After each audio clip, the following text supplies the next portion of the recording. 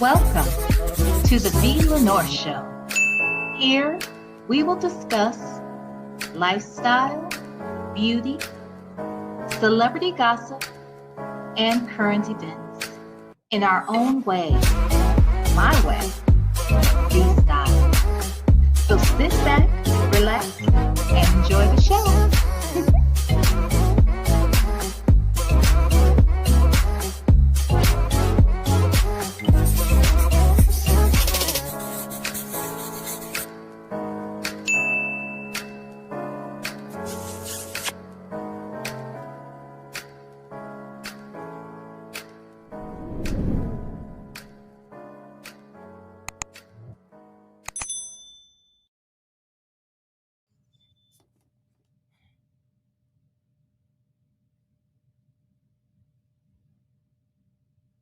Hello, lovers. It's been a rough morning, okay? I am so sorry for the inconvenience of this delay this morning. But I'm woosawing, and we're going to have a great show. I'm just believing it. We're gonna have a good ass show. Oh, hey, Buckeye 99. We got on her red. Yes, let's go, Bucks. Okay, OH. All right, OH. Now, yeah, I got on my red. I do. Got on my faith shirt. It says faith. Can y'all see it? Faith.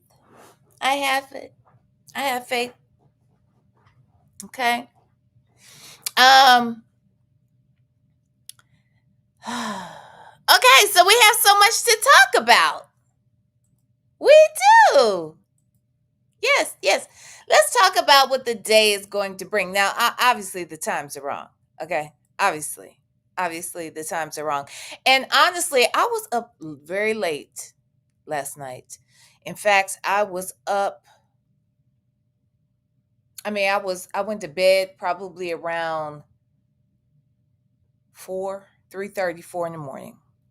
So and I did oversleep. And when I woke up, I thought I already felt like I was running late, right? And when I woke up, because I didn't realize, look, my eyesight getting real bad, child, because when I woke up and I looked at my phone to see the time, it looked like it said 8:15, but it really was 9:15. But because I thought it was 8:15, I laid there for another 5 damn minutes. Big mistake. Because then I looked up again. I said, why? I was like, does it say 8 or does it say 9? Child was squinting and everything.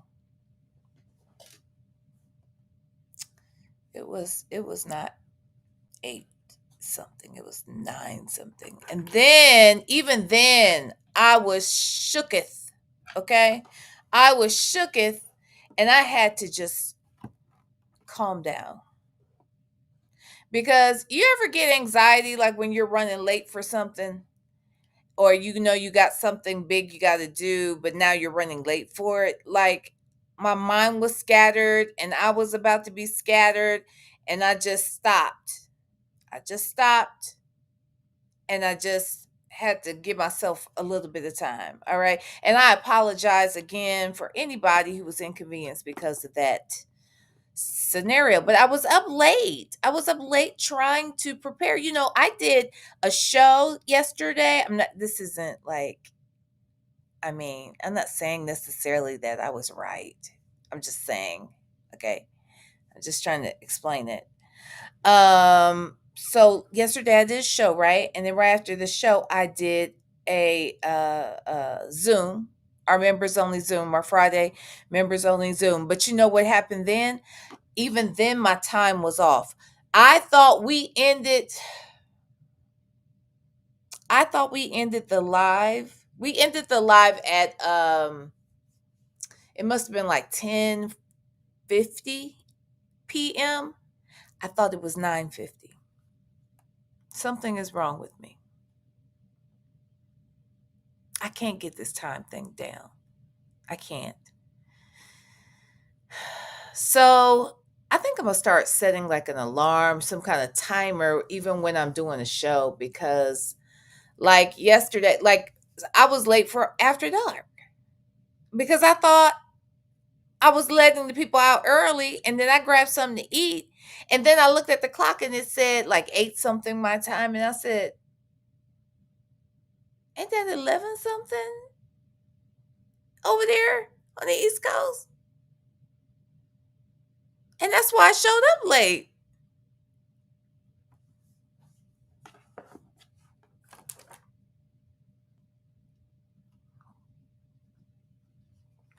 Something is wrong with me.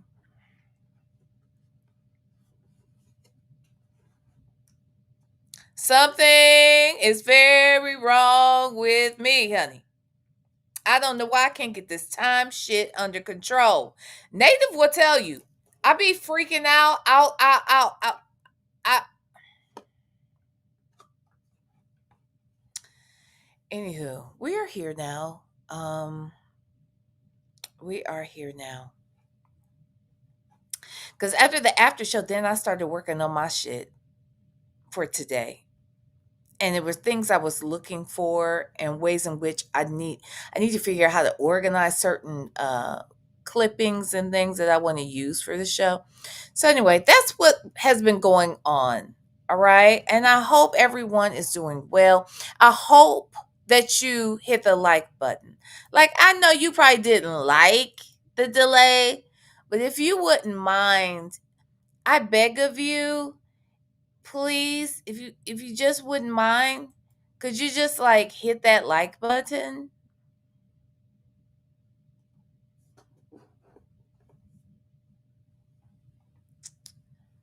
Okay. Now, I'm going to show you the schedule for the day, and even that got a little murky.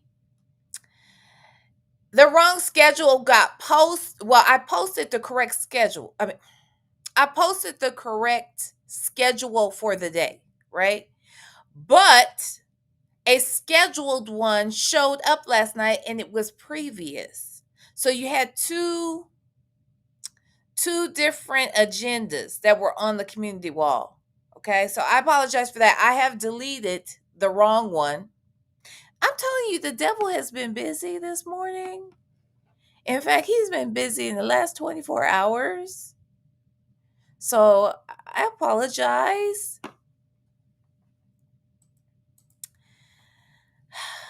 So we need to just look. We just need to look to see what we're doing today. And then it will go in this order, but the times are going to be very fucked up. Very. Ay, ay, ay. Okay. So let's just go over the agenda so that we all are clear about how this is going to go today. Okay. Good morning, everyone. Okay. So, this is the proposed schedule. I wish I knew how to. I can't zoom in on this. I wish I could, but I can't. I don't know how. So, first, we're going to start with some hot topics, okay? Ray J and Princess, Candy and Todd. All right. Then I think what I'm going to do is leave the Braxtons out. I think I'm going to skip over the Braxtons. I'll just do a separate live about that because there's still a lot going on over there with that family. And they deserve a show because I'm following it. Okay. Then after that, we're going to get into a Nesto jail call. All right. I found an older one. It's a visit. I think it'll be good to revisit. We'll talk about it when we get there. Okay. Then we are going to leave this platform, this one right here, the one that's called VLenore. Okay. We are going to leave this platform at 3 p.m. Pacific, which is 6 p.m. Eastern time. We're going to go over to another channel. It's called Cuffs and Comforts. Moderators, if you wouldn't mind, would you please find the link to the channel? Actually, find the link to the scheduled live. There is a scheduled live over there at Cuffs and Comforts. Okay, we're going to go there at 3 p.m. Pacific, 6 p.m. Eastern, and we're going to have a special guest over there. Okay, we're going to have a special guest. That special guest name is Legacy Moon True Crimes and Mysteries. She is going to join us over at Cuffs and Comforts. Okay, you follow? All right. Now, what I might do, no. Anyway, we'll see. But definitely we're going over there. We're going to be over there with Legacy Moon, and we're going to talk about and review the body cams for a few reality stars. So the name of that segment is called Reality Stars Arrested, or Almost, with Legacy Moon True Crimes and Mysteries. All right. So when we do that, she and I are going to talk about Portia Williams, Mia Thornton. Oh, well, let me go back. Portia Williams of The Real House of Atlanta. Mia Thornton from The Real Housewives of Potomac. Wendy and Eddie Osefo of The Real Housewives of Potomac. And then we might even touch on Karen Huger, okay, because she was arrested about a year ago for DUI. Wasn't her first, I don't believe. And she did some jail time. I don't think she did very long amount of time, but she has a body cam, and I think we should just tap in and look at that one. That one's kind of sad and hilarious at the same time. All right? Okay. Then later on tonight, 6 p.m. Pacific, 9 p.m. Eastern, we will be over at the Zoom. Okay, that will be for members only. Everyone can come, but you have to join the membership. Okay, it's $3.99. It's just $3.99. So join the membership and come play with us because we're going to be over there studying hoes. I said it. We're studying hoes today in the Zoom. We have covered strippers and hoes, and we touched on pimps. And now we're in our hoe phase. We are studying hoes, and we're going to study one of the best hoes ever, video hoe. Okay. She's a video vixen, and her name is Corinne Steffens. Now, Corinne Steffens, I hope you look. This is lighthearted. I know you have thick skin for the most part, and I'm sorry, I'm not meaning to disrespect, and it probably is disrespectful though. But girl, you was kind of hoeing a little bit, so that's what I equated to. So we'll be studying Corinne Steffens, aka Superhead, and we're gonna learn all about her hoe phases. Many celebrities she slept with. She tells the stories. We're gonna follow that. So if you want to come and kick it with us over at the Zoom where we will be talking about hoes, please do. And then soon after hoes, we're gonna get into pimps. Okay. And then after pimps, who knows? Okay. Strippers, hoes, and pimps. That's what we're doing probably till the end of the year. Strippers, hoes, and pimps. And that is our day. Okay. That is our day in a nutshell. Okay. Is everybody with this? Could you please hit that like button? I have tea today. I have the Simply lemonade tea lemonade. It's an Arnold Palmer, but because we're people of color, we will call it a Tiger Woods. Okay. All right. Okay, so that is done. We know what we're doing on today. Now, let's start off. Are y'all ready? Y'all ain't ready. Are y'all ready? Yeah, y'all said I've been ready. I know. I know y'all been ready. Okay. And I apologize that y'all have been ready for quite some time. Let, you know, this is so unrelated, child. But I really want to throw something up here real quick. Where is it, child? Oh, there it goes, honey.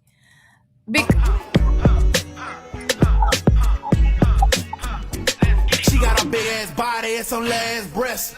Do like a gorilla and beat on your chest. Silverback, silverback, silverback. Silverback, silverback, silverback. I'd rather creep with you, ooh, yeah. Yeah, I'd rather sleep with you, ooh, ooh. I'd rather creep with you, ooh, yeah. Yeah, I'd rather sleep with you, ooh, ooh. That's my hoe, and she left her baby daddy in the past. You her first, but I'm about to be her last. Pillow talking and she say your dick trash. She loving how this puppy eat her ass. She ain't a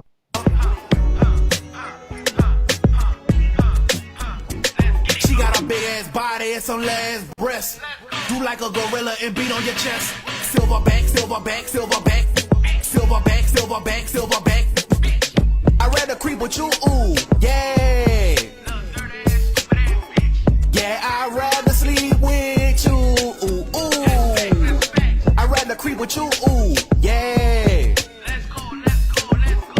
Yeah, I'd rather sleep with you, ooh, ooh. That's my hoe, and she left her baby daddy in the past. You her first, but I'm about to be her last. Pillow talking and she say your dick trash. She loving how this puppy eat her ass. She ain't a Yes, you love it how this puppet be doing what they do. You love that. Y'all know that what that puppet be doing, child. What's up, Lonnie? Now that ain't got shit to do with what we got on going on today, but we like it, so we played it. Okay, we like that, so we played it. Let me see what y'all doing already, child. Only me 23, girl. Are you really gifting memberships already? My God, today with you. Thank you, Jesus. Won't he do it? Honey, thank you so much for gifting a membership. And it looks like, huh? Huh? Come on up here. Okay. No more ponytails is the winner. Come on down. Okay. Come on down. You won. You won, girl. Okay. And only me 23. Thank you again so much for always supporting this channel. I love you. Okay. Thank you so much. All right. Sarah Colette. Ew. Hi, girl. Thank you so much for the super chat. VLenore, did you mention cuffs and comfort? Yes, I did. I mentioned cuffs and comforts. We will be over there at about 3 p.m. Pacific, 6 p.m. Eastern Standard Time. We're going to go over there with Legacy Moon. We're going to look at some body cams, some, just news, court related news, criminal justice, and civil suits and the like. Okay, that's what for reality stars in particular. That's what we're going to be covering today. A lot of reality stars. Okay, a lot of reality TV stars. Thank you so much, Sarah Colette, for your super chat. Okay, you guys. All right. Do y'all forgive me? Put a 3 in the chat if you forgive me, because it's my lucky number. Could y'all just forgive me, please? Please, please. I ask for your forgiveness. I am so very sorry for being a mess. Okay? For being a damn mess. Huh? Oh my God. Thank you, Jesus. Thank you, Father God, for the threes, Lord. Thank you for the good people in the chat, my God. Thank you. Thank you for them understanding, Lord. Okay? Thank you, Michi 3. Thank you for the forgiveness. Wait a minute. Wait a minute. Wait a minute. Fedora, really? Fedora. Fedora. Really? That's so mean. It be your own people sometimes. Sometimes it be your own people. Fedora. Uh-oh. Okay. I had to turn that down so I could see. Yes, I said that. I had to turn it down so I could see. Fedora, why you give me a 5? Fedora.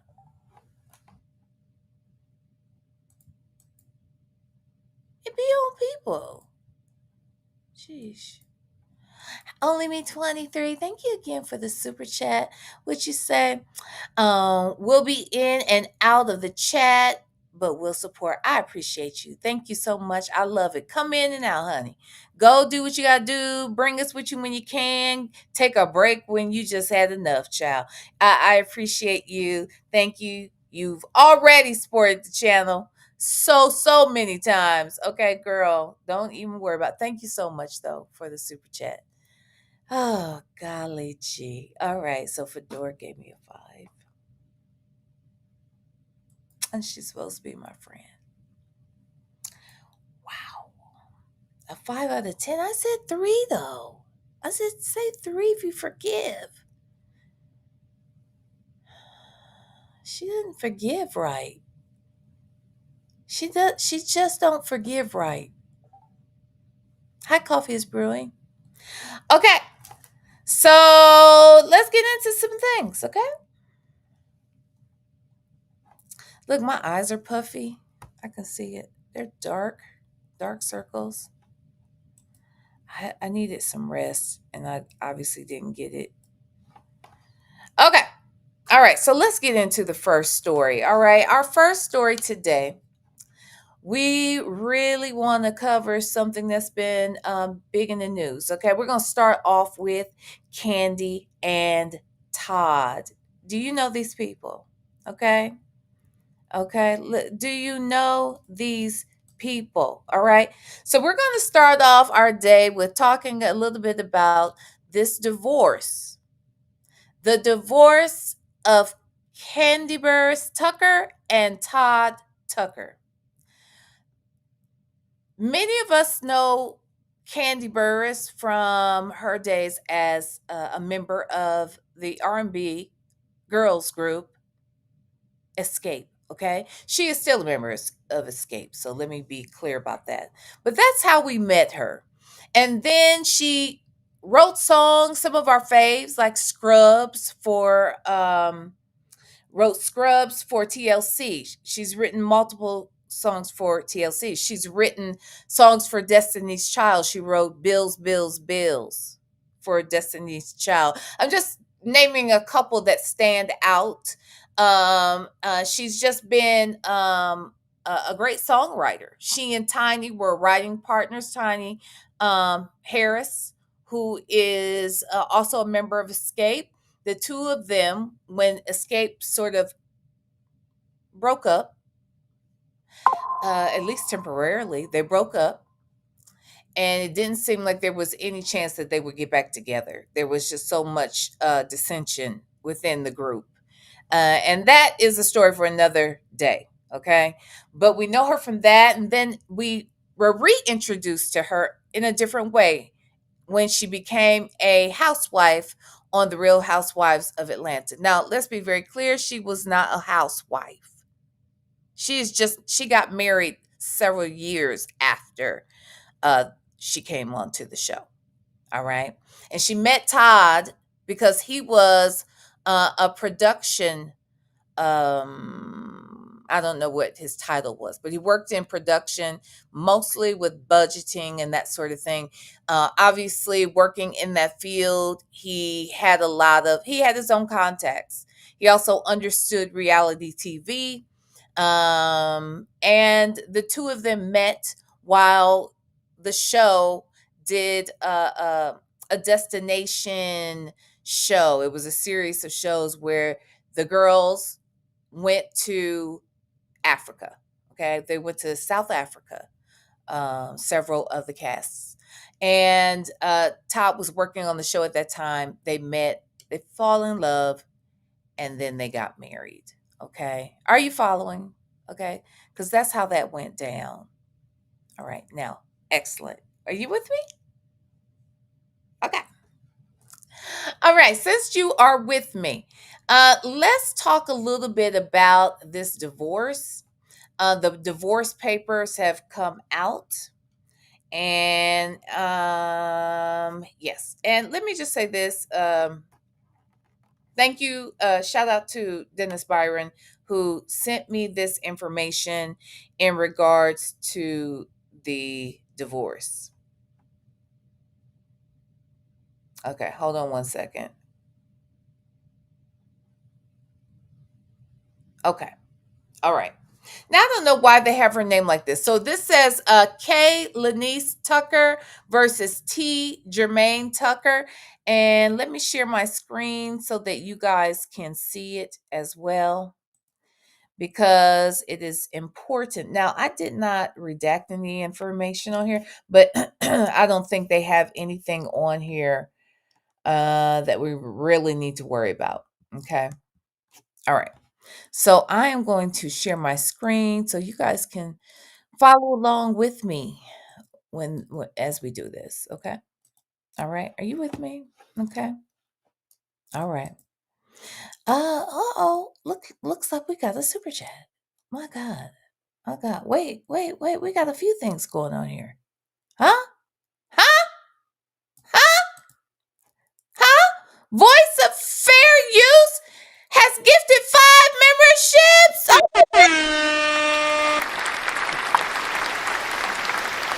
The club is growing. The club is growing.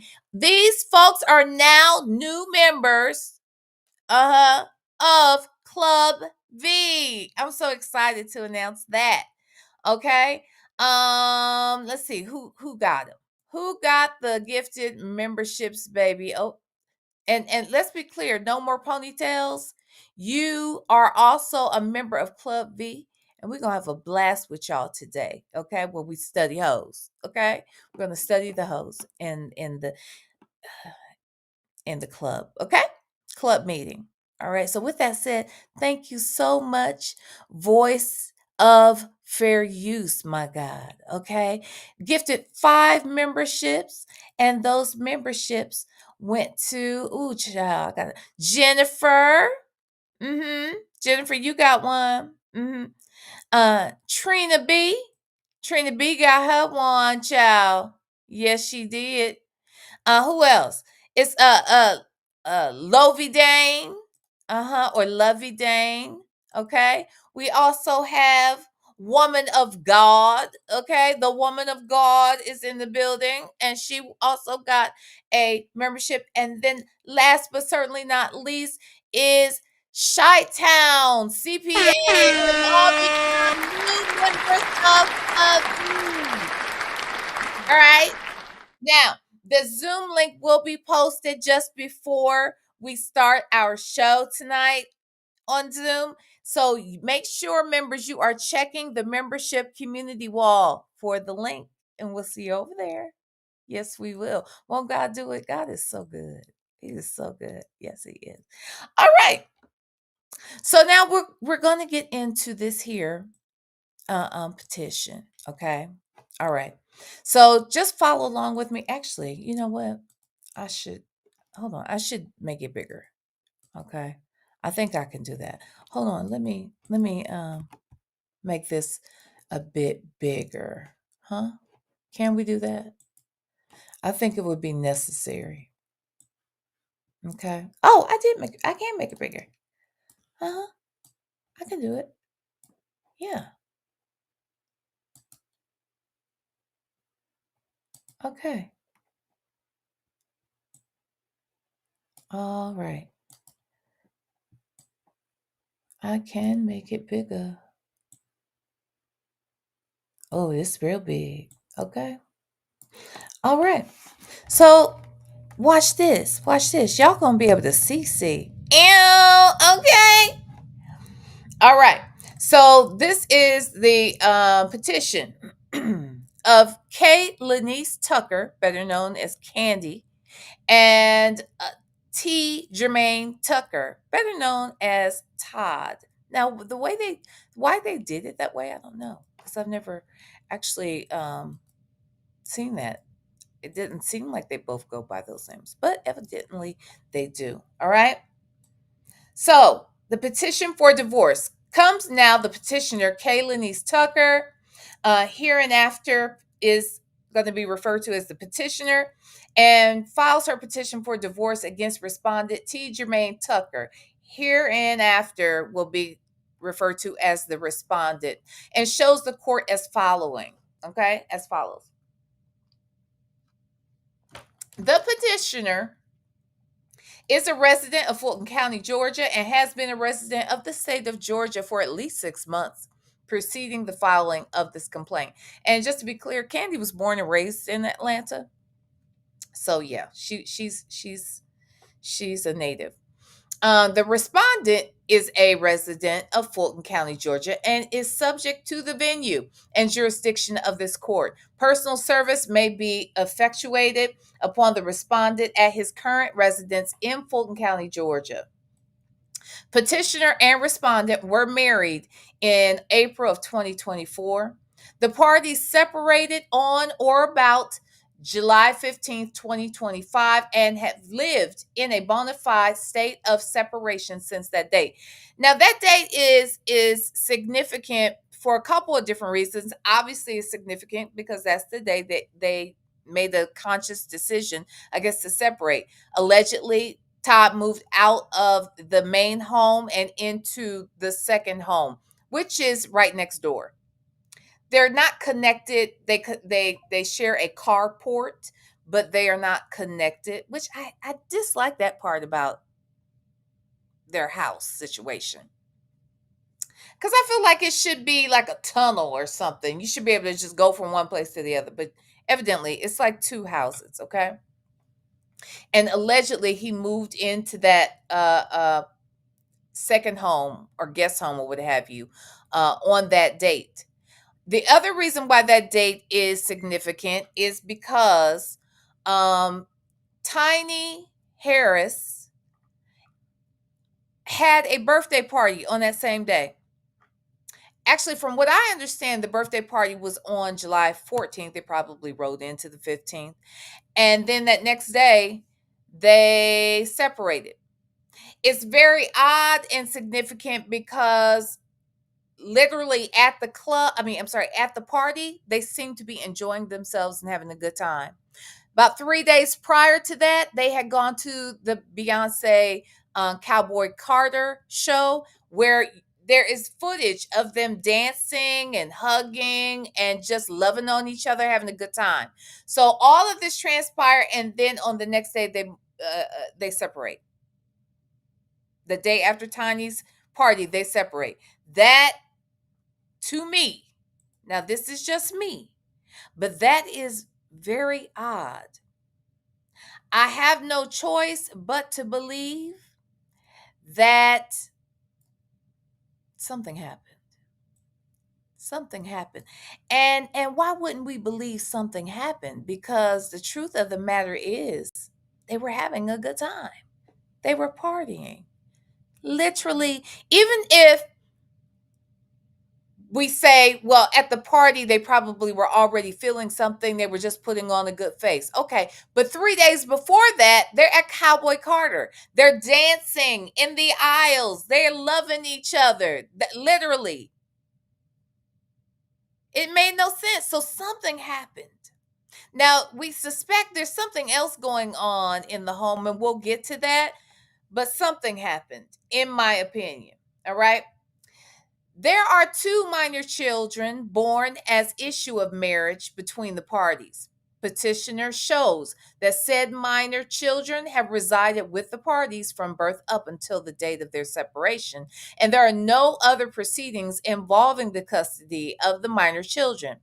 Petitioner knows of no individual other than the parties to this action, which may have any claim of custody or visitation rights concerning said children.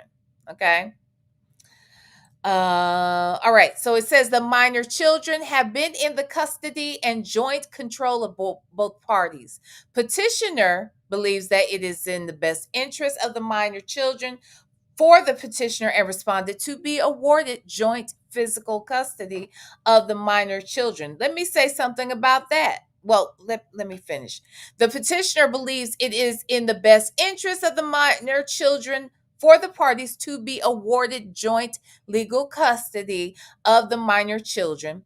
Petitioner is entitled to a divorce from the respondent upon the grounds that the marriage between the parties is irretrievably broken, as contemplated by OCGA 195313, there being no reasonable hope of reconciliation. Okay, I want to go back to this part about the minor children. Now, I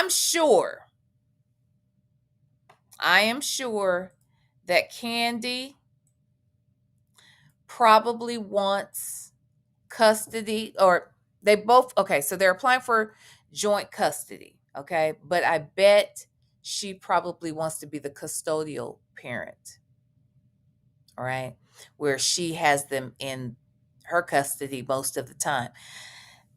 Let's be honest. Let's be honest here.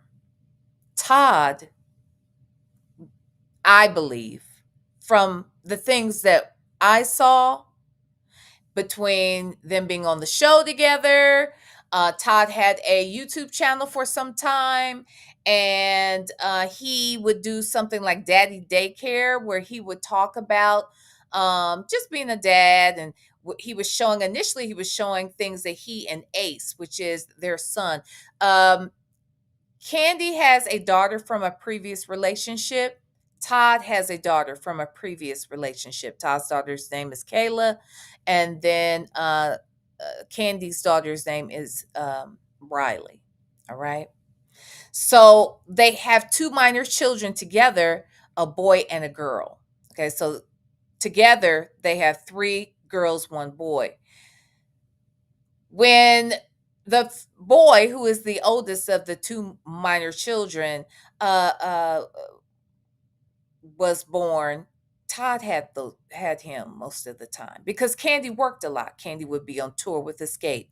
Candy was filming The Chi, and The Chi was I want to say filmed in Chicago. I mean, it's called The Chi. I believe it was filmed in Chicago. Maybe it wasn't, but the bottom line is Candy had a lot of things on her plate. And then they had lots of projects together that they worked on as well. But the truth of the matter is, Candy was gone a lot of the time. I'm not saying most of the time. I'm not saying she didn't see her children a lot. I'm not saying that. I'm saying that Todd was the main caregiver from what I saw. All right. Now, some people have a lot to say about their setup. I have my opinions. I'll save them till later. Okay.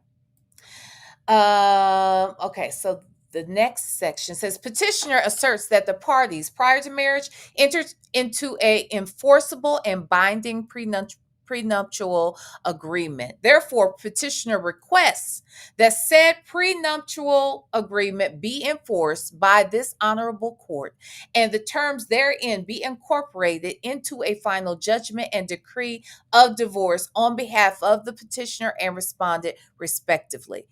They went through some shit when it came to this prenup.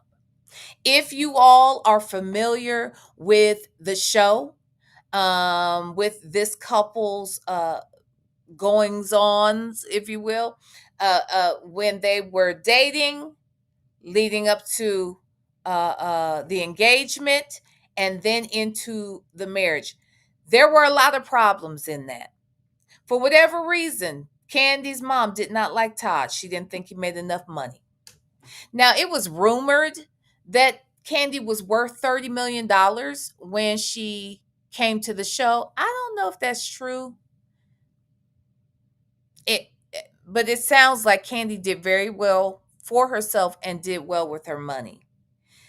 She was a songwriter, as I mentioned, producer, those types of things, and an artist. She even tried her hand at being a solo artist, and she's on the show, right? So she's got all of these things going on. That's where her funds are coming in from. And he was a production person. I don't want to say assistant because I don't really know what the exact title was, but he worked in production. He made 6 figures. Okay, he did not make 7 or 8 figures like what it was perceived and believed that Candy made, but he made a good living for himself. Okay, now let's be clear. When they got married, Todd was very, very instrumental in the projects that happened with Candy beyond once they got married. I don't know if she was on the Chi before the marriage, but I don't think that she was. They produced shows together. They produced plays together. They have probably other businesses that we don't even know of, things I can't think of.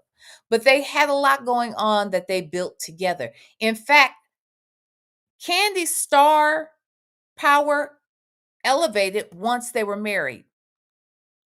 It just did. She went to she had received, she was on her way. She wanted to get an EGOT. EGOT is an acronym that describes an individual who has an Emmy, a Grammy, an Oscar, and a Tony. Okay, you get Emmys for television shows, for TV. You get an Oscar for movies, okay, for films. You get a Grammy for music, and you get Tonys for Broadway performances, okay?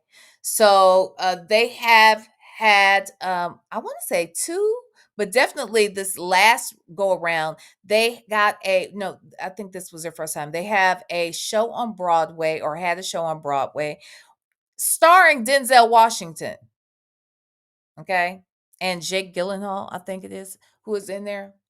But Denzel Oscar, the 2 or 3. Does he have 3 Oscars now? Because one is honorary. Okay. He is that dude. Okay, he is that dude. We love Denzel. And the fact that she was able to secure Denzel for this project is big. All of these things happen after the marriage. Just want to be clear about that. All right. Parties possess debts that have been incurred throughout the duration of the marriage, which should be subject to equitable division directed by the prenuptial agreement. So they have debts that they have acquired together, and they have profits that they have acquired together. Let's be clear about that.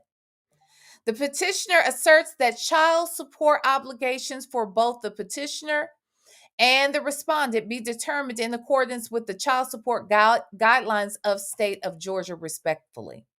Okay. Candy gonna have to pay Todd for some money. For this child support. And if he was the main caregiver, why should that end? I'm just saying. Why should that end? Okay. The petitioner asserts that the parties shall be responsible for their respective attorney's fees and costs. Wherefore, petitioner prays that A, that she is awarded a total divorce from the respondent, B, that summons and process be issued as required by law, that the petitioner is awarded joint physical custody of the parties' minor children, that the petitioner is awarded joint legal custody of the minor children, that the parties' child support obligations be determined by the child support guidelines of the state of Georgia, that the prenuptial agreement is enforced on behalf of the petitioner and the respondent, and that the petitioner is granted any such other and further relief as the court deems equitable and appropriate on this 21st day of November, signed by the attorney. Okay? All right, let's talk about it. Let's talk about it. Who's in here, child? Let's talk about that thing. So these folks is getting a divorce, child. They done. Now, I actually hope, I'm going to be honest with you, I thought Todd in many ways was good for Candy. I did.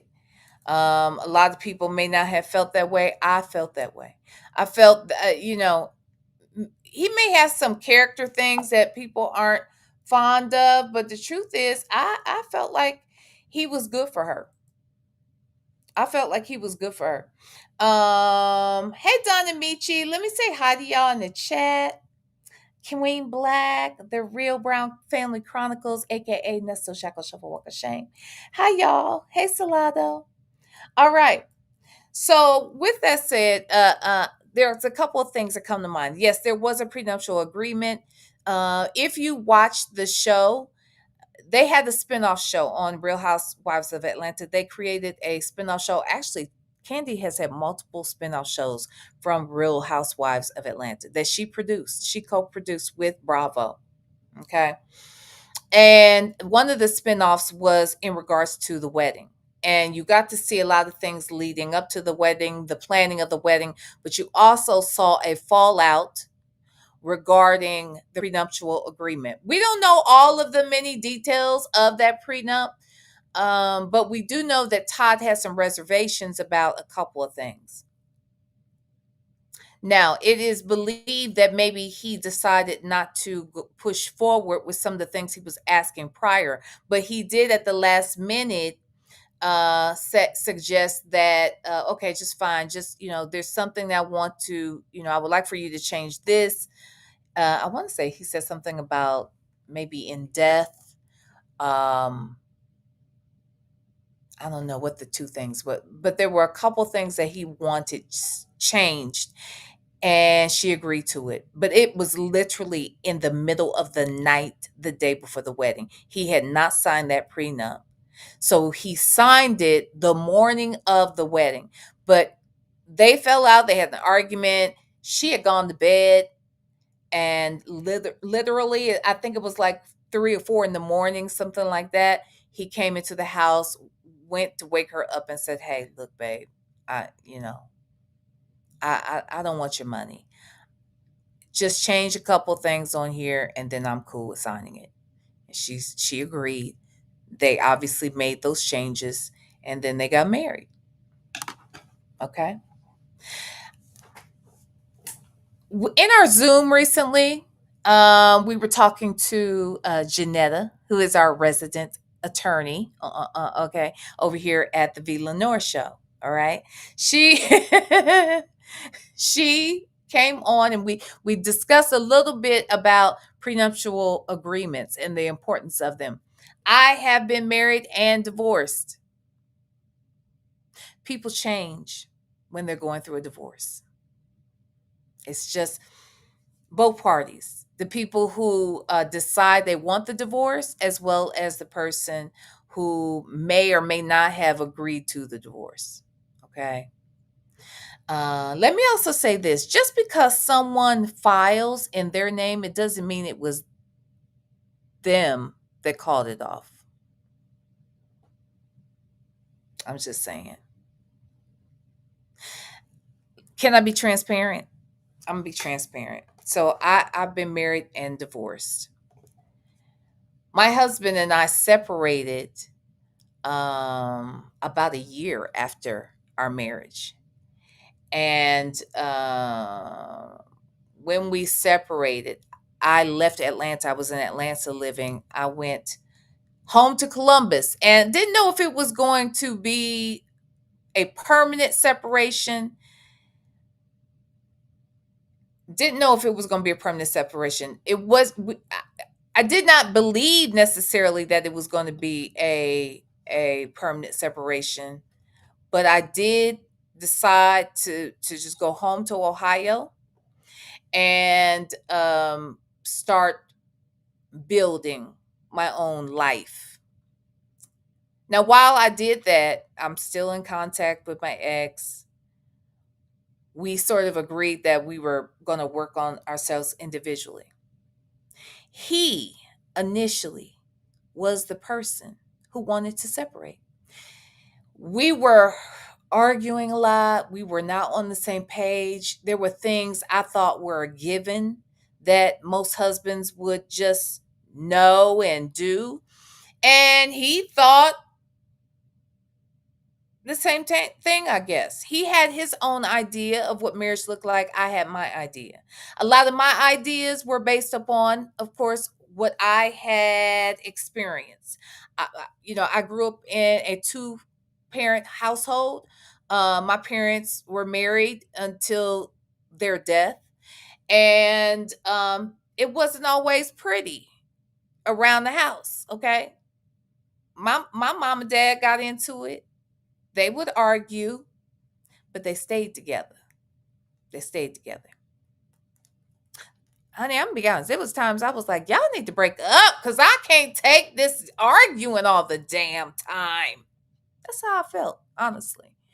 And honestly, it gave me anxiety. I have learned in my adult years that I've always had anxiety issues. I just didn't know I didn't know what to call it. Okay. Even since I was a kid. And some of those anxiety issues had to do with the bickering that I heard in my household. Just being honest. My parents stayed together even when they may not have, maybe they shouldn't have. I'm just saying. I'm just being honest. Maybe they should not have.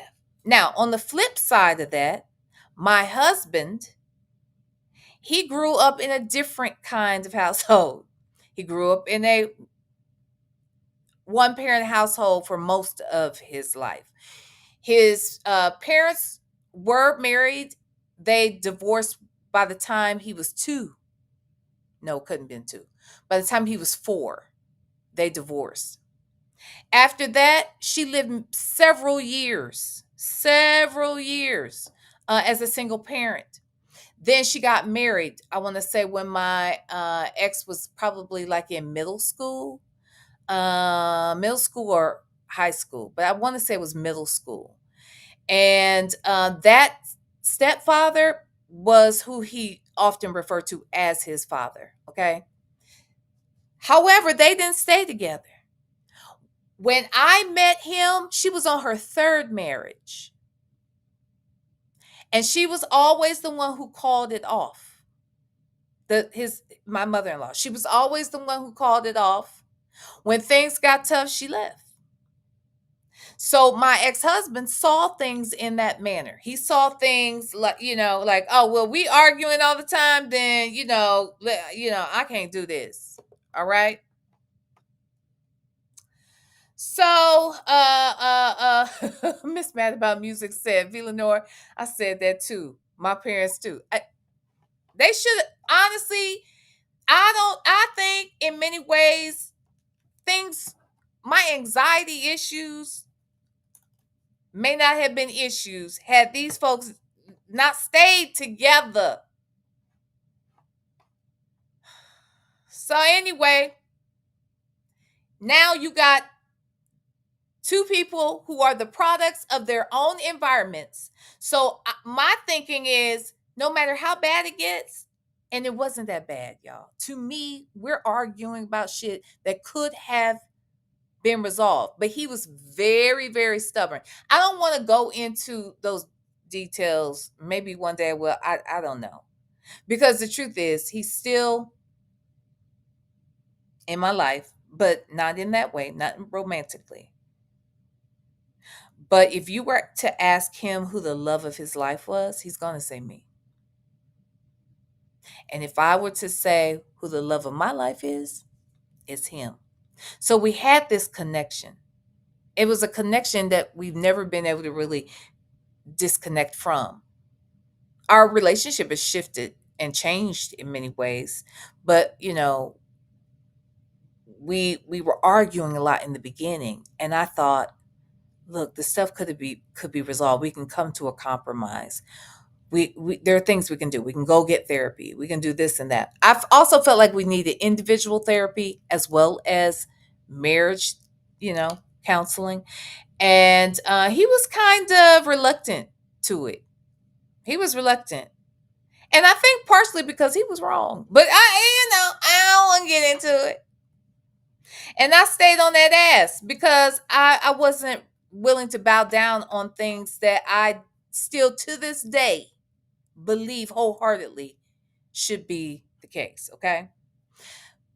So when we separated, again, as I mentioned, it was his idea to separate because we're bickering. Fine. I'm leaving. I'm going home. Okay. You're going to have to come get me. If you want me, you come get me. And do you know who else told me that? His mama. His mom said, make him come to you next time. She said, if it's meant to be, he'll be back, but make him come to you. So I was home for a year, but the first 6 months, we didn't really have a lot of contact. Here and there were things, maybe once a month we spoke briefly. And then 6 months in, he comes to me and says, I can't do it. I can't lose you. I love you. I miss you. And honey, I was praying. Honey, I was a praying wife. Okay. And the problem is I didn't start doing all that praying until we were separated. Okay. And I was praying for reconciliation. I was praying that God would soften my husband's heart. There was a book, y'all, if you are married and you love God, okay, and you believe in God and his power and how he can work through you and how he can solve any and every thing, every problem in your life. I do have a book. It was called The Power of a Praying Wife by Stormy Martin. The Power of a Praying Wife. She has the power of a praying wife, power of a praying parent, but that power of a praying wife, that's her star. Okay. That thing right there is gold. When I tell you that book is anointed, it's only about, I want to say about 100 pages or so, maybe 120 pages. It's a short book. But this lady walks you through what she went through with her marriage. And she talks to you about the things she had to die to within herself in order to be the wife that God had called her to be. And that even though he may be wrong on things, that you can call, you got that book? You got that book? Michi 3? That thing is anointed. That thing is anointed. I don't care what nobody says. That lady is anointed, and so is that book. And baby, when I tell you, I went through that book. She's got stories of her life, her experience with her husband. She has prayers that you can say over your husband, because you need to pray for yourself, but you need to be praying for your husband. And you need to see him in a different way. You need to see this situation in a different way. Would you say, Just Shelley? I have almost all of her books. That woman is anointed. I don't care what no. God did that with her. And let me say this. While my husband and I did not stay together, that book did in many ways what it said it was going to do. Because I was praying and reading, meditating and praying. I was worshiping and praising. I was believing and between that book, I ain't trying to be funny, between between the Power of a Praying Wife and and the book of James in the Bible, honey, I was reading that stuff over and over and over. I was believing God to bring him back. And guess what? He did. He did. He did. He did. Now, we didn't stay together long term, but he did bring him back. Okay? He brought him back. And he came and got me, honey. All right? And we moved to Wisconsin. All right? Now, after that move to Wisconsin, we were there for a little bit. And I realized, even though God had brought him back, that some things are just not going to work out. And maybe we had served our purpose for one another as far as husband and wife were concerned.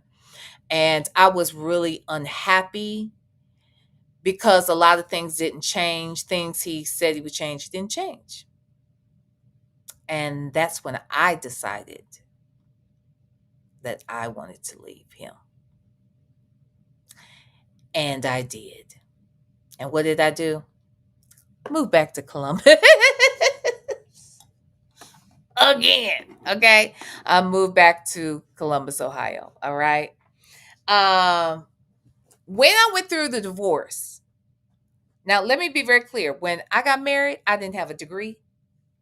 I wasn't making a lot of money. I didn't have anything. I didn't own anything at that time. And so I didn't have anything. He, on the other hand, he had some stuff. Okay. He was quite successful when I met him. All right. He was doing very well for himself. Actually, when I started dating him, he had just built a house, very nice home. He built it and I moved in, right? I moved in about 3 or 4 months before we got married. We moved very quickly. That's the other thing. I've talked about this before. I met him in January. He 6 weeks later, he's flying me off to Paris for my birthday. Then May, he proposes. After proposing for like 4 times, but he kept proposing without a ring, and I kept saying no. Yeah. He asked me to marry him in Paris, but he didn't have a ring. So I was like, "You playing?" No. The answer is no. When you have a ring, then I'll take this shit seriously. Then he asked me again, child. He asked me. Anyway, I know y'all didn't come here for that story, okay? I'm just saying, baby, there's a story there. There's a story there, okay? He kept asking me, though, to marry him. I kept saying no. Okay, I'm going to tell you. So then I kept saying no. Literally, y'all, he asked me like 4 times. The first 3 times, I kept saying no.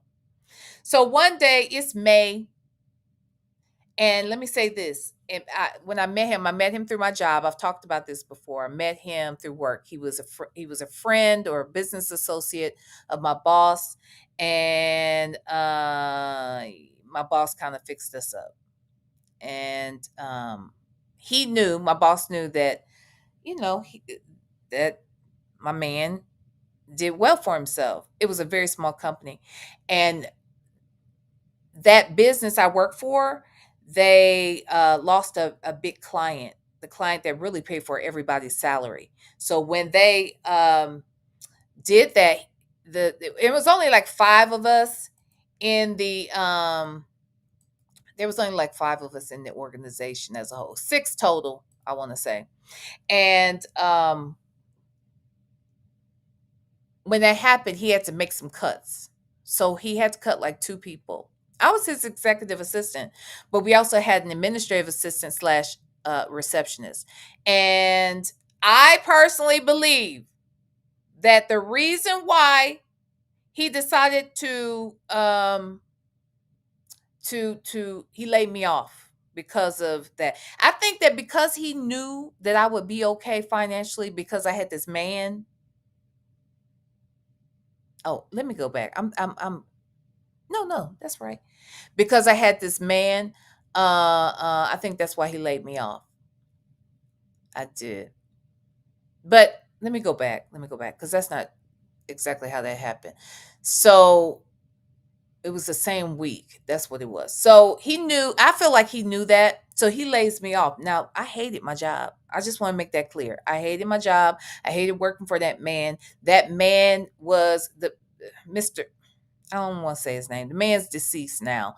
But that man was sexually harassing me on a regular basis, not SAing me, but he was definitely harassing me. It was creating a hostile environment for me.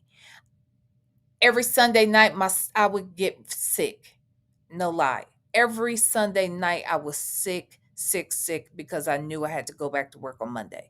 He was verbally abusive, not just to me, but to the entire staff. Like you didn't know what you were gonna get. So I hated my job. My man knew I hated my job. He kept saying, "You need to quit. You need to quit." I said, I need to get a new job before I quit. He said, "No, I don't like how you're sick all the time. You hate this job. Why are you staying?" I said, "Because I have to stay." So, long story short, we've had that discussion. Now it's the weekend of it's actually May 26th, 1997. Okay, I remember.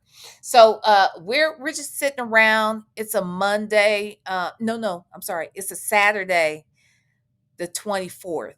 And we're just hanging around and we're laying in bed. It's early Saturday. We're just laying across the bed watching TV. And he gets up and he looks at me and he says, "Will you marry me?" At this time, I have not washed my face. Um, I do believe I brushed my teeth, but I don't remember. I don't remember. Did I? I don't know. We were just getting up and stuff. And out of nowhere, he said, "Will you marry me?" I said, "No, no." I said, "Stop asking me this without a ring." Then he gets up, he goes in the closet, and comes out with a 3.5 carat pear shaped diamond, exactly like the one we picked out in a wedding magazine, bridal magazine. Miss Principal said she was 10 years old in 97. Nobody asked you.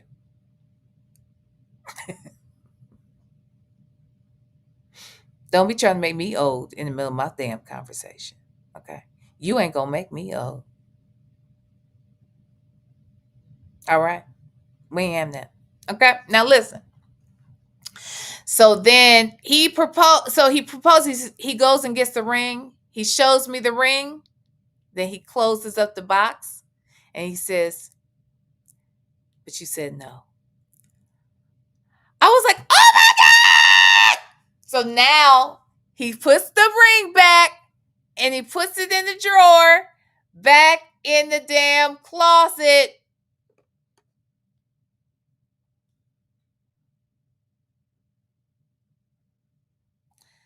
AB Nola, nobody asked you little young whippersnappers how old you fucking were. Okay?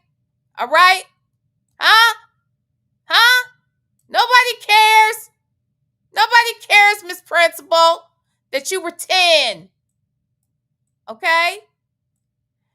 And AB Nola, nobody cares that you were 9. You hear that, Miss Principal? Nobody cares. Okay. AB Nola, what you say? I love it here. I love it here. Though y'all are amazing to me. Oh, thank you. Thank you. We love having you here. Okay. Okay. But nobody asked that y'all was young. Nobody asked y'all that. Okay. So, and I was young too. I was 27. I was young. Now, what you say? Wendy Shy said I was in my 40s. So anyway, he had that ring, y'all, and he took that shit and he put it right back in the closet. Y'all, it was the ring I had picked out in the fucking magazine. He literally went out and got what I wanted. It was beautiful. Everywhere I went, people were stopping me. That shit, the clarity on that motherfucker, it was a good ass diamond. It was beautiful. It was flawless, in fact. It was gorgeous. So, long story short, he puts it back in the thing, and all weekend long, I am pissed. Okay, not really. Not well. I'm mad. I'm mad at myself or whatever because he just teased me up with that thing, and he put it right back in the drawer. He showed me where it was and everything. You know, all day long that day, I kept going back in the drawer and just looking at it, and then I put it back. And then Sunday, all day, I just went in there and looked at it. I opened it up. I didn't even put it on. Well, no, I think I did. I put it on and the shit fit. I had to take it off and I had to put it back in the box. So that Monday came. And you got married at 27 too, Miss Mad About Music? So Monday came and now I want to say it was Memorial Day and we did nothing. Like again, I'm walking around and are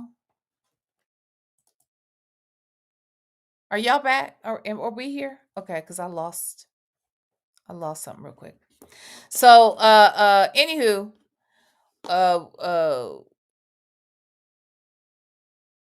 Monday came around.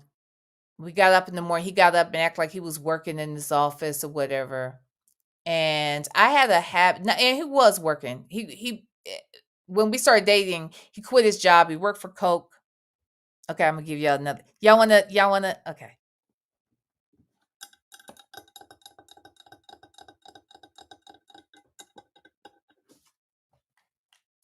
I'm trying to think if I want to tell y'all something about my ex. There's something that he did, he created, it's huge, that you all would know that he created.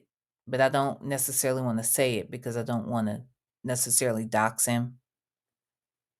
I mean, I might have him on the show at some point, but I don't know. I don't know what I don't know. But he was very accomplished. Okay. I just want to say that. At the time, and now the thing I'm saying he created it somewhere other than the place he was working at when I met him. When I met him, he worked for Coke. Okay. The reason why I met him and my boss put us tried to well not tried to he did he fixed us up because my boss was trying to get business with Coke. It was a marketing company. He wanted business with Coke. So my ex worked for Coke at the time. He did very well. I'm gonna tell you something he did at Coke, but this isn't the big thing he created. He created that somewhere else. But anyway, but I will tell you this fun fact: at Coke, y'all know that commercial with Tyrese and on the bus where he sings Coke? That's how we meet Tyrese, right? My ex hired him for that job.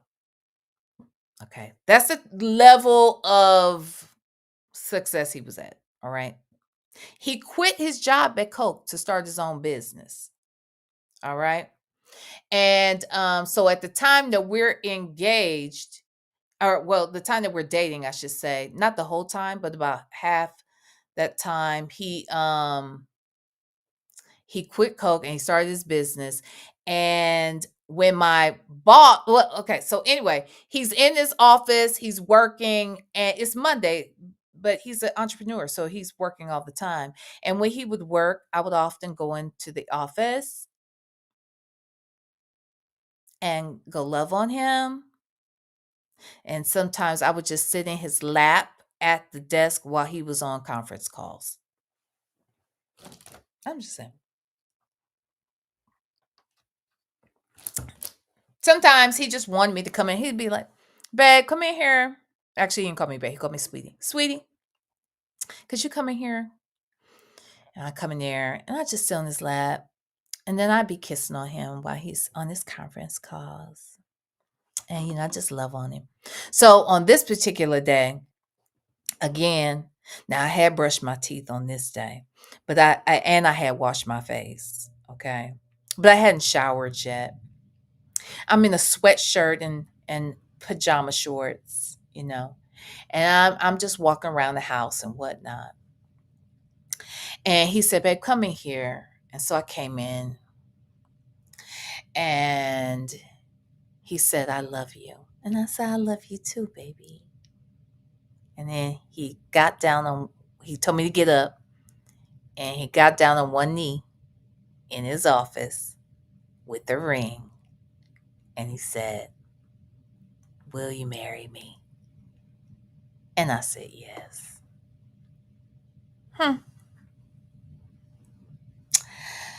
So that happened. Now, we didn't have a prenuptial agreement.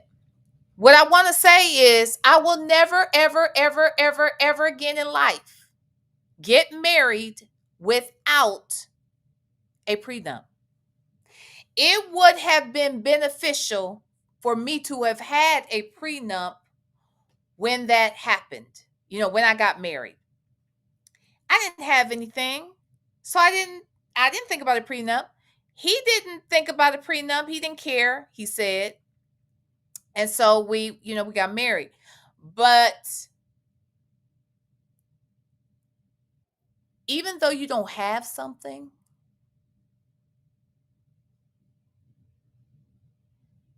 you should still get the prenup, because you too can get input on what you would expect from a person, what you would expect if the marriage was to break up, right?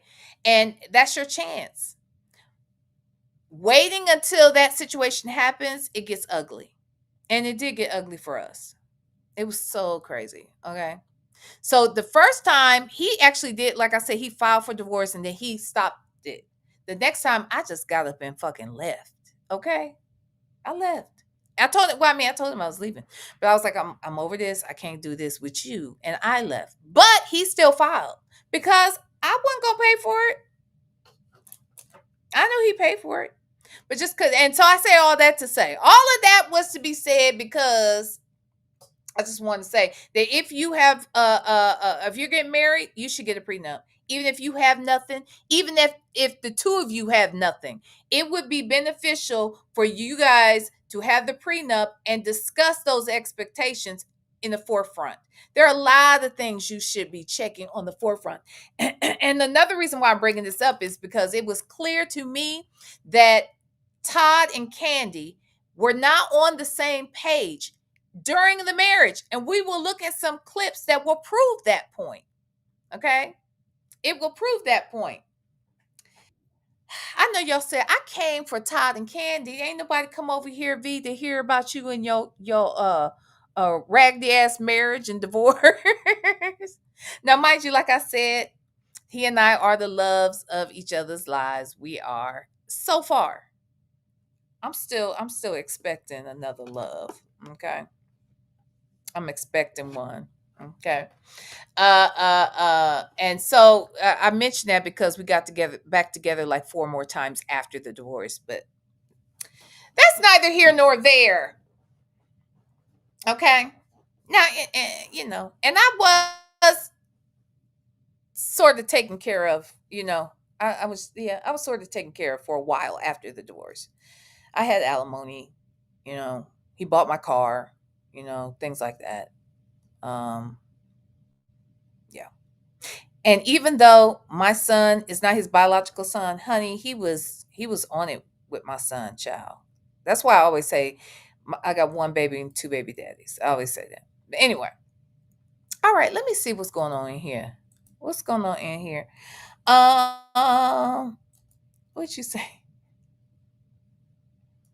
Damn you, Miss Principal. What the hell do you have to say? Ay ay ay ay ay ay ay ay. Miss Principal said, "That's so cute. It's disgusting." Thank you, girl, for the super chat. Whatever. It was cute, and then it was just a lot, child. It was a roller coaster. Come get this commentary. Y'all have to go check out Come Get This Commentary. Thank you so much, Kiva, for being here. You guys need to check out Come Get This Commentary. She is a content creator out here on YouTube. Check her out. You look beautiful. Thank you, my love. I appreciate you. Thank you so, so much. And thank you for being here. Yay. Okay, you guys. All right, so let's get back into Candy and Todd. I'm sorry, y'all. I get distracted. Okay. So I want to bring up a couple of things that I have seen out here. One in particular is Candy and Todd. Well, let's go to Candy.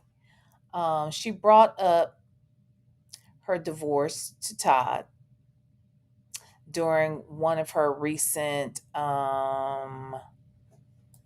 shows. Hold on one second, because I had it. There we go. Come on, baby. Come on, come on. Come on, come on, come on. We got some clips we need to look at. But this is the one. Is this it? No, no, no, no. No, no. Not that one. Child, this shit's problematic. I hate it for them because I actually liked them together, even though her mama didn't. She allowed her mother to be very, very involved in their marriage in the beginning, and that was a huge mistake. Hell, I felt like that was a mistake even in my marriage. I felt like our experiences in our households gave us bad impressions in some ways about how we should handle our own marriage, because I told y'all I'm the person, I'm still learning, but I often have stayed in bad situations longer than I should have. I stayed in my marriage longer than I should have. Shouldn't have gotten married. In many ways, sometimes I do feel like that we shouldn't have gotten married, or at least we should not have gotten married when we did. We should have gotten a lot of things cleared up before we got married. So those are things that I wish were different. And so we learned things based on our experience. And then when we got into our relationship, I felt like both of us were listening to our parents, who I think both sides made bad choices on their part. I think my parents should have gotten a divorce. I do. I think they should have. And then I think that his mother should have tried to find either better mates or be more committed. These were my opinions, and I think it spilled over into our marriage. I think that in many ways, I have seen how this mother. Now, my mother wasn't quite like this, but her mother, Candy's mother, started a lot of bullshit. In my opinion, started a whole lot of bullshit.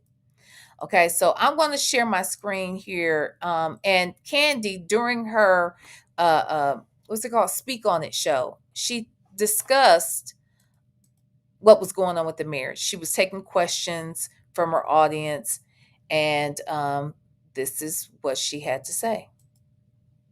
Uh-oh. Be good if we could hear her. I filed for divorce on Friday, and yeah, right now it's a pretty crazy time. We'll talk about more of that later. I don't want to be sad right now. Anyway, and let me say this. Candy has a way, and I get it on some level, but Candy is always smiling even when shit is not good. A lot of times she smiles through stuff. Nesto laughs through things. When he's in an awkward situation, he laughs through it.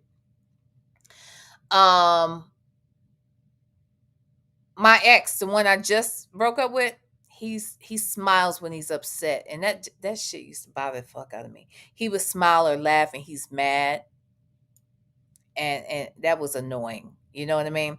So Candy puts a smile on her face, and I think part of it is that she was a performer. The other part is, I don't know if it's a coping mechanism or what, but she does that a lot. But let's continue to listen. anyway, Ali says, "Will you do a speak on it about current news?"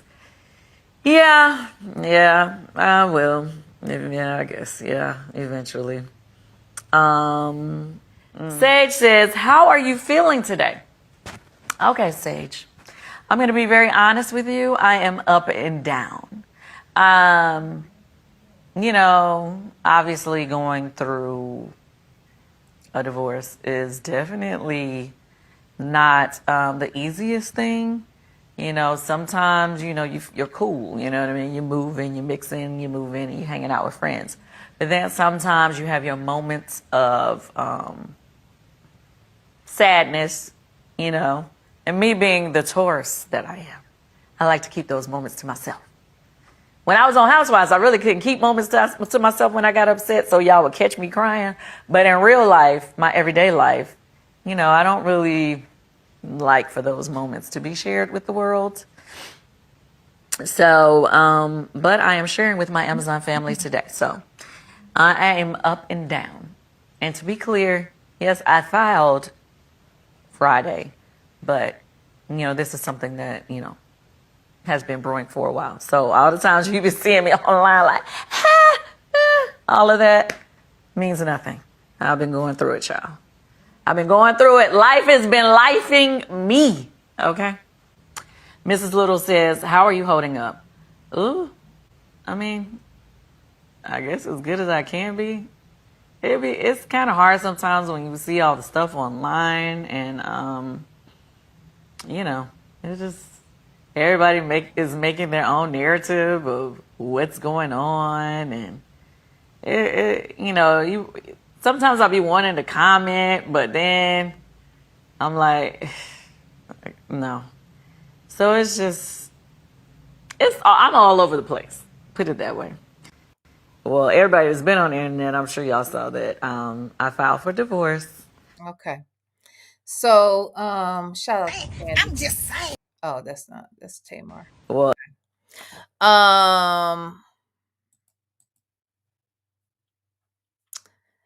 So that happened. Okay. Now people are speculating like, well, what caused the breakup? Well, I could name a few things that I think caused the breakup.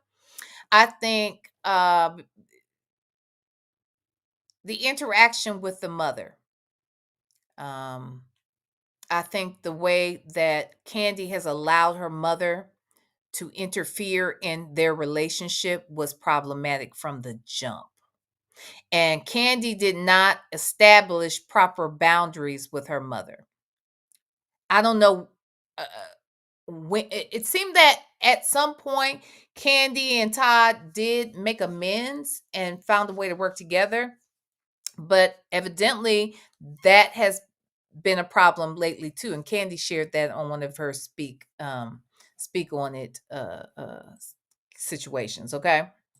So I want to show you guys another thing that I think was going on that caused the marriage to break up is the fact that they were having threesomes on a consistent basis. It is alleged that they currently have a live-in girlfriend. Okay.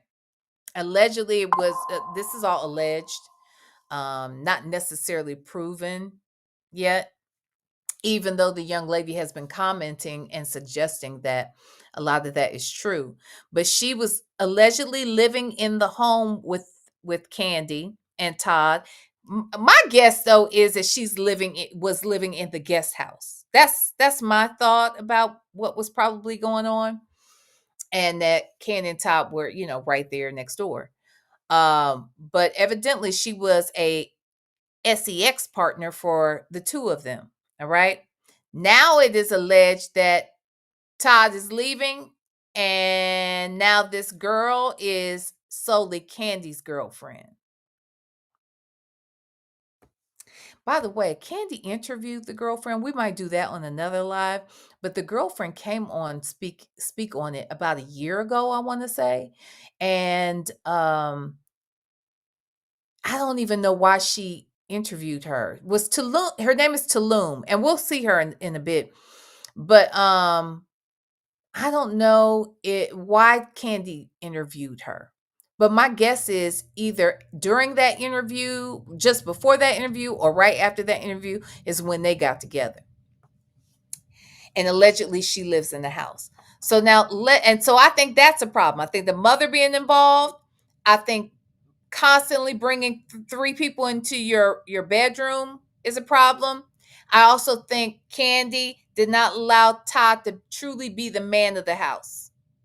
Candy would make decisions about what she was going to do for her child, the child she had out of the from another relationship, instead of them working together to decide what their kids would have, because he had a daughter too outside of the marriage. I think she was a couple of years older than Riley. And then Candy had Riley. And I believe, as well as it's obvious that Todd believes, that they should have made decisions about what they were going to do for those older children. And in my opinion, it should have been equal. I'm saying. Now, if I was married and I had a son from a previous relationship, my son was 6 when I married my ex, and there were no decisions made for my son without talking to my ex-husband about it. We had custody of him. We had custody of him. It was joint custody, but I was the custodial parent. And even though I was the custodial parent from my, where my previous relationship was concerned, this man is now my partner. And what goes on in here, we decide together, right? Hell, I'll be honest, there were things he wanted to do for my son that I didn't necessarily think was necessary. But he spoiled my son. He really did. He spoiled him.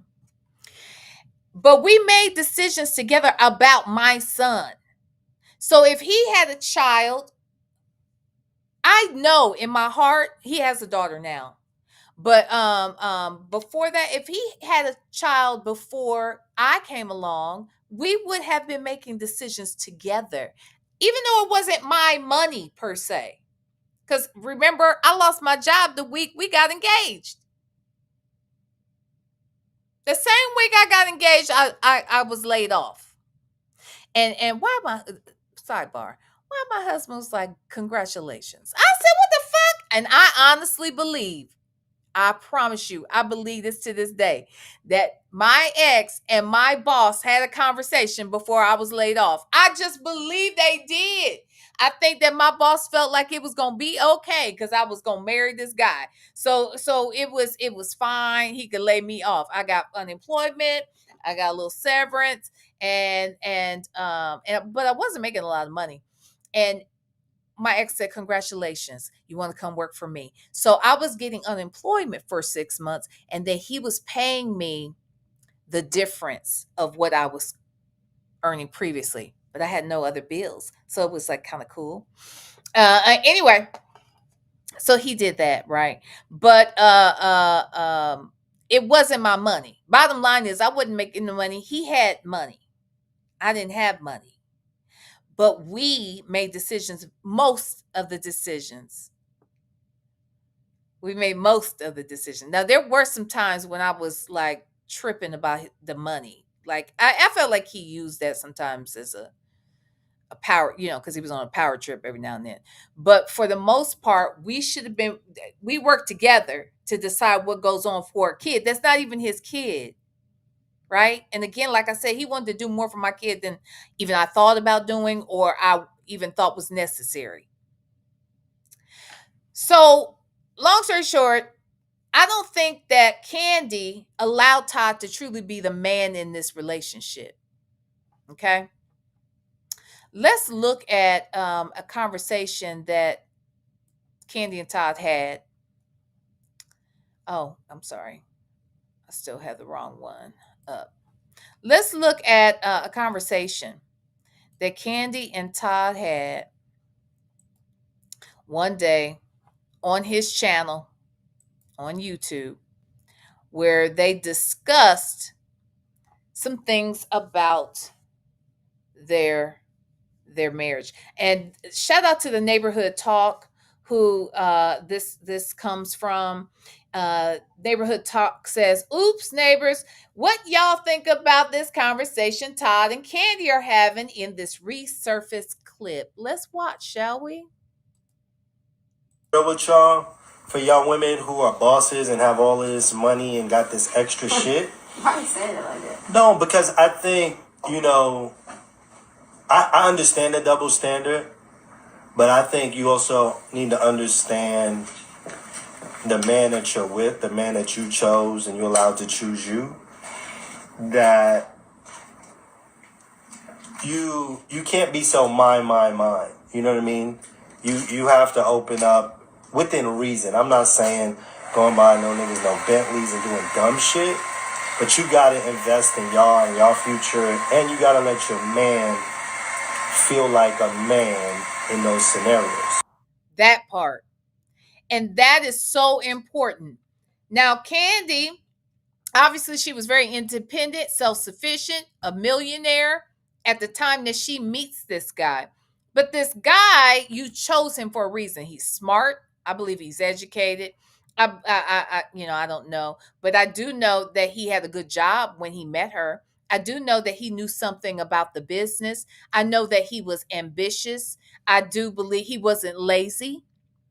He wanted to teach the kids that, you need to do things to earn that. Like, for instance, Candy is rich. Y'all remember when on the Cosby Show, and I can't remember which one of the kids was talking about they were rich, and Cliff Huxtable, Bill Cosby said, no, you're not rich. We're rich. Your mother and I are rich, but you ain't rich. Okay. We work for this shit. You ain't work for this shit. Right. But I think that what Todd was saying is that, look, one, let me be a man. Just because you make the most money, does that mean you wear the pants in the relationship? I thought we're partners. When we get together, aren't we supposed to be partners? And what he was suggesting for the kids was that they need to work for what they what they get on some level. They're already going to be spoiled. They're already going to be in a better circumstance than most because of the lifestyle that the parents have. But it really should. It was Vanessa, beautifully made. It was Vanessa who said, "We rich," to Bill. He put it right there in her place. He sure did, child. He said, "No, you ain't rich. We rich." So now, if in the same vein that Todd felt that the kids needed to work to earn something, Todd worked as well. Todd was not working for the show anymore because I think it became a conflict of interest, because on some level he became a cast member. He became a supporting cast member or friend to the show because he's now married to one of the stars of the show. Okay. And when that happened, that didn't mean Todd stayed around, laid around. Todd was still hustling. Todd was negotiating shows that he was partnering. He partnered with Carlos King and did 2 reality shows with him, I believe. And he was working on other stuff. He and Candy did projects together. Todd was hustling. So Todd was not sitting around just waiting, trying to live off of Candy. He was trying to contribute to what Candy was doing and did. He did contribute. It was their marriage that really took them to the next level of her career. He was there to support her through that. So he was a benefit to her. I don't think money is the only way somebody can contribute to your life. As a matter of fact, there are women who are housewives to doctors and lawyers and businessmen and the like. And they are home, taking care of the home, taking care of the children. And when they get divorced, are we to say they shouldn't get anything because they didn't hold a job? No, they do. So if a housewife can earn or not earn, but yeah, earn. If a housewife should be the one that receives something, some sort of compensation for the time that they were there, that person is helping you by taking care of the home. They are helping the mate do what they need to do and focus solely on that. Because why? At home, everything's going to be taken care of. In some ways, was Todd a house husband?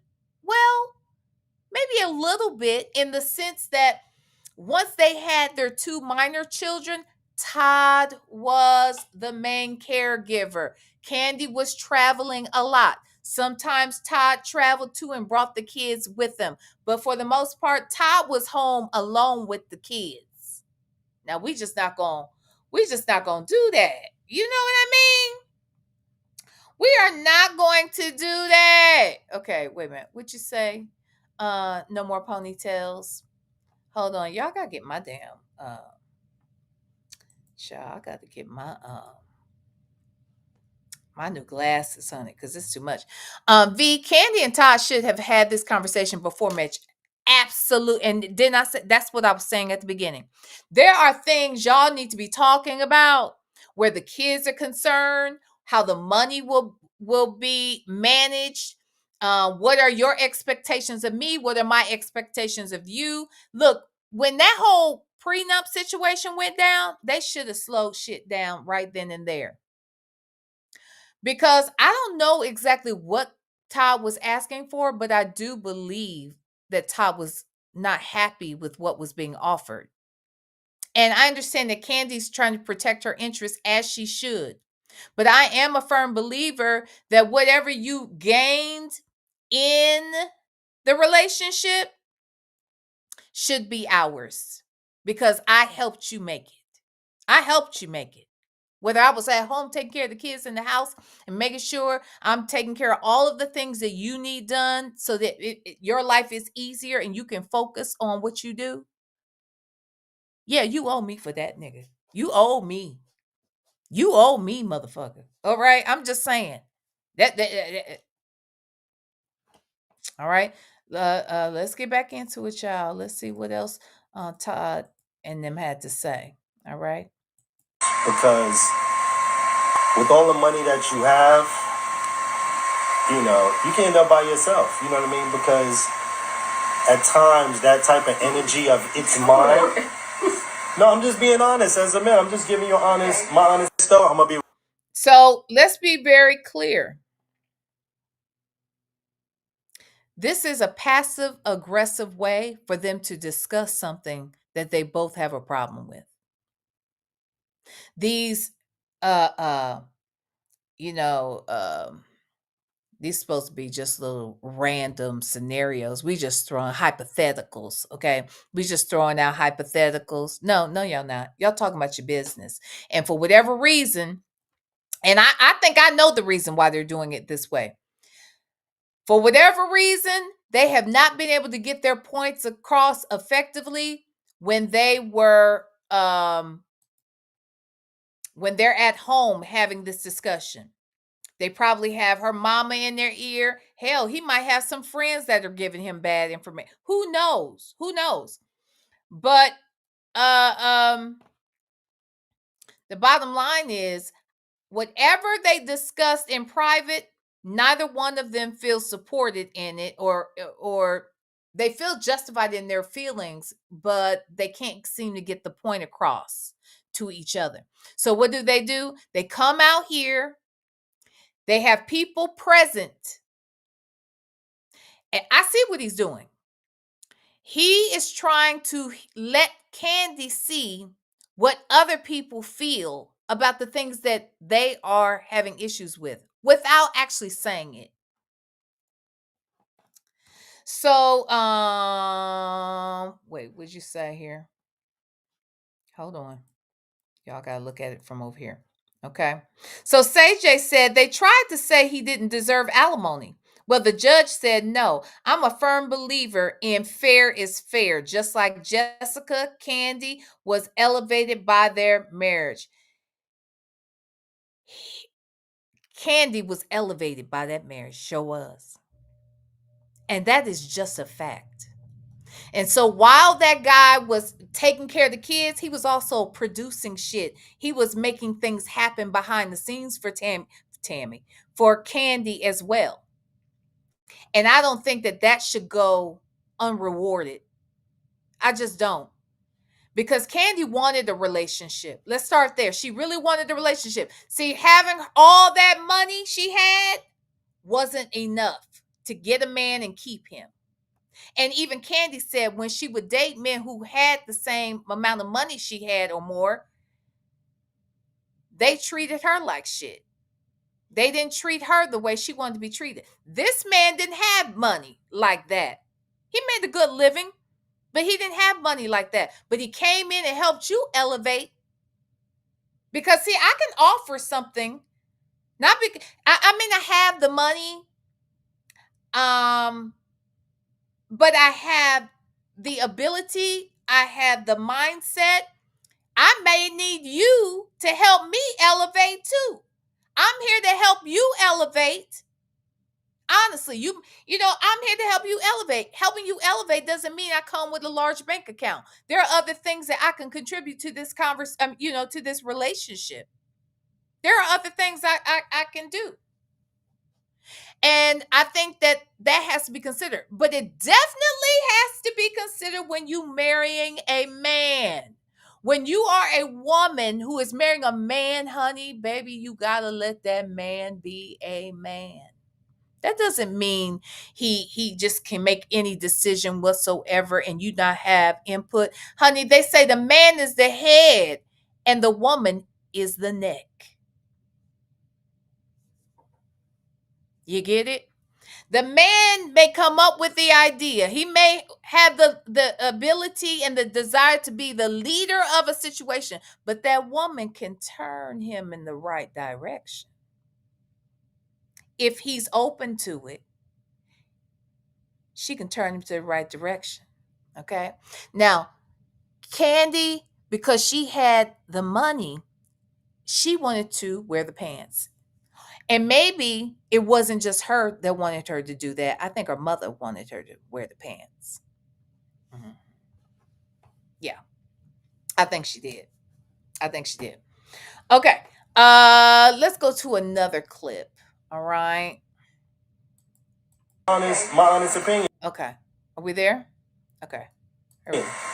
As you continue to be like, it's mine, it's hard to hear someone say it's mine in a relationship that's supposed to be it's ours.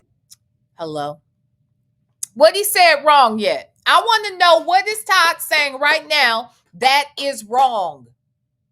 And the problem is he's had this conversation with her, but she is stuck on doing what she and her mama and maybe some of her friends are telling her to do, which is putting him in a bad position altogether.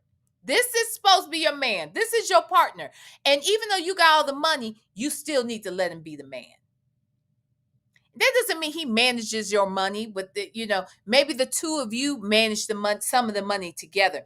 But when you're buying big purchases for your child, like she bought her I can't even remember what kind of car was it. She bought her, Riley some expensive ass car, like a BMW or something like that. Mercedes, I don't know what it was, but it was an expensive. I think it might have been a Mercedes.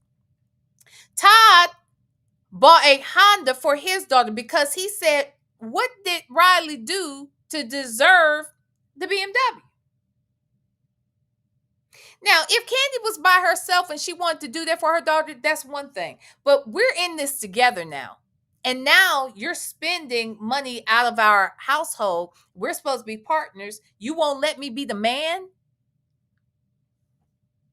And she didn't understand what he was trying to say. What she understood it. She just didn't want to do it. She just didn't want to do it. And that's not cool to me. All right, let's listen. Can I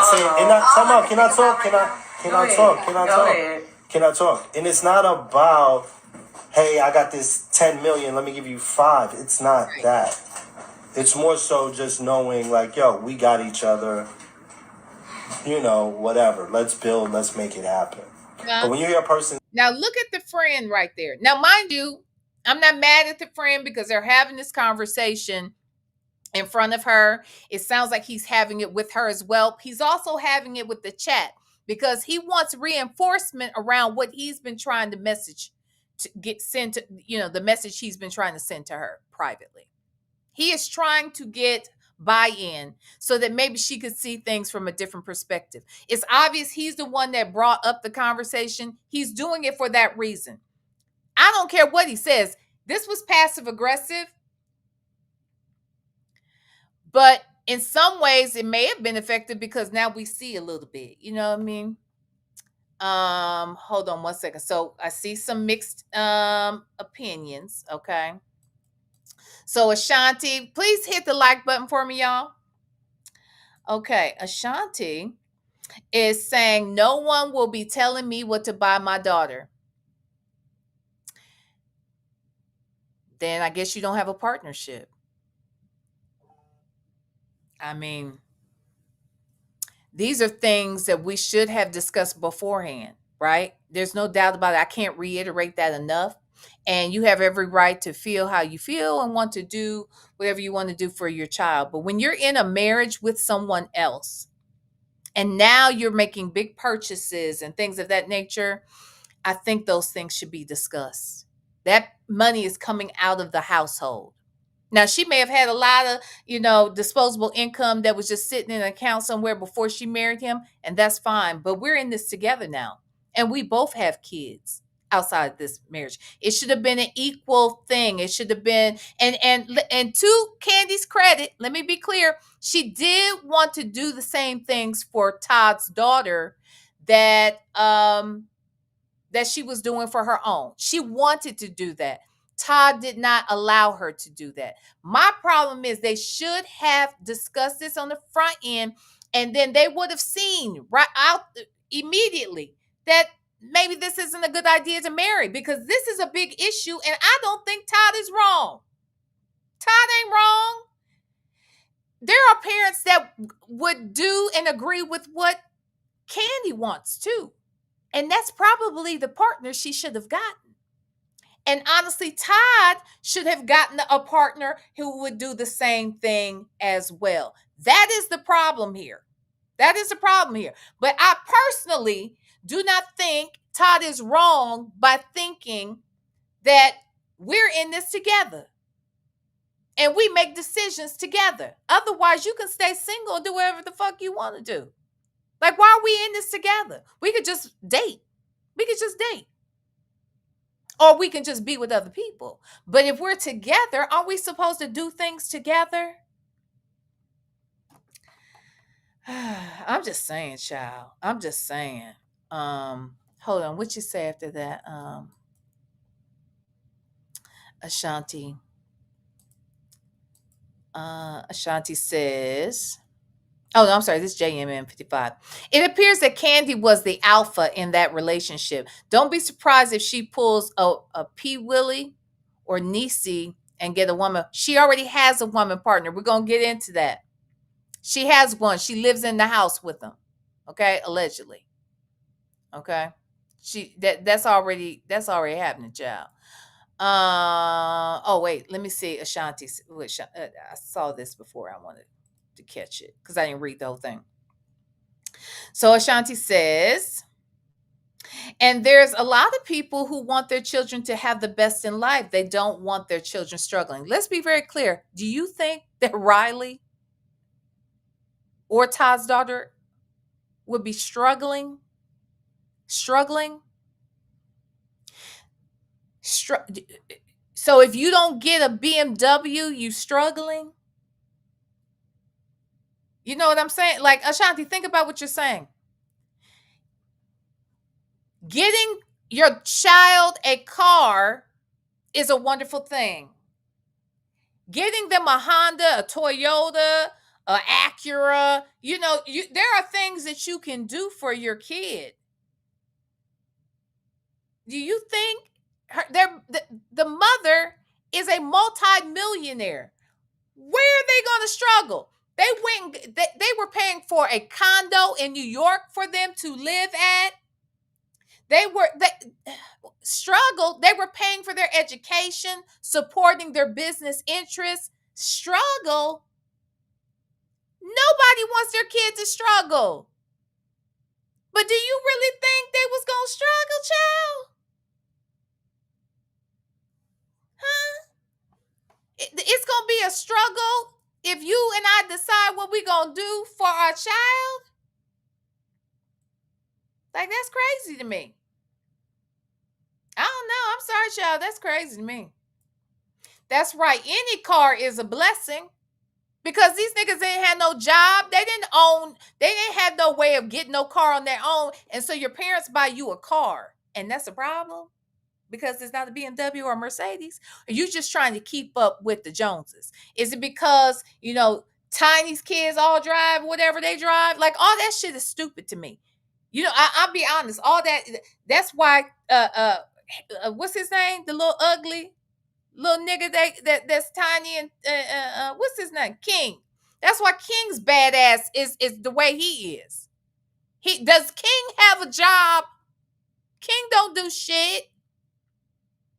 But y'all they just spoil these kids, and for what? You see what I'm saying? So Todd's saying, look, get out here and work hard. And Todd was not trying to just sit there and work and let Candy take care of everything. He was contributing. So I don't think that's fair. But let's listen further. Say mine a lot.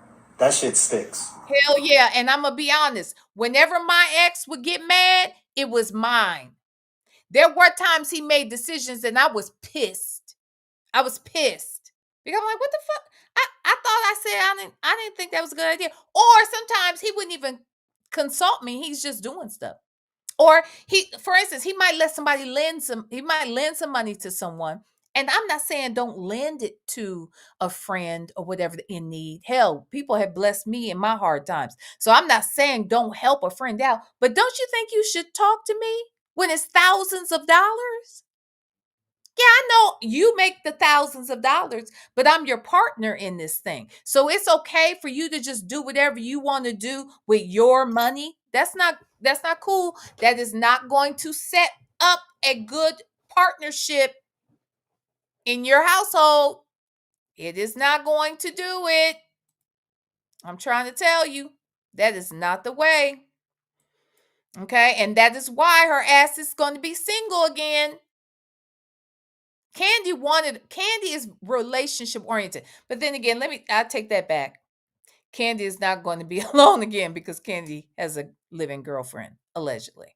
Okay. Oh my gosh. Only me 23. Thank you so much. Uh-oh. Hold on. Thank you so much, girl. Again.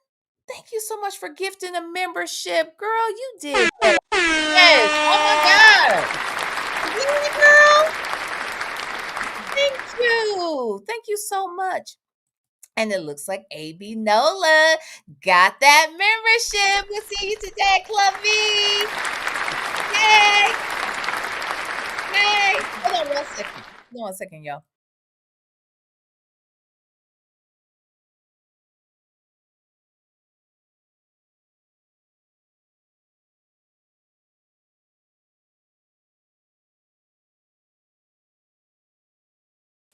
What's the Miss Buckeye? Ohio State is up. You probably watching it.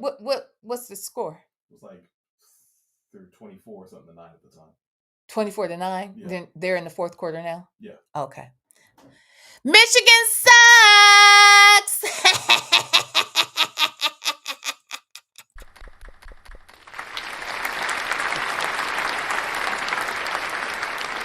No bugs. Okay. OH. Okay. Anywho. All right, back to this shit. All right. But anyway, thank you so much, Only Me 23. I appreciate you. And AB Nola, you are now a member of Club V. Love you, Only Me 23. Thank you, boo. Okay. All right. Okay. My baby came in, child. All right. Let's see. All right. Let me keep playing. Believe me, I'm telling you. My honest opinion. Okay. As you continue to be like, it's mine, it's hard to hear someone say it's mine in a relationship that's supposed to be it's ours. Wait, what? And look at her.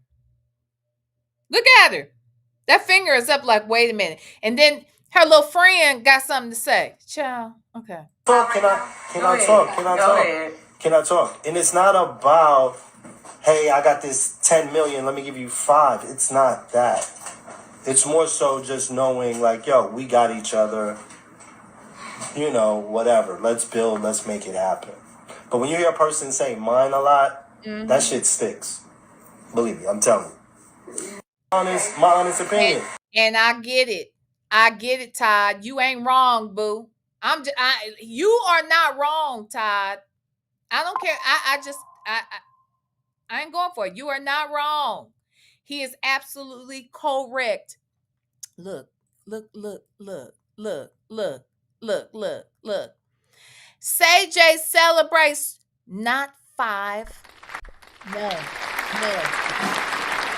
Not 5, not 10, not 15. 20 months of membership.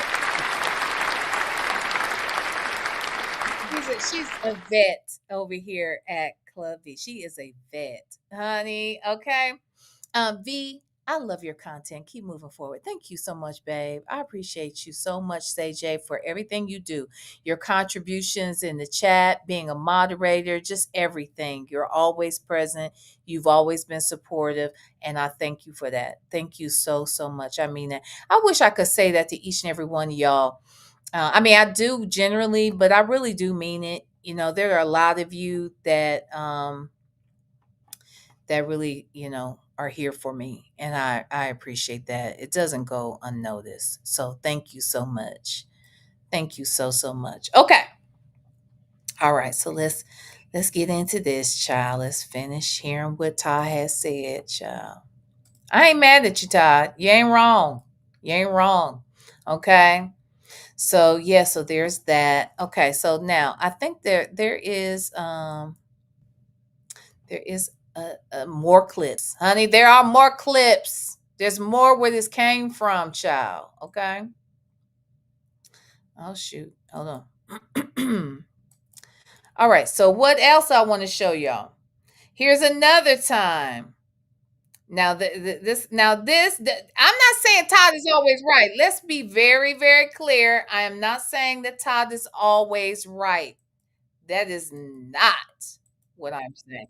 Because there are times when he sounds a little harsh in the way he speaks. But I'm be honest, after a while, you be pissed. Okay. You gonna do what you want to do? Because this is what happens. Oh, you gonna do what you want to do? Okay, well, I'm gonna do what I want to do.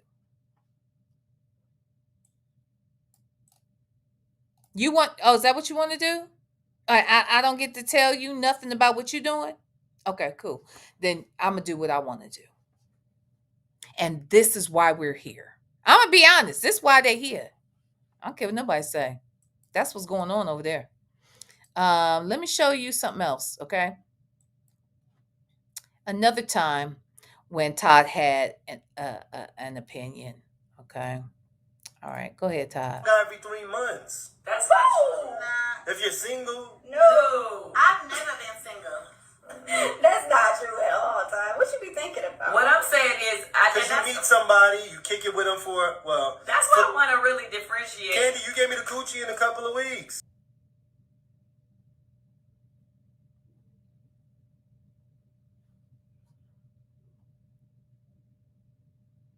That's what he has said.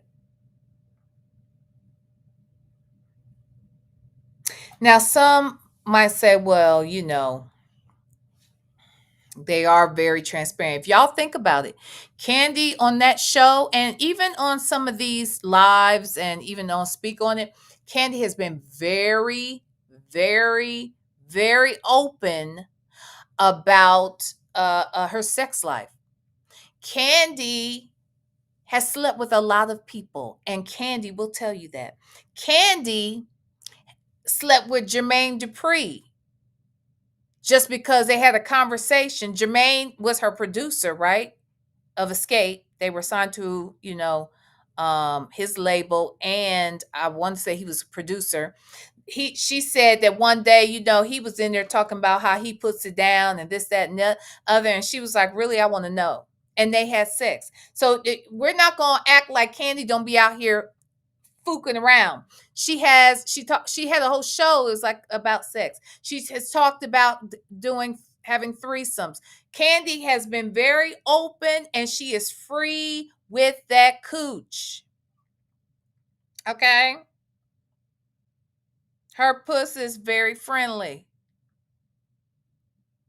So do I believe that this is cool for him to say? No, I wouldn't have liked it. But to be honest, Candy has pretty much said the same thing. So now it's funny that she's saying something like she would wait or whatever. She's saying too, she's about to say, no, that was with you. I find that hard to believe because like I said, she just fucked Jermaine Dupri on GP. They were having, these guys here were having threesomes. I believe Candy had threesomes before she got with Todd. Woman he chose, I understand what you're saying. The woman he chose said, let Candy tell her own tea, not him. But they talking about their relationship. They talking about sex. So also, they talking about sex. They decided to engage in this conversation. So if I hear you, I'm just saying. Now I'm not saying he's right because I wouldn't have liked it. But then again, I wouldn't be out here talking about my sex life like that. Even if I was doing threesomes, why does everybody have to know it? Like, can't that be just private between you three? Like, I don't even understand why we need to know that. But she has talked very, very, very much about her sex life. And right now they are talking about they're having a conversation about their sex life. So think about this. If we're in a conversation and we're talking about our sex life, and then you want to come out here acting like, oh no, we should wait 90 days, or we should do this, or you should never do that. I might say, nigga, you gave it to me in 2 weeks. I'm not saying I wouldn't have liked it. I wouldn't have liked it, y'all. I'm not trying to say that. I wouldn't be in a position like this talking about my fucking sex life either with my husband out here. Again, this is some passive aggressive bullshit. I'm telling you. They're both getting some shit off their chest. Well, he is anyway. Okay, so let's go back. Ooh, that's for you, but that didn't go But like we that with wasn't everybody. married. No, I didn't do that with everybody though. And this is why you should wait. He said, "Oh, see, it's if you see, I'm gonna tell you something. I do not believe Todd was the one who initiated the threesome talk or the activity. I believe that came from Candy. Why I keep want to call her Tammy? I believe that came from Candy. I do wholeheartedly. I believe Candy is the one who initiated, who brought up the conversation, and that's why it happened. And if you are that free and you tell people about it, this conversation may not be as devastating to her as you and I feel that it probably was. How it would have affected us isn't necessarily how it affected her. We don't know if that Candy was embarrassed by this, but I mean, I would have been, but I wouldn't have had this conversation. Yeah, he did call her nasty because she is nasty and she talks about being nasty. This is what I'm saying. Some of this stuff Candy has already said. So I hear what y'all saying, but child, I'm just saying that's their business. I don't know why They gonna say it in the future. It's not bad. No, I don't care. I'll tell myself. It's not bad. She should have gave me the coochie in a couple of weeks. So how many weeks we Now needed? you the last dick that I done been with in over 10 years. Well, that's your husband. I think that's how that's supposed to work. I think so, but you ain't that ain't the last time you had that ain't the only person you had sex with. That's just the only dick you've had in 10 years. Okay? All right. Oh, yes, we got to go back. There is more. You think there ain't more? There is more, child. Let's see. What's another good one? Now, let's talk about we talked about the fact that it appears that they it appears that they were having had a third party. And this third party's name is Fatuma. Okay, let me show y'all Fatuma. Now,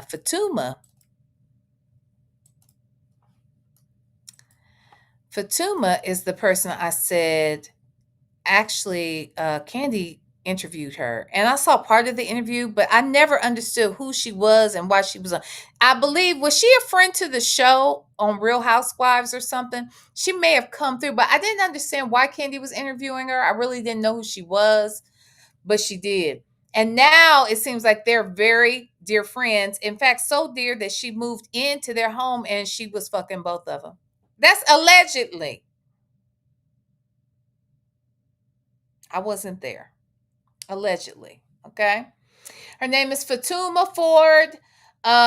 Tune in to speak on it on YouTube tonight at 10:30. So when was this? This was 158 weeks ago. Okay, so earlier this year. No, shit, 3 years ago. What the fuck am I saying? What the fuck am I saying?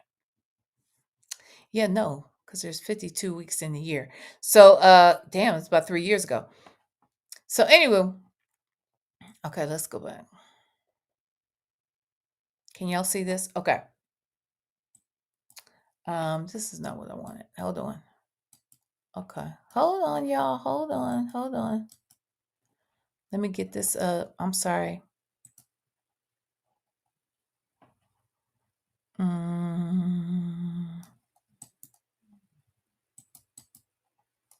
Hold on. Okay. Here is hold on. This was how long ago? I don't know when this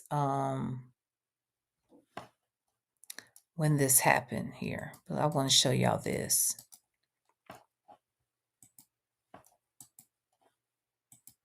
Okay.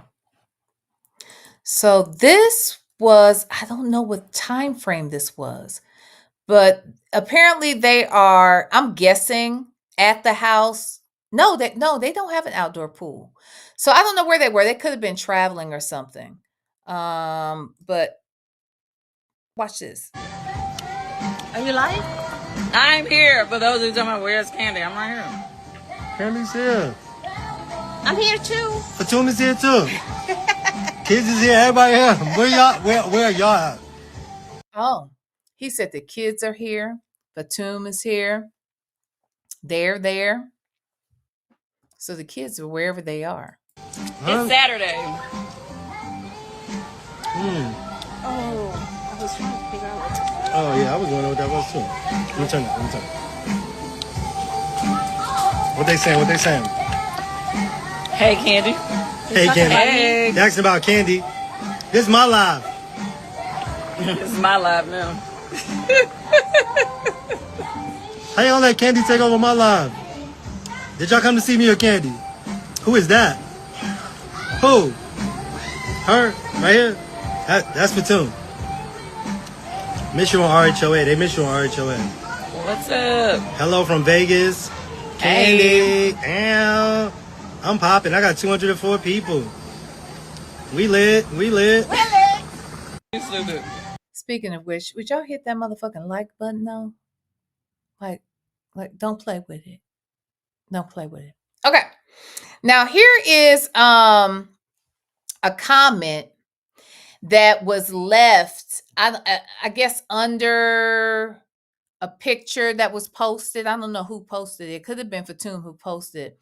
But someone named Unbothered Mother says, Fatum, the people saying you broke up these good people marriage, but a wise woman knows you can't break what's already broken.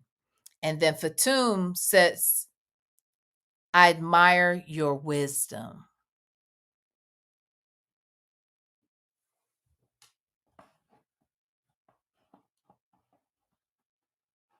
Mhm. I admire your wisdom. I'm going to end this here because I could go on and on and on about this. Okay, I could totally do it. I could totally go on and on and on. There's so much that could be said. Mon said that she was a friend of Sheree on the show. And I was like, I remember her being like a friend of the show, but I couldn't understand. Uh-oh, am I buffering?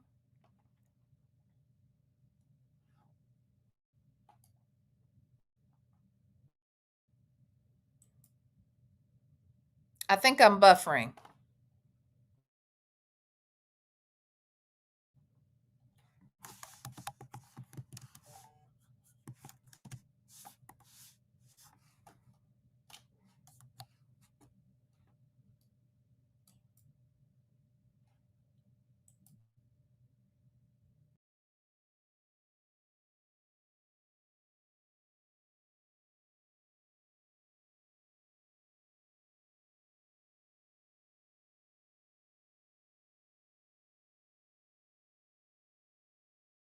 Are we back? Hi. Sorry. So mine says, I'm sorry about that, you guys. She was Sheree's friend on RHOA. And like I said, I kind of remembered her being on the show, but I just didn't remember her role on there. I knew she was like a friend of the show, but I didn't know it was Sheree.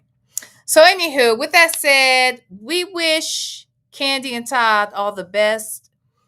Wish the best for the kids. And if there is a chance for reconciliation, I'm here for it. I'm here for it. But I don't see it working if they can't come to terms with a few things. You know what I'm saying? So, okay. So we can shift the conversation. Okay. It's 1:00. All right. I'm behind schedule. Okay. So now here's what we're going to do. We're going to take a quick little break. And then we're going to move on to Who are we moving on to? Yeah, we're gonna move on to Ray J and Princess. Oh God. Okay, it's a lot. It's a lot happening. All right. So y'all bear with me. I'm gonna take a quick, a quick little breaky break. Hold on. Where was it? Hold on, yeah. Oh, there we go. I'll be right back.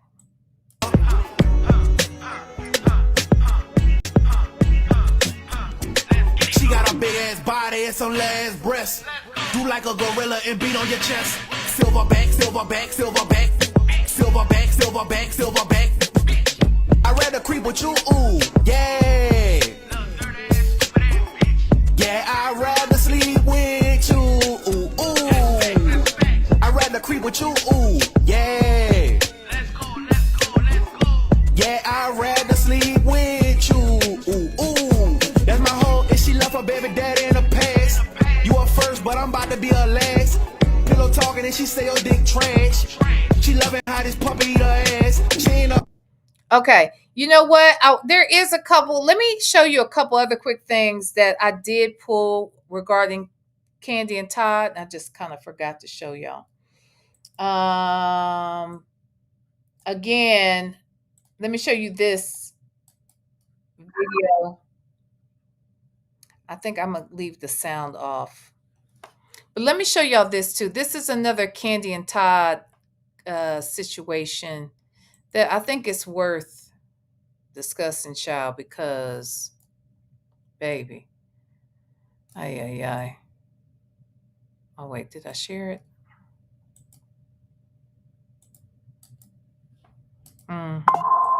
Okay. Let's look. All right. So this is Candy and Fatum traveling together.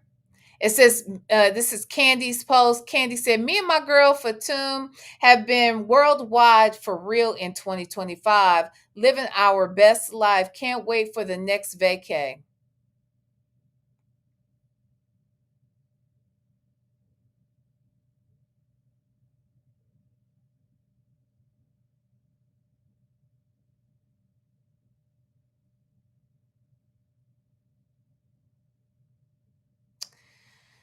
Girl.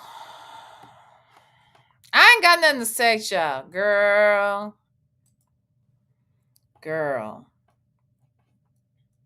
All right. So that was one thing I wanted to show y'all. Here's another one. Hold on. This was last year.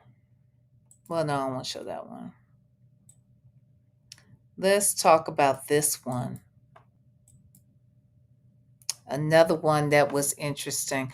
Now, I do think after a while, Todd was getting a little disrespectful, but then again, I think look, it's disrespectful for you to do what the fuck you want in a marriage, period.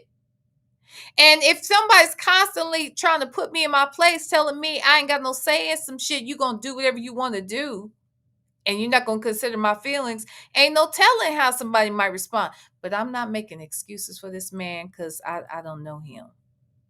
I don't know him. Y'all know I did meet him though online. I went on his channel and he shared me and we talked for a little bit. He was telling me about a recent project that he's working on and whatnot. So let's look at this one. Hold on. I want to start it from the beginning because I don't know. Hold on. I want to start it from the beginning. Okay, let's see where it is, child. I don't know what happened. So it says fans are resurfacing old videos, hoping to get clues about who's who this separation looks like behind the scenes. Okay.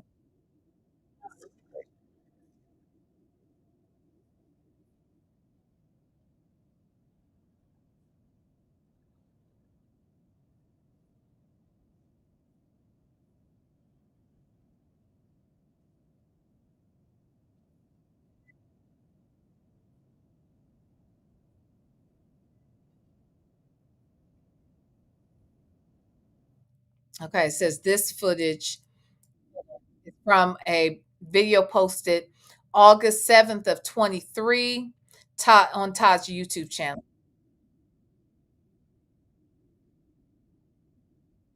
Oh, I'm not sharing the shit. Ain't that's a damn shame. It's terrible. Here, let me go back. I want to start it over from the beginning. I apologize. Hold on. Okay. All right. We're going to start it from the beginning so y'all can hear it. Okay. Here we go. All Candy friends, if we single, I'm the ball down. I would no. No. I gotta go. Would you be mad if I was smashing one of your friends? Hell yeah, if we went together no more, Why would yes, you be mad? dude, you're my Wait, is there any- husband and my children's Is father. there any friend you wouldn't even be tripping about? If No ass like you think not about tell me, I'm just talking. I'm just talking shit. He ain't going nowhere. Then I was like, but babe, I'm happy now. That's what I'm saying. Like, And- to and- me, it's like, And Ace and Blaze loves them. yeah. I would smack the shit out of you. You bring so up around my kids. Let me tell you. I know I'm just messing up your whole video. Shout out to Bingeworthy. This is Bingeworthy, who covers all of Real Housewives of Atlanta nonsense. Okay. He does a good job at it. So this is from Bingeworthy. I'm smashing all Candy friends if we single. I'm the ball down. I would no. Now, I'm gonna be honest. I think he's playing. I mean, I think he's just teasing. He's just talking shit. But here's the other thing: Candy has brought her friends into bed with them. So, I mean, the fuck? He probably done already knocked some of them down. Like, why you bullshitting? I mean, I'm just saying. No. I gotta go. Would you be mad if I was smashing one of your friends? Hell yeah, if we went together no more, Why would yes, you be mad? dude, you're my Wait, is there any- husband and my children's Is father. there any friend you wouldn't even be tripping about? If No ass like you think not about. tell me, I'm just talking. I'm just talking shit.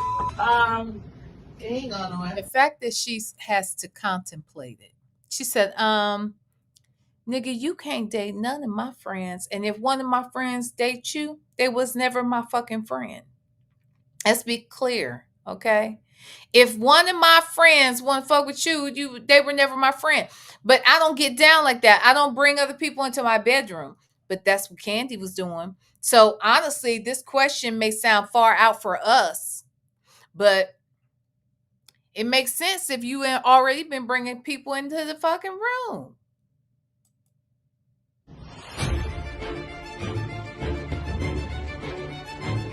Then I was like, but babe, I'm happy now. That's what I'm saying. Like, to And- me, it's like, And Ace and Blaze loves them. yeah. I would smack the shit out of you. You bring so up around my kids. Let me tell you. I know I'm just messing up your whole video. I'm smashing all. Okay. All right. I'm just saying. He's just saying what he's saying.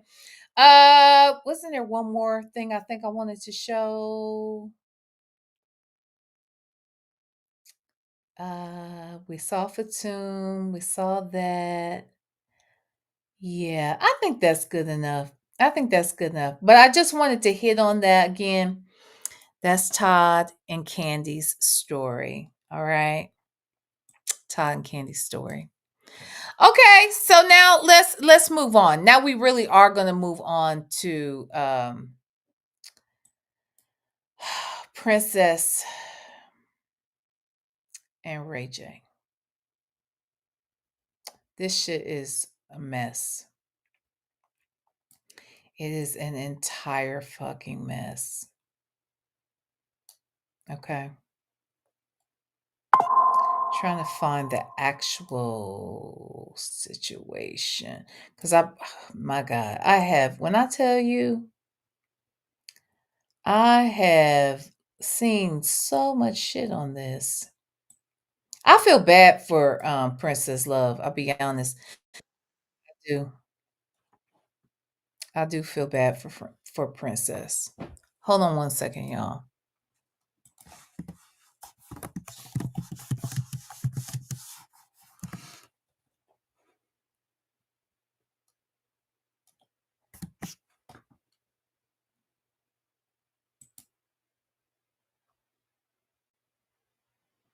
Hold on, y'all. Where'd my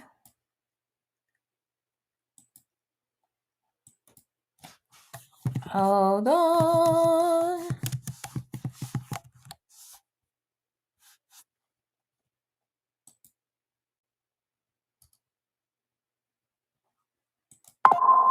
How y'all doing?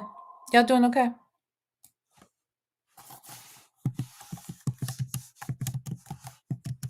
Huh? Y'all good?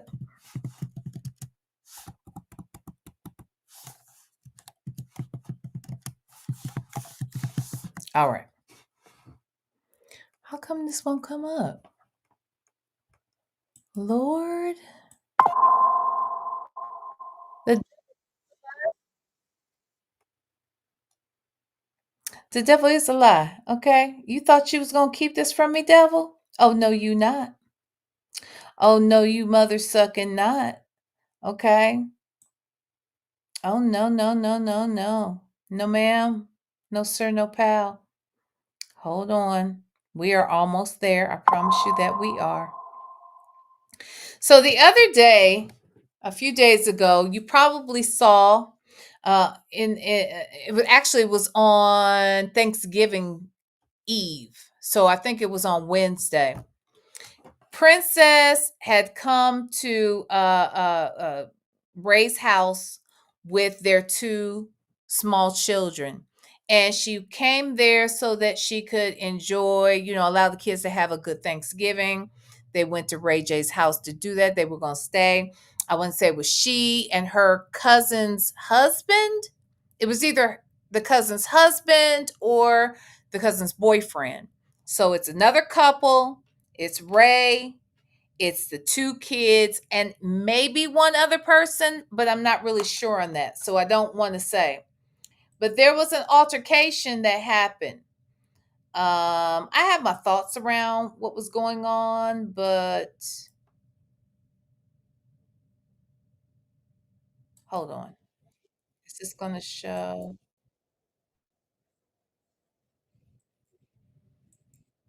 Hold on, hold on, hold on. So we have Ray J after. I don't know where my thing is, y'all. I'm sorry. Where is it? Where is it? Okay. Here it is. Okay, here we go. Wait, what?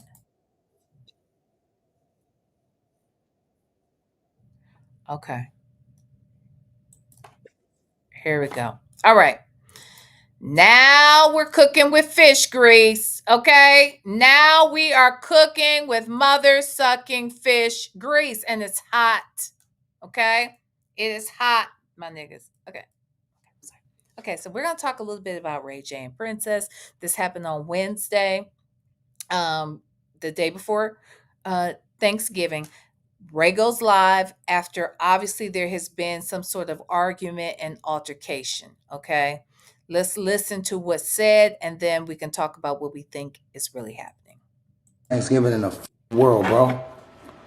Now I got my kids in here with me. Like, I'm not, like, ain't nobody taking my kids away from me on Thanksgiving, bro. On the damn. Shout out to The Truth Revealed 99. They're out of Porter Ranch, California. This is what they have written. Ray J was arrested after allegedly pulling a pow pow on Princess Love.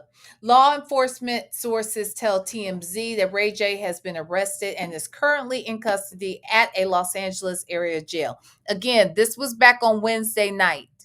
Okay. that this incident happened, or Wednesday evening or something. Okay. He was booked on a charge of making a criminal threat, and his bail has been set at $50,000. Ray J allegedly pulled a pow on Princess Love and threatened to unalive a man during a completely unhinged live stream, and the whole incident was caught on video. The chaos erupted early Thursday morning. So I apologize. So this was Thursday morning, but they had come there the night before. Just so we're clear, they came the night before. Okay. Chaos erupted early Thursday morning when Ray went live from inside his home, immediately ranting that he was having the worst Thanksgiving in the fucking world, claiming someone was trying to take his kids and that he was also being threatened. Things spiral instantly when Ray J appearing to snatch a pow off the table and load the pow, saying, "If these ninjas step foot close to this door, I'm going to blow this effing ish away, bro." He storms off camera, and moments later, he's seen yelling at someone off screen, ordering them to get out of the house and accusing them of trespassing. Princess Love then walks in saying she's taking their kids.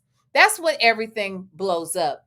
Princess, appearing to be holding their daughter Melody, accuses Ray of pointing the pow at her repeatedly, telling him, "You pointed a pow at us," as Ray fires back, saying he and her cousin are drunk.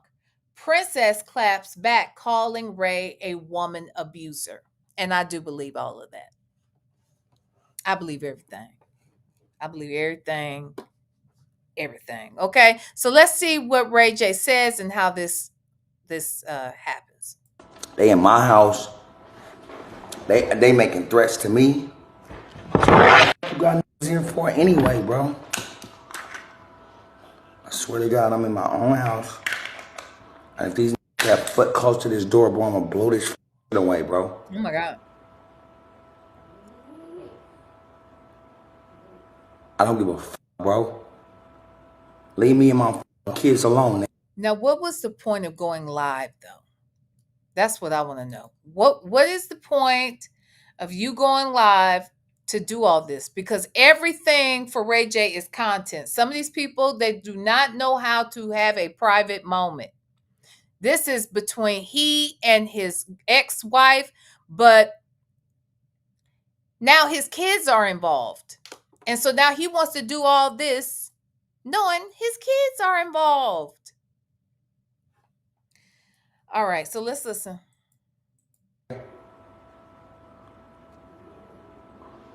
That's in the dead homies, bro. Oh, wow. What's up? What you trying to do? Take my kids? Yes, I'm getting my kids. Okay, take your kids. Watch how they cry. The worst Thanksgiving in the world, bro. Okay, let's go. Now I got my kids. Take my kids because y'all drunk. Y'all want to drive drunk? Y'all want to drive drunk? Drive drunk. So, listen. Drive drunk, princess. Right, you just drive pointed, drunk. You just pointed a gun. Drive drunk. You just pointed a gun. Drive drunk, princess. Go ahead. You want to take my kids? You and your drunk cousin? Because y'all drunk as and y'all alcoholics? Take my kids then. Go ahead.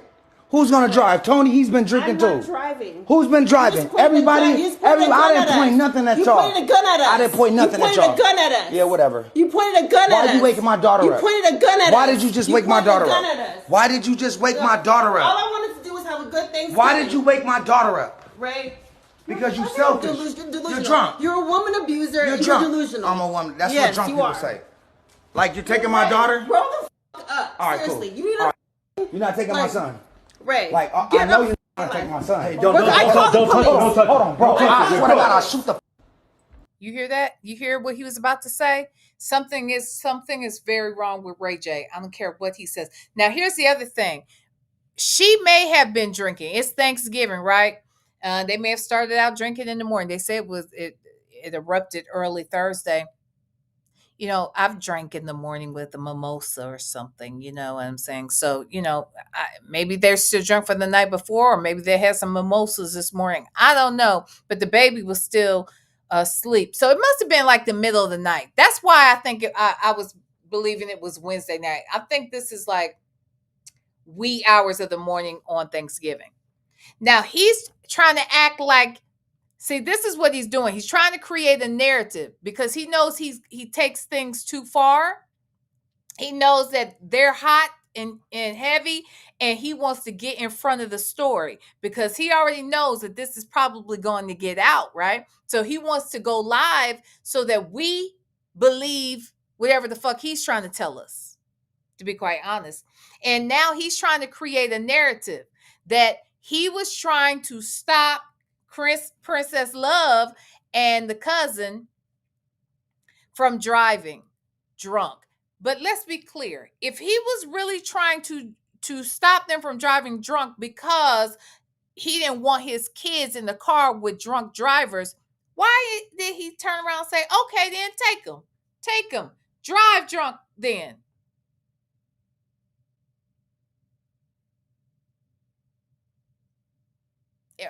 Are they drunk or not?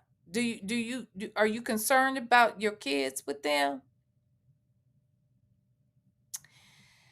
Yeah. Okay. Let's go. Out of you. Shoot Y'all me get right out of my now. house. Y'all get out of my house. Shoot me right now. Oh, I Shoot me right now. take my son. No.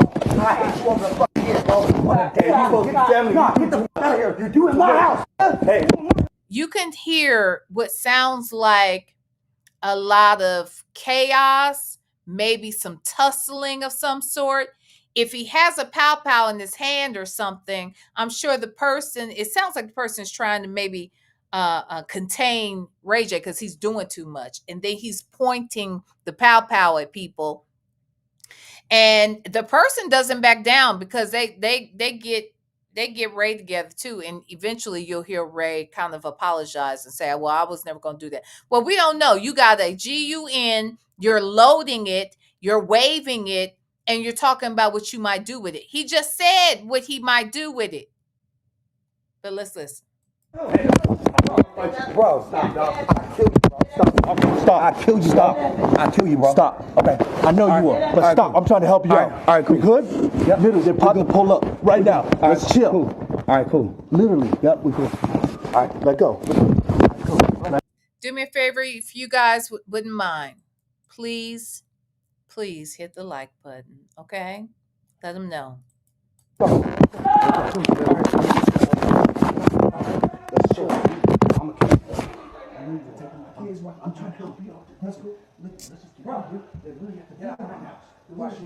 You hear that? The guy said, please, I'm trying to help you. I'm trying to help you. Then Ray is saying, get out of my house. Get out of my house. This is what he's saying, okay? I got a gun on me. I'm trying to help you. Get out of here, bro. If I shoot you. I don't want to. I would never do that before. So you hear this? I would never do that. I never would do that. What you say, CJ? Want to read your comment.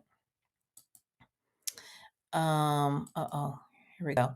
CJ said, Ray J is spiraling ever since Kim K did that thing on her show saying he was going to release another video, then saying he could have done things to her in her sleep. Ray J needs to sit and meditate. Yeah, he's problematic. He's problematic, but he's also been a spoiled freaking brat because while Brandy was traveling and becoming a huge star, the mother was managing Brandy and him. I don't know if she still does, but definitely was managing Brandy. And so she was on the road a lot with Brandy because Brandy was a minor. And so the mother was there with Brandy every step of the way. Ray J was left home with his dad. But from what I understand, the dad allegedly was a womanizer. And Ray J was kind of left to his own devices sometimes. And he was just out, getting involved with the wrong people and doing just foolishness. And the mother, because of her guilt, she would pour things, basically spoil him. She would give him so much because she felt guilty about being on the road. And she has said that. So let's get back into it.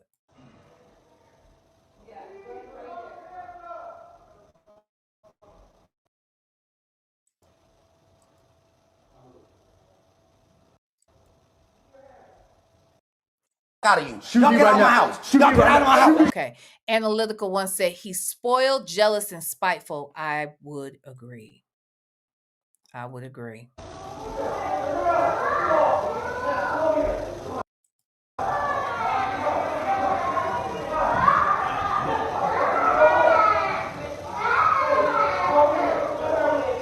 Let me say this. Again, being transparent. There were times when my mother would lose it for no reason, okay? And I felt like she was just beating up on my dad. Now, she never laid hands on him. She never went and got a weapon. There was never anything like this happening, right? But just hearing her fuss constantly, and when they would argue, it would upset me so much. I mean, it just upset me so much. I am listening to these babies, and they're in the midst of all this dysfunction.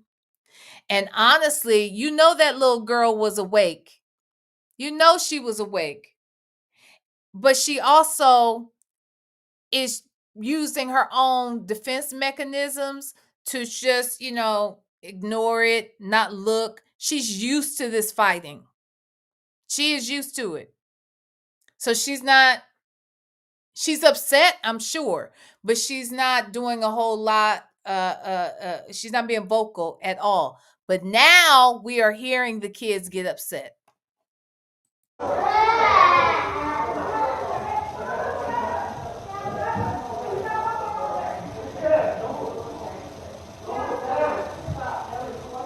Okay, there's a balcony to my left, a room to straight ahead.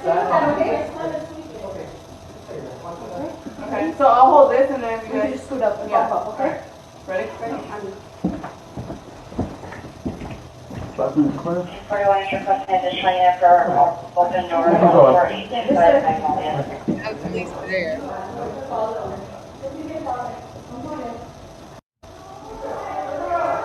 Next one. So that's a picture of Princess is very, very visibly upset. The baby is holding on to her neck for dear life. There's old boy with the pow in his hand. He's just being ridiculous. He is just being so ridiculous. Okay, let me show you some responses to what took place. So Ray J was eventually arrested, but I want to hold that one next because there's so many clips out here, child, that I really want to look at. Hold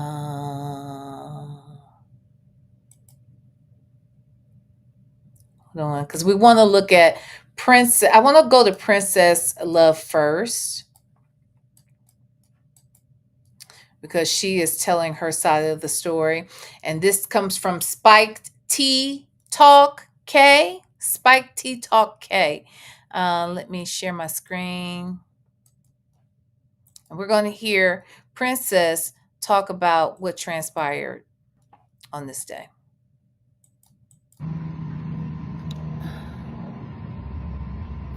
I just want to say, I've been doing a really great job at protecting my peace and staying off of social media and just going to work, taking care of my kids, minding my business.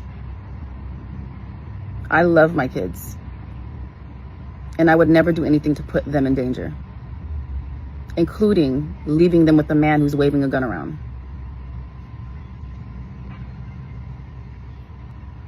I would never do anything to put my kids' lives in danger. I'm the best mother, and I do it alone.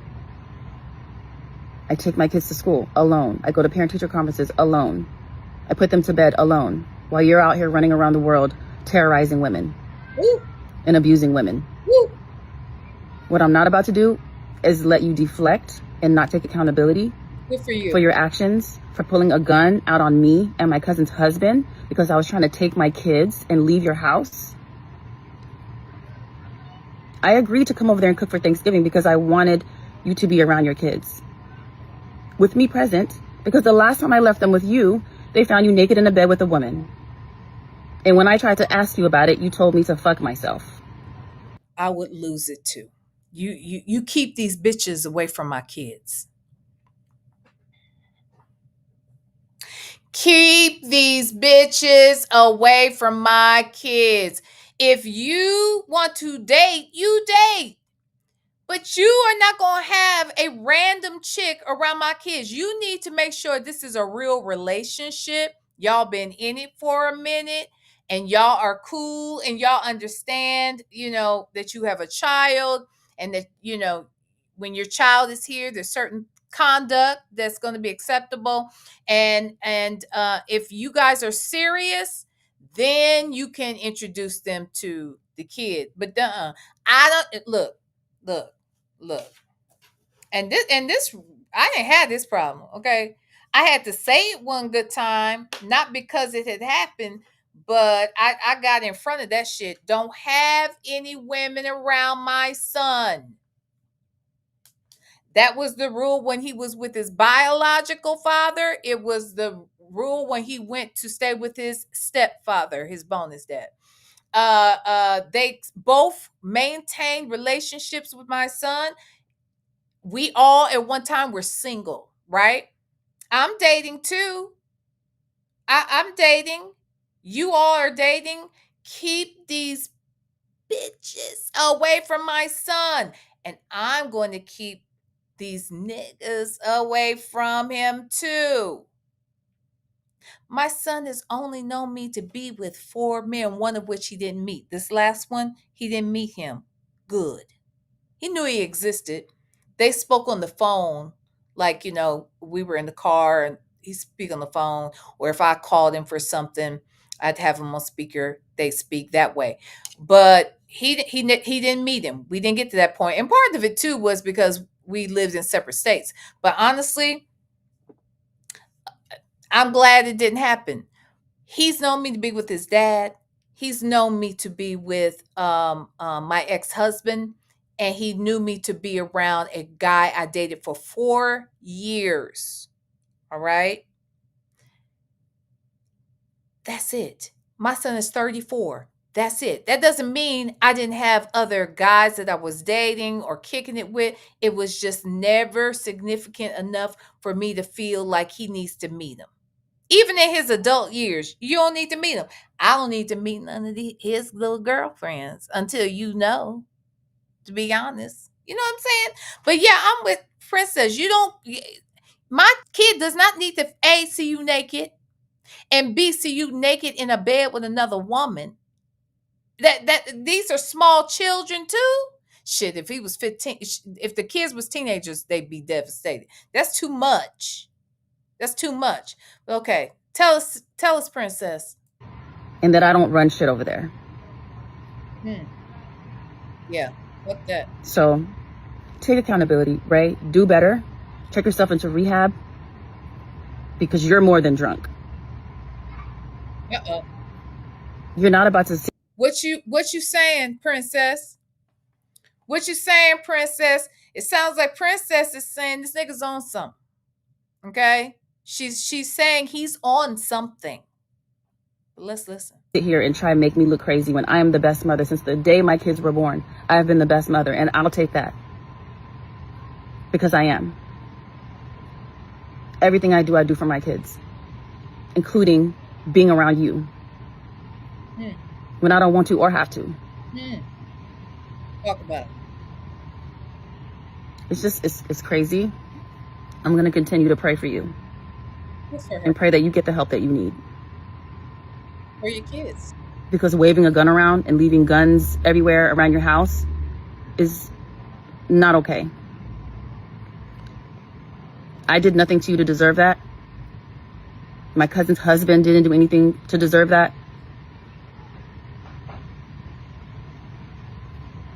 And never again. Good for you. Good for you, princess. Now, do I think they have always had a toxic relationship? Absolutely. Absolutely. They definitely. Okay, hold on. Let's go back to this one.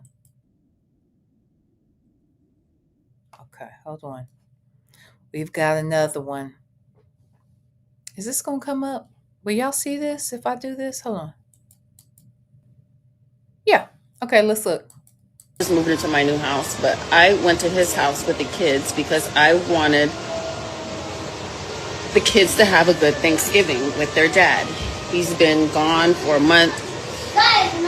Hasn't seen them, hasn't called them, and he wanted to spend Thanksgiving with his kids. So I said, me and my cousin and my cousin's husband went over there with my kids and her 3 kids, and we were prepping to cook the food for Thanksgiving.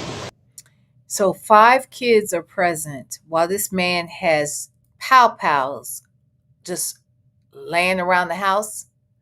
I am so glad too that it sounds like she wanted to give her kids and Ray the opportunity to share Thanksgiving together.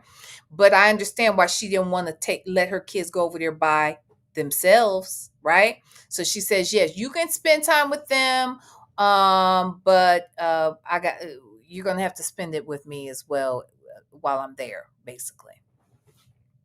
And I get it. And I told him before I went over there, don't start nothing or I will take the food and I will continue cooking at my house. I honestly don't know why I keep thinking we can just co-parent and be cordial with each other. Shoot the fuck out of you. Shoot Y'all me get right out now. my house. Shoot Y'all me get right out of my now. house. Shoot me right now. Oh, I swear. Shoot me right now. Take my son. No. I hate you over the fucking head, bro. Hey, you supposed to be family. Nah, get the fuck out of here. You in my house. Hey. Bro, stop, dog. I kill you, bro. Stop. I kill you, Stop. I kill you, bro. Stop. Okay. I know you will, but stop. I'm trying to help you out. All right, cool. You good? Yep. Literally, they're about to pull up right now. Let's chill. Cool. All right, cool. Literally. Yep, we cool. All right, let go. Let go.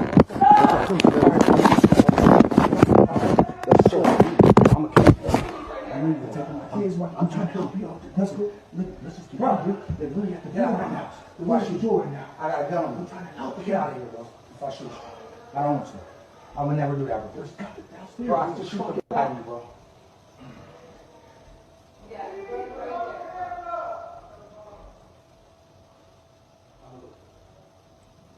It's a lot. First of all, I just moved into my new house, but I went. Okay. Now let's hear from Ray. You know, after the situation, Ray was arrested, and he comes back, and he's actually permanently banned from Twitch because of that incident, because he's out here waving guns and whatnot. All right. Let's see. I want to make sure y'all can see this. Oh, you can't. Okay, hold on.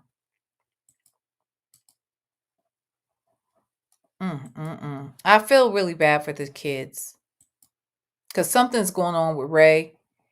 I don't know what it is, but something's going on with him. He's doing too much. Nah, where my chat at? I gotta figure it out. Hold on, let me. It's so low. It ain't nothing to us, bro. We gonna bounce back no matter what. We in serious shit right now. Hold on, nah, where my chat at?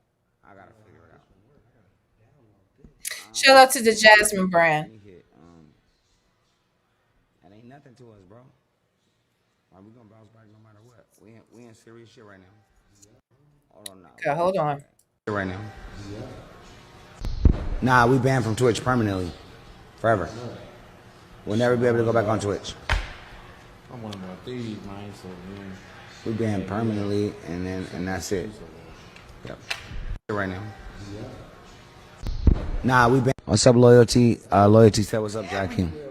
Melody, what's up? Harley Bliss, what's up? I just got out of jail. It's not cool.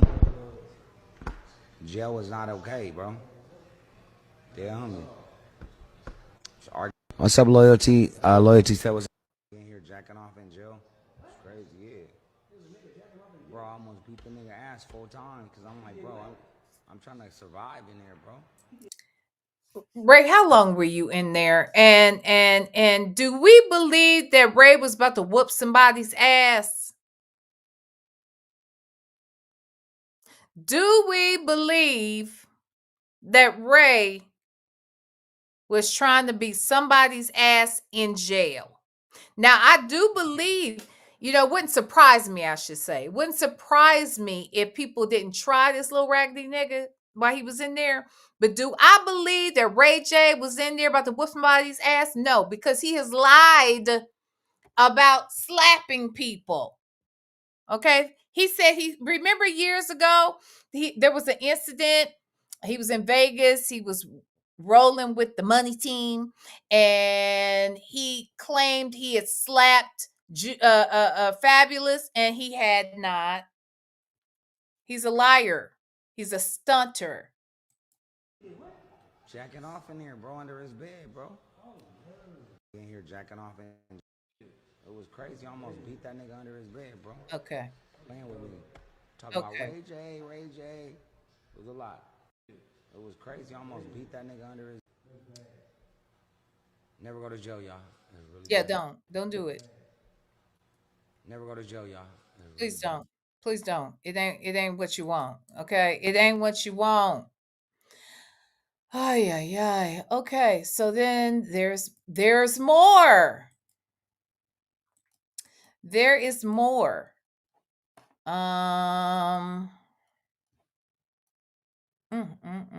This Princess Love thing, it bothered me. I hated it for those kids most specifically. This is a clip. Hold on. Where'd it go? Where'd it go? Where'd it go? Just had it. Hold on. That's one. Okay, yeah. Here we go. Let's look at this one. He's out here just still trying to create a narrative. Hold on, Ray. Don't say this just yet. Okay. I'm busy. I'm trying to get this ready for. All right. So you wait. You gonna wait, sir. Okay. Okay. Oh, why is it doing that? Okay. Here we go. The story goes to where it don't supposed to go. If you want to leave, leave. The kid is upstairs sleeping in my bed. You want to go upstairs and take the kids, wake them up into this grown-up argument which shouldn't have happened. Instead of letting them sleep, you want to snatch her and take her with you. Then you got a dude coming in my bedroom where my kids is asleep, and they're trying to get in my bed and take my kids because all of y'all are drunk. No, Ray. No, Ray, we're not going to do that. See, you had another couple at your house, and you had the mother of your children there, and you had your children, you had their children. You said that they were upstairs in your bed asleep. Well, you were downstairs or wherever you were with a pow pow waving it around and pointing it at people. Okay, just because you're mad about something. We don't know what you're mad about, but I don't give a damn. All right. And so, what else would a mother do who has some good ass sense? I mean, I do commend her for trying to work some shit out and go over there just so that they can have a good holiday. But this Negro, something's not going on right with him in his brain. And the fact that he will grab something like that and know that his kids are around and other children are around is beyond horrible. Okay, it's just wrong. So she was right to get them out the bed. There was a man there because that's her cousin's husband. And if they're trying to get the kids up, they're going to get them up. And if the kids are in your bedroom, that's where they're going to have to grab them. Stop saying the man was trying to get in your bed. He went and grabbed the children out of the bed. A mess. Y'all can't drive with these kids drunk. I'm not letting that happen. You were not trying to keep them from driving drunk. This is the narrative you're trying to put out. And Princess said she wasn't going to drive, but she was going to get the hell out of there because you're waving a pew-pew around. You're waving it around. She did what she was supposed to do. This drunk driving thing didn't come until after you started doing what you were doing. Now you want to say they were going to leave and drive drunk and you were trying to stop them. But then the last thing you said was, you going to drive drunk? Okay, fine. Take the kids and do it. Wait, what? Wait, what? You said go ahead. Take the kids. You are trying to spin and we see you. This dude is coming in my room, getting in my bed to take my kid. I'm going to defend my kids. And I'm going to defend your kids. You're going to defend your kids. Ray J is my space. And now when they call the police, no problem. I'm sure the police going to come and understand what I'm going through. Then I go to jail. What you're going through? Why do you have a pew-pew out? Why do you have multiple pew-pews out? Why are you loading the pew-pew? Huh? And what are you defending your kids from? I'm in my bedroom. They're in there snatching my kids out of the bed while they're asleep, and they're waking up yelling and screaming and crying. Why? A dude is getting my kid out of the bed, bro. I'm going for mine. For my kids. Why were they coming in there to get your kids, Ray? Why was the man in there trying to get your kid? Huh? Just out the blue? And so what you gonna do? I'ma double down on that. Y'all can't do that. But you know what? It is what it is. I love my kids. I'm not playing about my kids, and that's it. That's it. I'm in my house. Y'all in my bedroom. Taking my kids out of the bed at 4 a.m. with a man, with you, in my bedroom. I don't know what else I would have done. I showed self-control. I didn't touch Princess. You showed self-control, Ray. Ray, you're ranting and raving with a pew-pew in your hand, pointing it at people. Yeah, we're taking the kids and we're getting the hell out of here. And we're calling the police. Because you're dangerous, sir. I didn't touch nobody until the nigga started trying to get in the bed. Get in the bed. Do you hear this? They were trying to get in the bed. Lord have mercy. Okay, let me read what Granny the Great says. Why weren't the kids in their bedroom? He's trying to get sympathy by saying she took them out of his bed. They are old enough to have separate rooms. They were just there visiting. It's the holidays. You know, kids get in the bed together for holidays, and you got multiple kids. I've gotten in the bed in the king size bed with cousins and friends and all that. You know, when they come for overnight, it's the holiday. The kids are there trying to have a good time. Ain't nothing like going into your mom and daddy's bed, okay? If they in there or not, ain't nothing like it. In there watching TV, and somehow it's different in their bed. I don't know, TV just a little different when you in your mom and daddy's bedroom. I'm just saying. you know, and they probably do have separate bedrooms, but there's 5 kids over there, you know, for the holiday, child. Okay, they don't live there. So okay, let's listen. Oh shit. Okay. And snatch my kid. Snatch. That's a whole nother thing, man. Why they trying to snatch your kid, Ray? Why you skipping over the fact that why would they come in there trying to take your kid out your bed? I'm in my house. I hate that this shit happened. Listen, I'm gonna say this because Okay. He's just saying the same shit. Uh yeah. Like I don't know, Ray. Ray, baby, you have got to get you some help because something is really going on with you, boo. And I think you need some therapy. But I do think he's probably a narcissist. I don't know if you can control a narcissist. Okay. Okay. And then one more clip I want to show. It's a little out of order, but I probably should have shown this right after we saw the altercation. Here is another video of Princess explaining what happened. This is that night. I guess when I think it was that night. To move to Vegas. And I'm like, no, I don't want to move to Vegas. And so he's like, well, can you at least consider it? And This was a I'm while like, back. Oh, I'm sorry. This is when they were married. That's right. They were married. I don't know if they're still married. I don't know.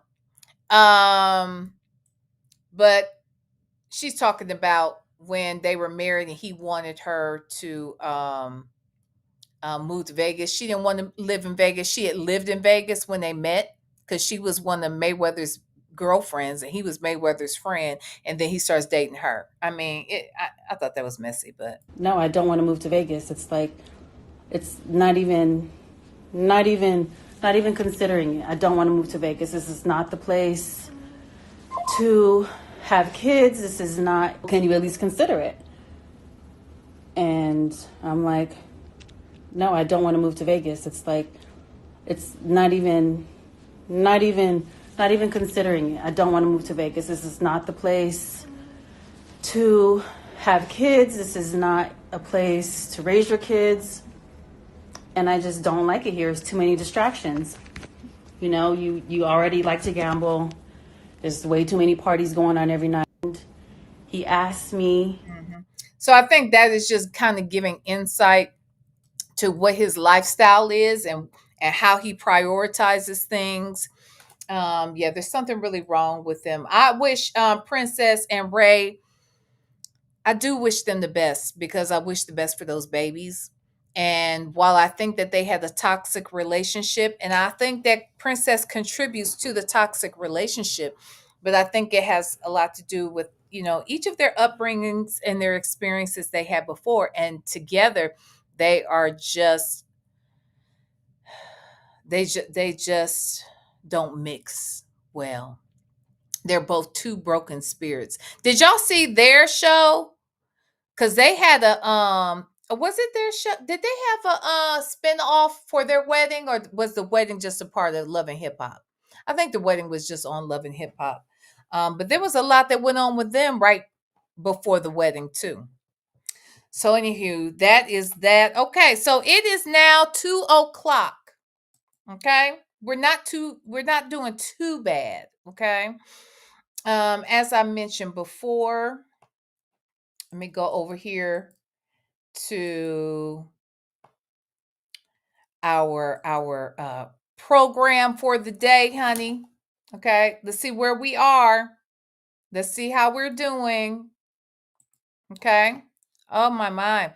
So I cut out the Braxtons, right? Let me show y'all where we're at now, honey. Okay. I want to show you where we are. Oh, we're not doing too bad. Not in my opinion. Okay. Not too bad. So we got started a little late. I'm still not going to cheat you out your time. I promise I won't. But we removed the Braxtons. I'm just going to do a separate live on the Braxtons, okay? This is the one we skipped over. All right. Right there. Okay. We are now, it is 2:00. We are 30 minutes late in getting the jail call. Okay. We're still going to do it. We're going to do Nesto. You think we're not going to do Nesto when we are? Oh, yeah, we are. Because, Nesto going to get his time, damn it. He going to get his time. Now, I think I'm going to bump myself and Legacy Moon to 3:30. And I got to figure out how I'm going to get food, too, at some point, child. I do this every time. How am I going to get food? Okay. Let's see. I'm going to have to order some food. All right. So we will get into the jail call here in about 10 minutes. And then we are going to get into the body cams over there at Cuffs and Comforts. Okay. I'm going to change. Let me do that now. Oh, I can't. Okay. I'm going to change the start time for Cuffs and Comforts to 3:30. By the way, that channel is not monetized. So we're going to go over there and hopefully we'll get some subscribers. If people would mind putting the channel in the chat, the moderators, if you wouldn't mind putting it in the chat. We are about 200 away from the 1,000. We need 1,000 subs and 4,000 watch hours. Okay. So right now we need about 200 more subs. Okay. So please subscribe. We're going to go over there and we're going to get us some watch time today. And I hope you'll come and join us. It's going to be fun with Legacy Moon. I'm thinking about doing it on both channels. Maybe I might do that. But I really would. No, I won't. I really do want y'all to come over to Cuffs and Comforts because we're going to do some things over there. We are. I'm working on some stuff. Baby, when I tell you 2026 is going to be lit, we got plans, we got projects, and we're getting it done. Okay. Native and I are working on multiple things right now. So, yeah, I think 2026 is got to be good because 2025 was fucked up. Jesus. I'm just glad it's almost fucking over. I really am. Hit the like button. Okay? And go subscribe to Cuffs and Comforts. All right? The other thing, and I think I will put it in there, to join the channel, join the membership. I'm going to put that in here and then pin it. Let's see, can I pin it? Copy. Put it in here. Paste. Yeah, and then I'm going to pin that bad boy.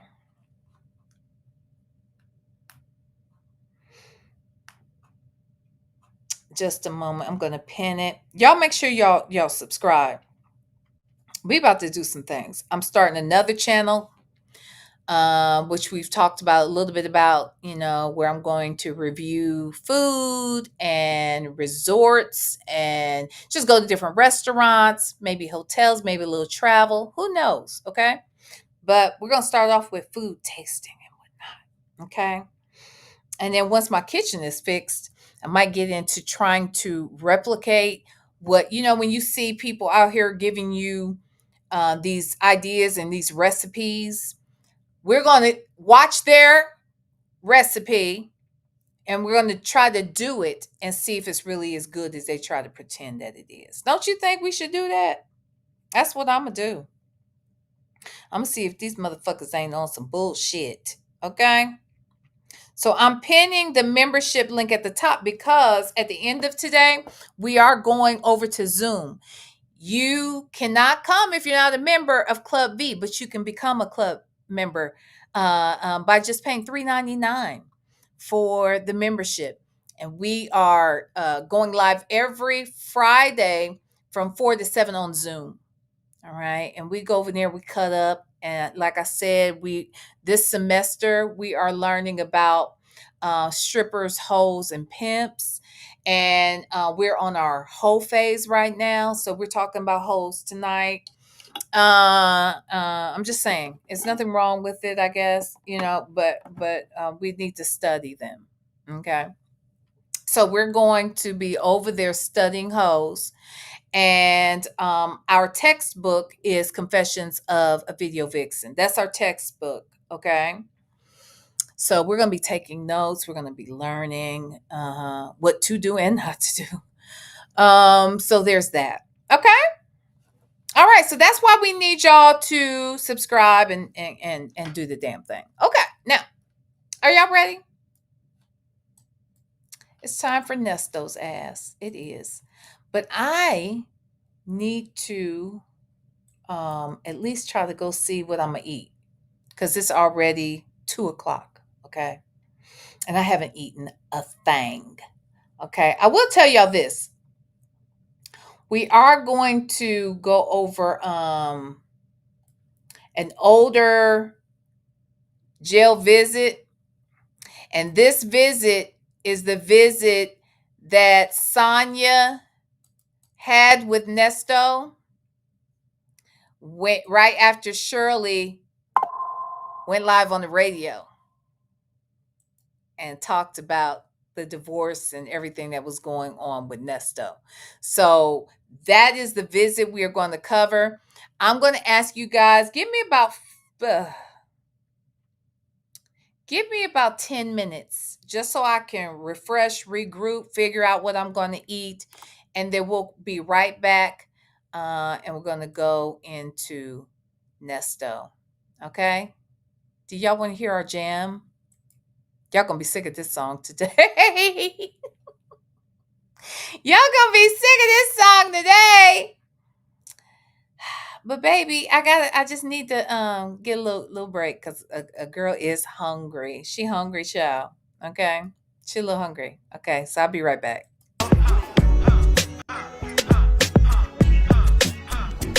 She got a big ass body and some last breasts. Do like a gorilla and beat on your chest. Silverback, silverback, silverback. Silverback, silverback, silverback. I'd rather creep with you, ooh, yeah. Yeah, I'd rather sleep with you, ooh, ooh.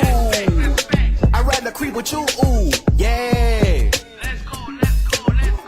Yeah, I'd rather sleep with you, ooh, ooh. That's my hoe, and she left her baby daddy in the past. You are first, but I'm about to be her last. Pillow talking and she say your dick trash. She loving how this puppy eat her ass. She ain't a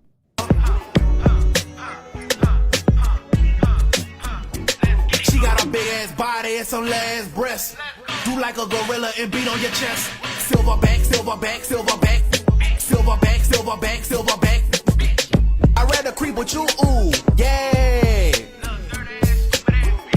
Yeah, I'd rather sleep with you, ooh, ooh.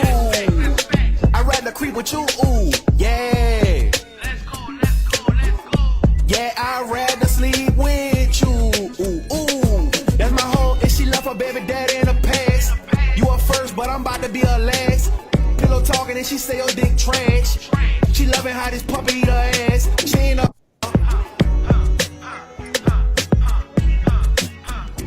She got a big ass body and some last breasts. Do like a gorilla and beat on your chest. Silverback, silverback, silverback. Silverback, silverback, silverback.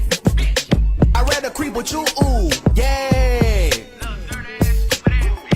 Yeah, I'd rather sleep with you, ooh, ooh.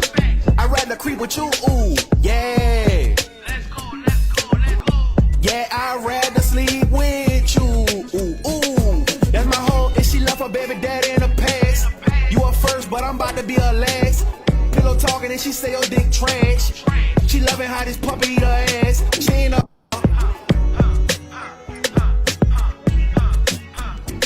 She got a big ass body and some last breasts.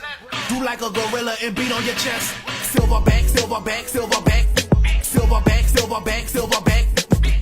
I'd rather creep with you, ooh, yeah. Yeah, I'd rather sleep with you, ooh, ooh.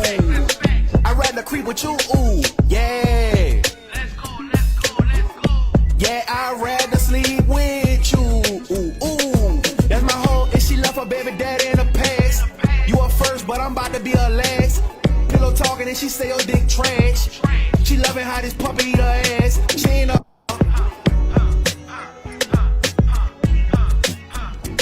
She got a big ass body and some last breasts. Do like a gorilla and beat on your chest. Silverback, silverback, silverback. Silverback, silverback, silverback. I'd rather creep with you, ooh, yeah. Yeah, I'd rather sleep with you, ooh, ooh. I'd rather creep with you, ooh, yeah. Yeah, I'd rather sleep with you, ooh, ooh. That's my hoe, and she left her baby daddy in the past. You are first, but I'm about to be her last. Pillow talking and she say your dick trash. She loving how this puppy eat her ass. She ain't a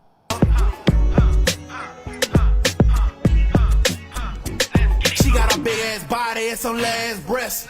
Do like a gorilla and beat on your chest. Silverback, silverback, silverback. Silverback, silverback, silverback. I'd rather creep with you, ooh, yeah. Yeah, I'd rather sleep with you, ooh, ooh. I'd rather creep with you, ooh, yeah. Yeah, I'd rather sleep with you, ooh, ooh. That's my hoe, and she left her baby daddy in the past. You are first, but I'm about to be her last. Pillow talking and she say your dick trash. She loving how this puppy eat her ass. She ain't a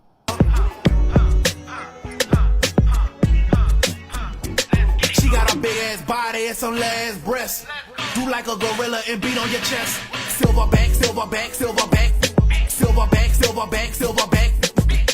I'd rather creep with you, ooh, yeah. Yeah, I'd rather sleep with you, ooh, ooh. I'd rather creep with you, ooh, yeah. Yeah, I'd rather sleep with you, ooh, ooh. That's my hoe, and she left her baby daddy in the past. You are first, but I'm about to be her last. Pillow talking and she say your dick trash. She loving how this puppy eat her ass. She ain't a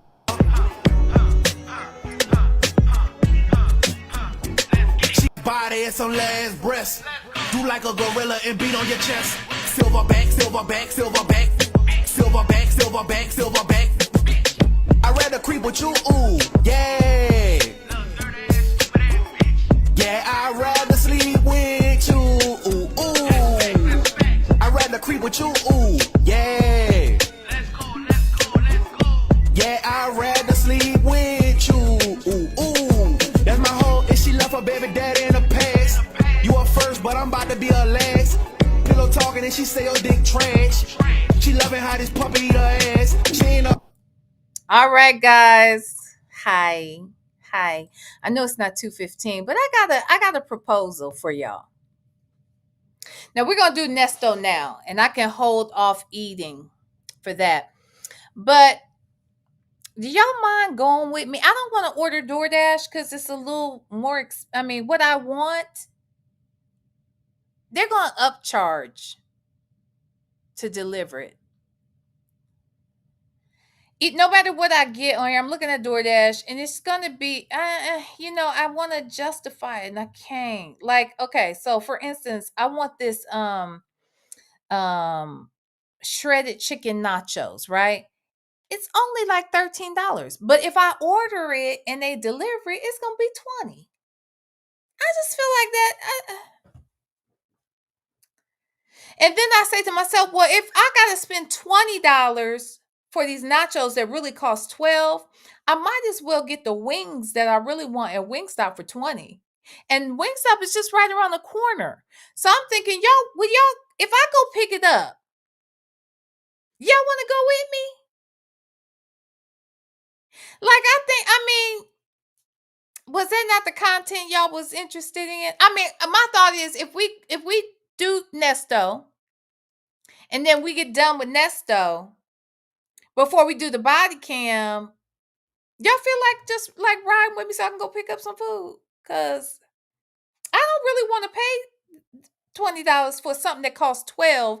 And then if I spend 20, I could just get my damn wings. Look, let me tell you, that might be good content because let Native and Legacy Moon tell it. Y'all might, okay, y'all gonna have to get my y'all are gonna hear me order my food, and they make fun of me ordering my food because road trip. Okay, y'all down with the road trip? Okay. So we're gonna go on a road trip. We're gonna go on a road trip after we get done with Nesto. Okay, y'all gonna hear me order food. Native and Legacy Moon give me shit about it. Native more so than anybody. Let me call Native. He's supposed to be driving home. Let me see. I didn't talk to him yesterday. Let me see. What are you doing? Let's call him. Let's call Native. Native, are you listening? I'm calling you. You thought you wasn't gonna be on the show today? You on the show today. Okay. Legacy Moon ain't the only one on the show today. You gonna be on the show too. To watch. Hmm.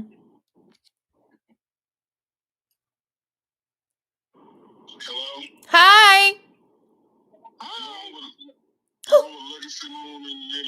Hi, Legacy Moon. Legacy Moon, why didn't you text me back, Heifer? I just texted you.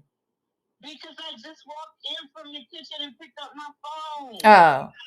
And fainted. Okay. So can you go? You know what? I'm thinking I got to do it even later because I'm hungry. By the way, hi Native. Are you on the road? It sounds like you are. Yes, I am. The V Stylers are here. They say hi. Hi, V Stylers. Yeah. Legacy Moon's on the show today, but I said I didn't want to leave you out, so we're calling you too. These motherfuckers is driving crazy out here, y'all. The motherfuckers are driving crazy out here, y'all. The motherfuckers is driving crazy. He probably won't get home till midnight. Are you one of the motherfuckers driving crazy? Fuck no, these people get in front of me and put their fucking brakes on. Like why you get in front of me to slow down? I don't understand. You better we all need to get dash cams because these motherfuckers out here be playing. That's what I'm saying. I'm serious. They do. Yeah. She got an AKA tag and thinks she can just do whatever the fuck she wants to. No, man. Oh, AKA okay. Sorority. Okay. Yeah. Well, so you're just when'd you get on the road? A couple hours ago. I am actually in Tuskegee, Alabama right now, home of Lionel Richie and the Commodores. Yeah. Yeah. Did you see them? Were they home for Thanksgiving? No, I didn't see them. I'm just passing through. Oh. I don't know. Okay, so Legacy Moon, so this is what the people have decided, okay? Because I'm hungry and I need to eat food, okay? Not right now, but I'm about to do this Nesto content. So everything's pushed back because I kind of got up late. Sorry. But I got up late and I cut out certain content so I could kind of get back on track, kind of sort of. But I'm hungry. So I was thinking I wanted to order food on DoorDash, right? But what I was going to order, I was like, maybe I would get these nachos, but the nachos are $12, right? If I order them, if I go buy them, they're $12, $13. But if I do DoorDash today, it's going to be $20. And my thought was, well, hell, if it's going to be $20, I might as well just go get Wingstop.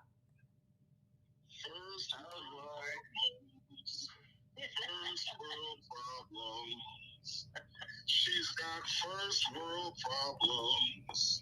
Native always says I have first world problems, y'all. Huh? I was gonna get Wingstop. You were? You're going to get Wingstop today? We should both get it and then eat it while we talk about body cams. Huh? No, I changed my mind because the total came up to $60. I was like, fuck that, I can buy groceries. So See what I'm saying? We have to make new choices based upon these prices. So I think I'm going to just go ahead and get Wingstop. So I decided with the people, the V Stylers and I said, well, if I got to spend the $20, I'll just go over there to Wingstop. And so now they get to hear me order the Wingstop and then they're going to go with me. Oh, Lord. Poor V Stylers. Why? They'll see what Native and I go through. Lord. Why are you saying it like that? I just order my food because I like it a certain way. Yeah, it's an experience. Yeah. Well, I'm about to pull into Buc-ee's because I need some gas and I need to stretch my feet. Okay. Or my legs. Okay, I'm gonna stretch my feet when I get done with this Nesto content, and I'm gonna stretch them and stretch them over there at the Wingstop. Yeah, just all you have to do is let me know when you're ready.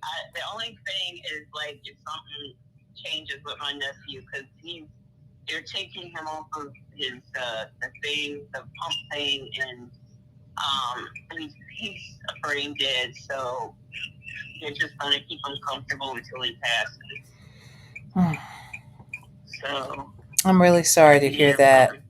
I'm really sorry to hear that, Lexima. So yeah, we'll touch base. I'll call you or I'll text you again. But my thought is 7:30 ish. So I'm about to do Nesto now. It'll probably take me until 3:30 or so. I'll 3:30 my time. I'll call you back. I'll let you know because I'm gonna order the food after I'm done with Nesto's ass. You want something from Buc-ee's, VLenore? Yes. What do they have? I'm hungry. Oh my God! Never mind. Well, they have a lot. What do you mean? What do they have? They have a lot. I don't know Buc-ee's. I just heard y'all talk about it. It's like a gas station place, right? Like a quick trip kind of thing with food and stuff. It's like a quick trip in Walmart had to make. Oh wow, Walmart. That's big. Walmart and quick trip. Big. So Buc-ee's is kind of big. Yeah, kind of big. Well, what they got in there? Yeah, they got everything. They got clothes. They got shoes. You can get you some pecans. You can get you some brisket. You can get you a cinnamon roll that's extra big. You can get all kinds of stuff. It's big. Wow. That's too much to think about. Yeah. I have to look them online. And can you buy me a black dress? Yeah, they got Bring me back 2 wings. Bring me back 2 wings and a black dress. I'm hungry. Okay, no problem. No problem. You want water with that? You want water? I get you water. No, I got water here. It's okay. I know. Yeah, no, I got water. I don't need a soda or anything. I got water and tea. Okay. Yeah. Okay. Well, I will call you guys back. Legacy Moon, I'm sure everything's going to be wonderful today. You're going to come over. We're going to laugh at these people in the body cams. Okay. Okay. And then we're going to go to Zoom and we're going to talk to the host. Talk about the host. Native, do you want to come and go to our whole class? We have a textbook. What are we talking about? We're talking about host. I just told you. We're talking about host. I'm driving. Well, it's in the Zoom. It's like a phone call. Like, what's the big deal? Yeah, well, I don't know. I don't know. I'm driving. I don't know. What is it going? I'm driving, damn it. These people are getting on my nerve. I'm driving. He's very aggravated. I see. I'm trying to help you both and distract you. So I'm going to call you back and give you the Zoom link, Native, so that you can call in. You won't have to see anything on the screen. We're going to listen to the textbook tell us about hoeing. Okay, that sounds exciting as shit. So yeah. Okay, so I'll let you know when the link will be ready, okay? And I'll send it to you. Gotcha. Okay. Love you, Native. Be careful. Traveling mercies. Love you, Legacy Moon. I'll see you in a few minutes, or in a few minutes times 2 or 3. Okay. All right. I'll call you later. Goodbye. Okay. Good. All right. Native was a part of the show. Okay. Okay. Let's get into Nesto, shall we? Please hit that like button make sure you subscribe to Cuffs and Comforts. That's where we're going when we leave here. And then we're going to Zoom when we leave there. Okay. All right. Let me get Nesto together. He is ready to go. He is ready to go. He's ready to go. Hold on. We're going to come over here. We're going to take down this banner because we're back. Okay. We are back, child. We are not coming back. I mean, we're not, we're done. Okay. Hide that. Okay. We are ready to go. Do me a favor, put some yellow hearts in the chat because Shay did this. Okay. Shay is always doing the damn thing over there at Phone Calls from Prison. She's also doing the damn thing over there at PCFP Extras. Okay. So please put some yellow hearts in the chat for our girl because we loves her. And we're going to get started. Again, this is the show. Oh, before we do that, I'm sorry. Only Me 23. Only Me 23. Thank you so much for the gifted membership. Thank you so much. Okay. And it looks like Jay Bates is now a member of Club.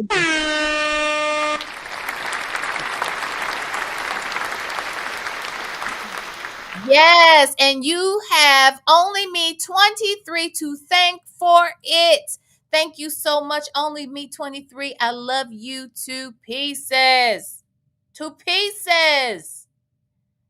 Oh my gosh. Okay.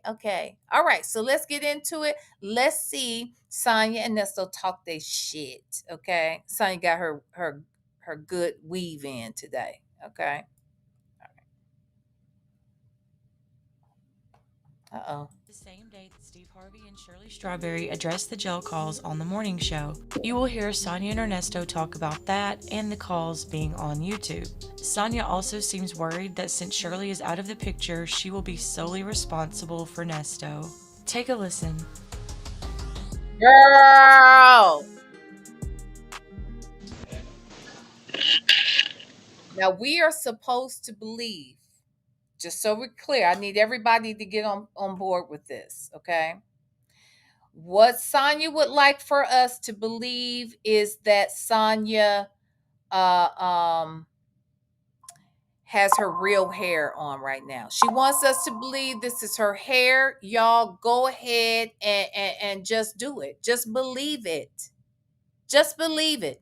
Just for the sake of today, just because we're doing a marathon, give Sonya the gift of believing that her ass really has her real hair out right here. Okay? Don't do it. Don't do it. I know it's weave. I know it's a quick weave. I know this. All right? I know it. And if you notice the way she swooped that hair on the side, it's swooped upwards. It's gelled and swooped upwards.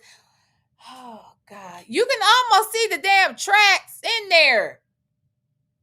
She wants us to believe this is her hair. So y'all just do it. I don't want to hear nothing about it. I know she looks like Tootie, but let it go. Okay, let's do it. What you got going on now? You can't see.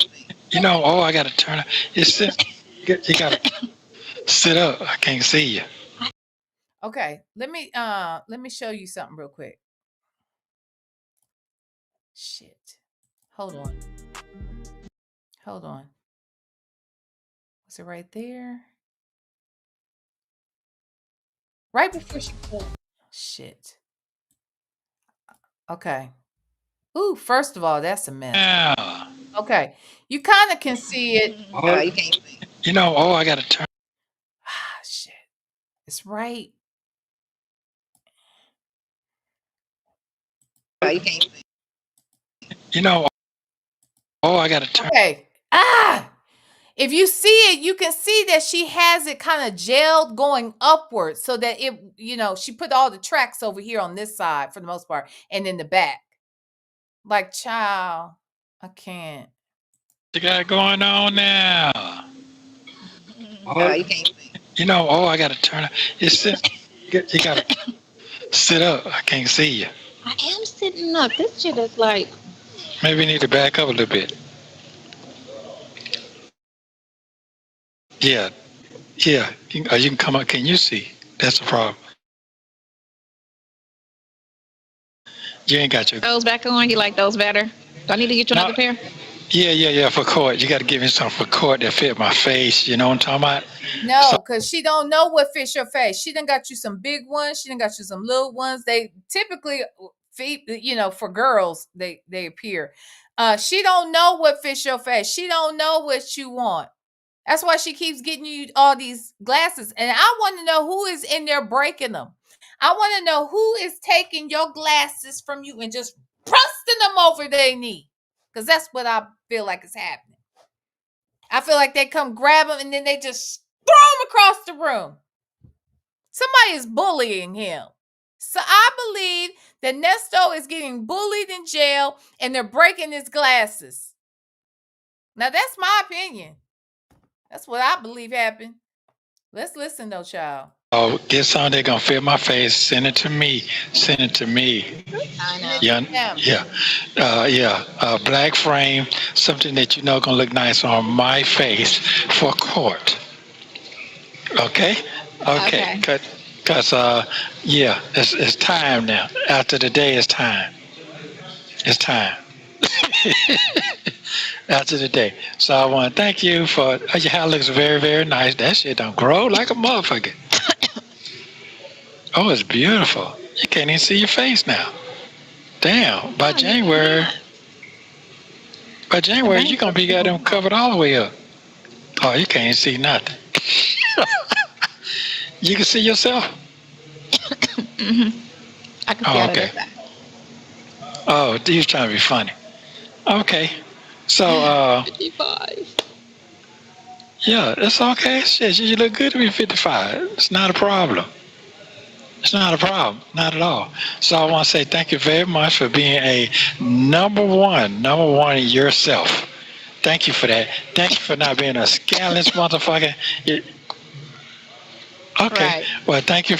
First of all, there is nothing wrong with being 55. Sonia, double nickels, it's not a bad thing. I'm 55 too. Okay. You're 55. What's the big deal? Anyway, there's nothing wrong with being 55, Sonia. But okay, girl. Okay. And for not being a scandalous. And she, by the way, she is a scandalous motherfucker. Okay. Bitch, because you can be just like everybody else, scandalous bitch to get what they want out of everything. That's not none of you. You have shown me over and over and over that you have a heart. I definitely knew that, and you do fight for fairness. You're a fair person. Mm-hmm. You. I don't know why nobody can't see that, but thank you. I don't be around nobody. No, what I'm saying is that if somebody, I think most of I believe now some of y'all may be in your 30s, but I think most of the people in this chat are like 40, 45 and older. Okay, Sonia, we are mature Black women and men who look good for their age, who are proud of their age. We are happy to be our age, because if we weren't our age, it would mean we were dead. The alternative is death. So last I checked, most people want to live. They don't want to die. They want to live. Girl. I really sit down and listen to you, they wouldn't understand where you come from. You see what I'm saying? That's no why. one sits down. That's why everybody's always busy in life, so they don't really, like before this, when me and you used to always talk. You know what I'm saying? When you got your mind everywhere, you really don't focus on certain things. You can mow your hair. You can mow your hair. It's gonna come back, yeah. But like fall. Okay, you see how I'm glad she did this. Y'all see, actually, let me see if I can make this a little bit bigger. Let me take myself, let me make myself smaller.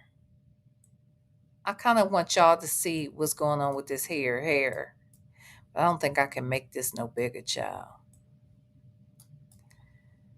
I could, but y'all gonna be covered up. Look at this.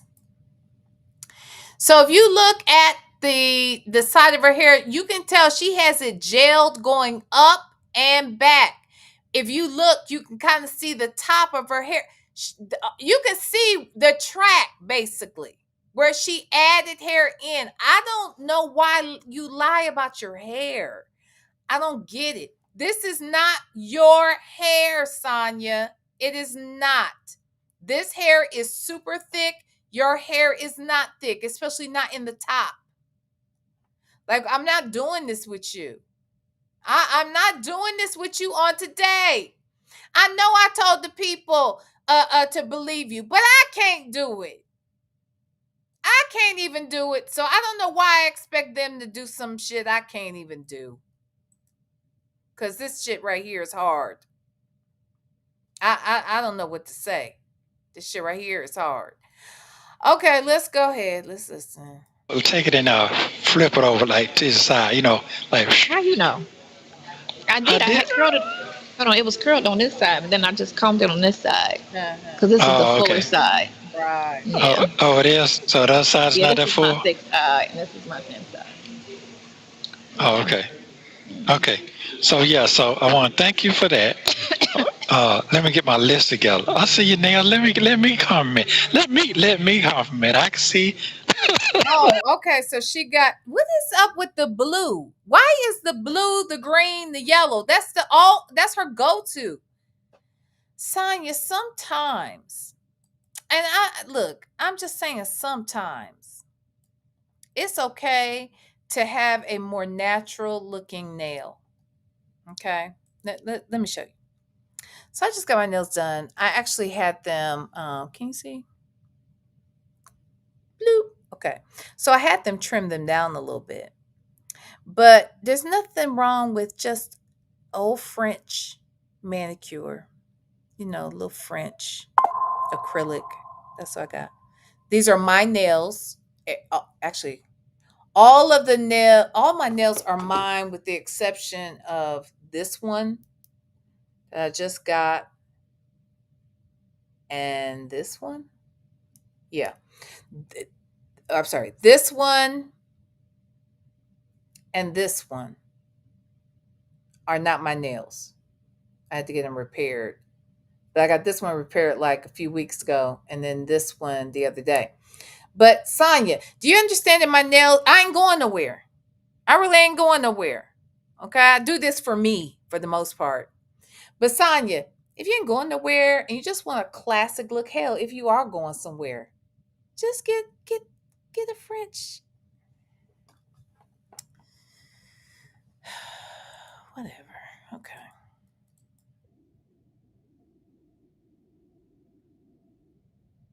Really? Why are you so obsessed with your black hand? Let me see. Look, mine's black too. It's the lighting. It's mainly the lighting. Some of it's lighting, and then it's the sun. Your hands are the most exposed part of your body. I can't. I cannot. And she, oh, I'm so black. Oh no, my hand is black. Why is my hand black? Why I got a black ass hand?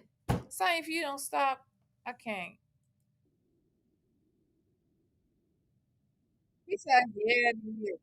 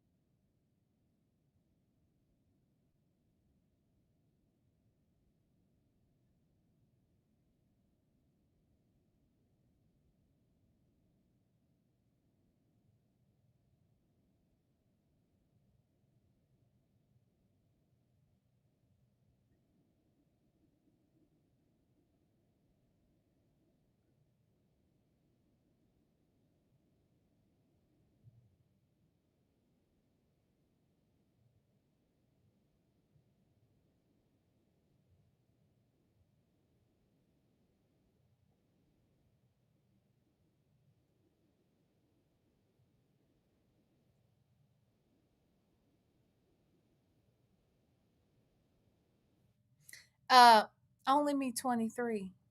Girl, thank you so much for the super chat. Thank you. I mean, not the super chat, the Cash App. Thank you so much for the Cash App. It's going towards the Wing Fund. Thank you. Praise God. Won't you do it? Won't He do it? And won't He use you to do it? Child, thank you for being the vessel. Okay. Thank you.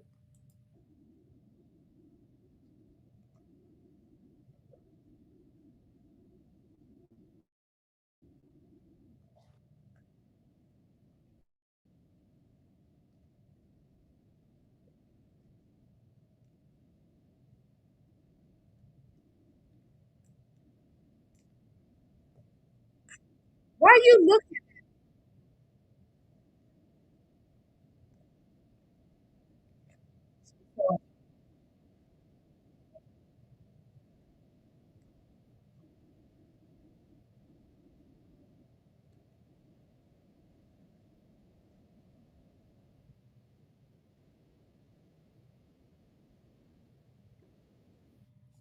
So he's saying, how did he hear? Let me ask this. Do you think, oh, she played it for him? Did she play the where Shirley said, hey guys, if somebody in here can find the video where she plays the radio call for Nesto to hear. If you know where that call is, and I'll try to look as what, wait, it's all over. It's the last jail call. Where is it? Let me see. Sonia Shirley Steve. Let's see if it will come up like that. If anybody knows what jail call that is, I would love to hear a snippet of that. I don't see it. I don't see it, Ralph. But if you know where it is, if you could send it to me, either via email or on IG. Does your heart hurt? Is it that one? Talk about Shirley and the alleged victim. Ay. Where is it, y'all? I don't see it. Okay. All right, let's just play.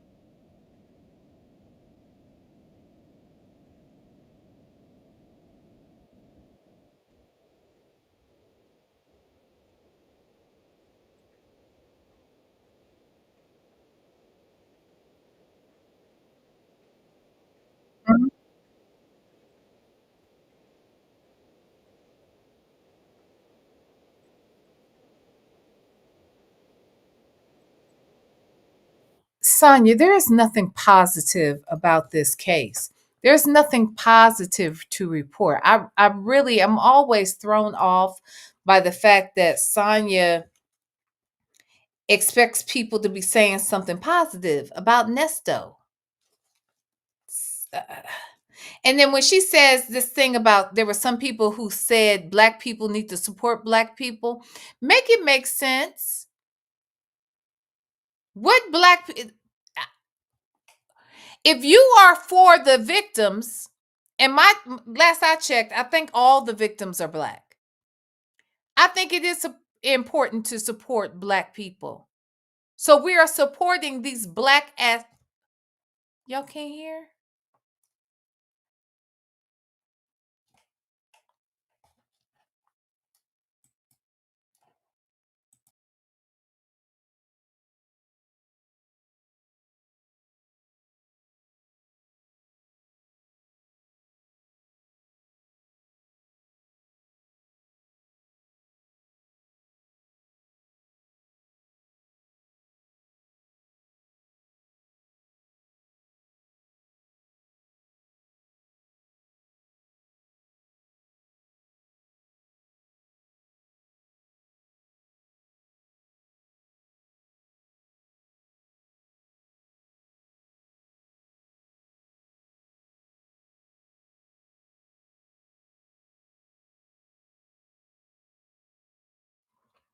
Better?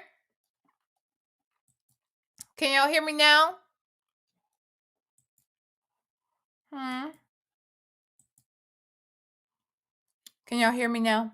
Put one in the chat if y'all can hear me now. Okay, put one in the chat. Oh, you didn't hear the video. Oh, okay. Hold on. I thought y'all couldn't hear me. I bet y'all can hear it now, though. Let me see. I wonder why that is. Let me just make sure that sound is shared. Okay. Okay. Sorry, guys. Okay, let me see if y'all can hear the video now. Can you hear it? We're not worrying about none of that. Them people, I ain't thinking about that. Can you hear it? I'm going to go back a little here. Y'all couldn't see it or hear it? Oh, I was in the wrong screen. Oh, maybe that's it. It's a lack of nourishment. Okay, I ain't get the nutrients. Remember the nutrients? As Sonya wasn't getting the nutrients. I haven't had enough nutrients. Sorry. This is a struggle stream. Okay. This is a legit struggle stream. I own it. I own it. Okay. Do you mind hitting the like button though? Okay. Let's go. Call you back. I'm in the back. I moved it back. So let me go back a little further. Cause okay. Exactly how Over they there run. is crumbling and whatnot. Yeah, that's why. That's why. What's the matter? Are you listening up? You're listening. Yes, the woman he chose my blood sugar low. Oh, is this what is that? Hypoglycemic. Maybe I'm hypoglycemic. Gotta eat. Oh, sorry. Ay, ay, ay. Okay. Oh, okay. Can hear. I was looking. Oh, okay. So what your beard? Yeah. I'm finna cut this shit off. I'm finna get all the way right. I got. She rolls this. See, this is the shit right here. Miss. Oh, I did. I already thanked you. I'm sorry. Okay. This is the shit right here that gets on my nerves. This right here gets on my nerves. All of this. Hold on.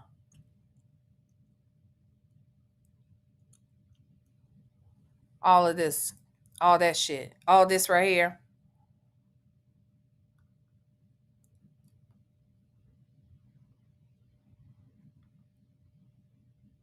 Now you know she don't just do that all the time. She does that in there because she thinks it's sexy and she thinks that she is turning him on. Yes, a lady. Nasty ass fuck. Wait, y'all couldn't hear again? Y'all couldn't? I thought y'all could hear it when I played it. Hey, for what? The woman that chose y'all can't hear it?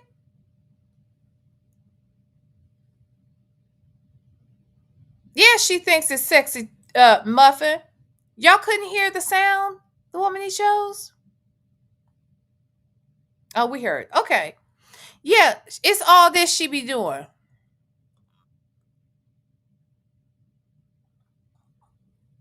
You're so nasty. This nigga hasn't even kissed you, and you are doing all this extra shit, acting as if you superheading him.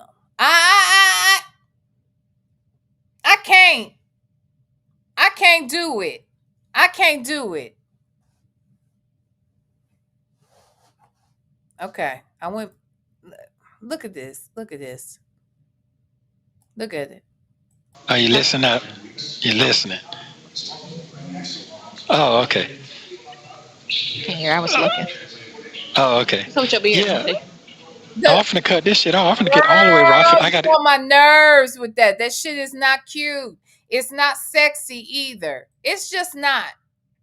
You look like a freakazoid doing that shit for an inmate who hasn't even let you kiss him. Hey, for what's going on after today, It's wide open right now. What I will say is, them folks finna set them folks up with some major lawyers, and they finna get. I know that for a fact because I heard it. I can hear. So he heard. That's why I want to get that video. So he heard the radio during that radio interview. That's why I want to hear it too. Why does he know that she about to get the lawyers and more money? Well, she actually did get more money. Maybe he knew that was a possibility in the making. But I would like to hear what he heard, where he thought he heard that she was going to get an attorney and the money and was coming and all of that. You know what I mean? Ooh. Yeah, she did. The woman he chose. She held her head up so he could see her doing it. Yeah. That's weird. They have that they've never kissed. It's given trick box. Absolutely. They ain't kissed. Well, she kissed. Do y'all think Nesto? I feel like if Nesto won't kiss you, he ain't gonna kiss you. I think if Nesto won't kiss you, he ain't gonna kiss you. Okay. DC Lively said, get an attorney for what? To negotiate the terms of a new contract. I'm sure that he knew that the contract was ending, but I think so this is my theory. My theory is he knew that the contract for Shirley would end within the year. And that when he heard her on the radio talking about this situation and then hearing how Steve was in support of it, that meant that she would be in a better position, or that she is in a good position to negotiate new terms. That's just my theory. Can I prove that? No, but that's what I think is going on. And I think when he heard the call, his thought is, oh, so Steve is in support of her. It doesn't sound like Steve is trying to fire her.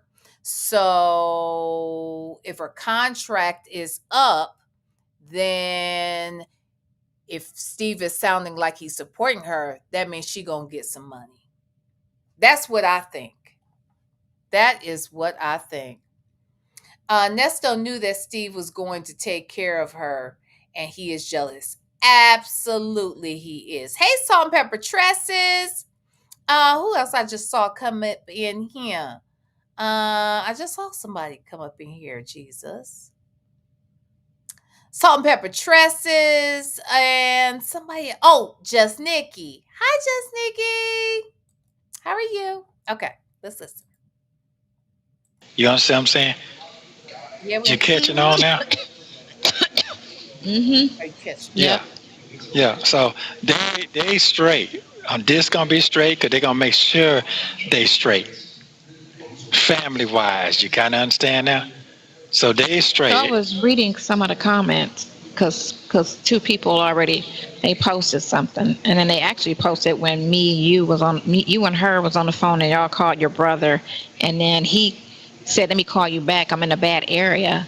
And then you hung up and called me, and I was like, I was on the phone with your brother when you was on the phone trying to call your brother. They put that shit on the internet today. So why were you on the phone with his brother? If his brother and he were just on the phone, how did you pop on the phone with him? And then now Nesto's I mean, why are you talking to Lamont so much? Lamont ain't gave you no money. Lamont ain't coming over here to see Nesto. These people are not fucking with Nesto. You are. But why are you talking to Lamont so much? Commented about the radio show this morning. I was trying to see, what they got out of it. You had a couple people that was like, yeah, black people need to support black people. But then you had a couple people was like, saying she's still stupid and just still on the negative stuff, That's fine. All that's cool. I know we're not worrying about none of that. Them people, I ain't thinking about that. So they put that on there today. This right after me and you got off the phone. Okay. So that's supposed to be their They still backlash. trying. They still trying. That's why I was trying to read to see what are they what can you turn this into? You know. Right. Okay. Well, it's fine. That's fine.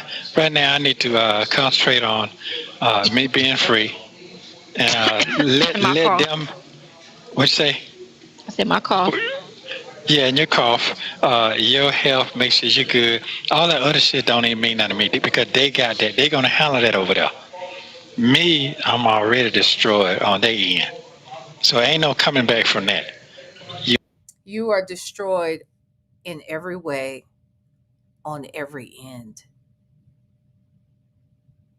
Everyone. You're destroyed, sir. But you destroyed you.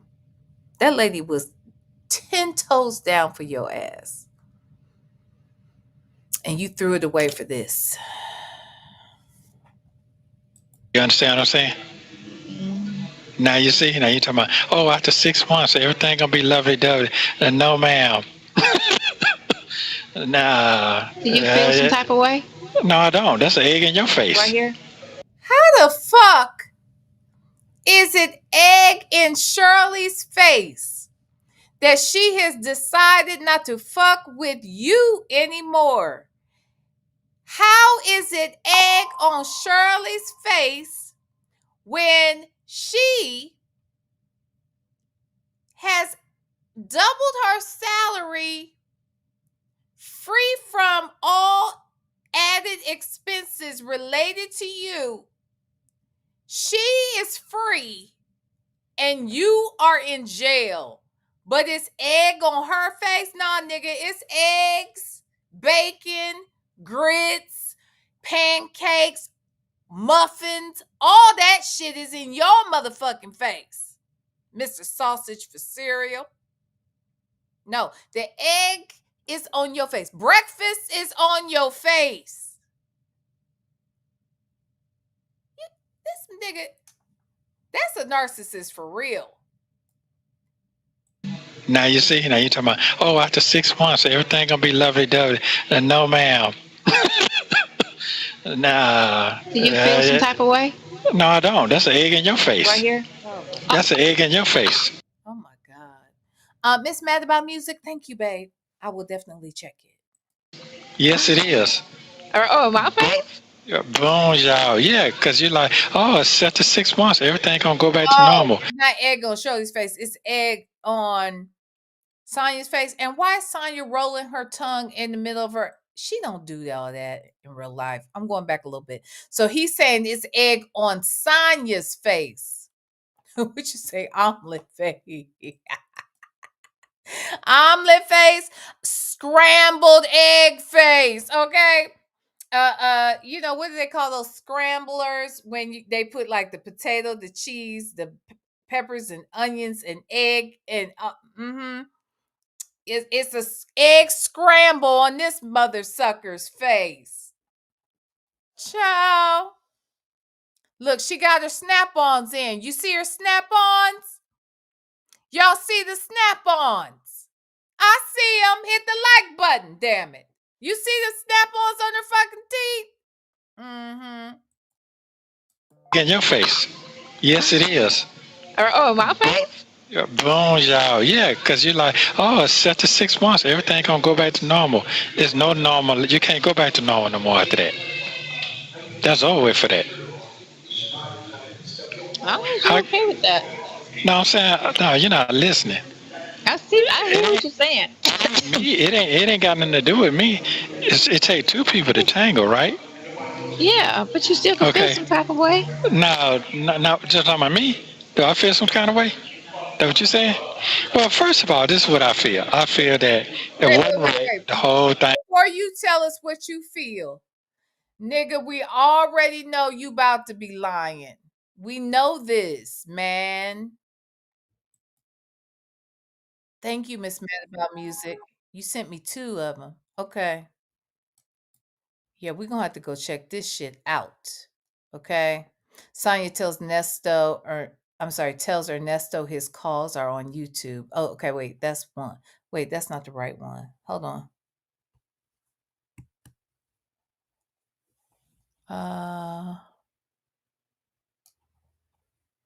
Hold on.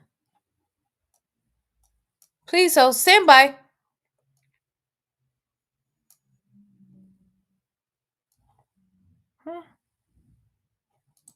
Okay. Wait a minute. There's two of them. Where's this? What's this one? Why would you say that on a recorded phone? Is this it?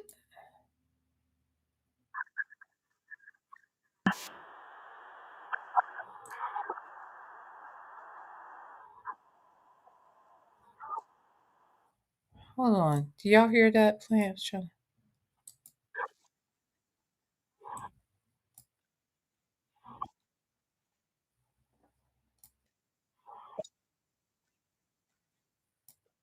Okay. I'm not sure which ones these are. Okay. Well, let's go. I'm going to go back to this one, let it play. But I want to hear Ernesto say how he feels. Now, we know damn well we heard the ultimatum.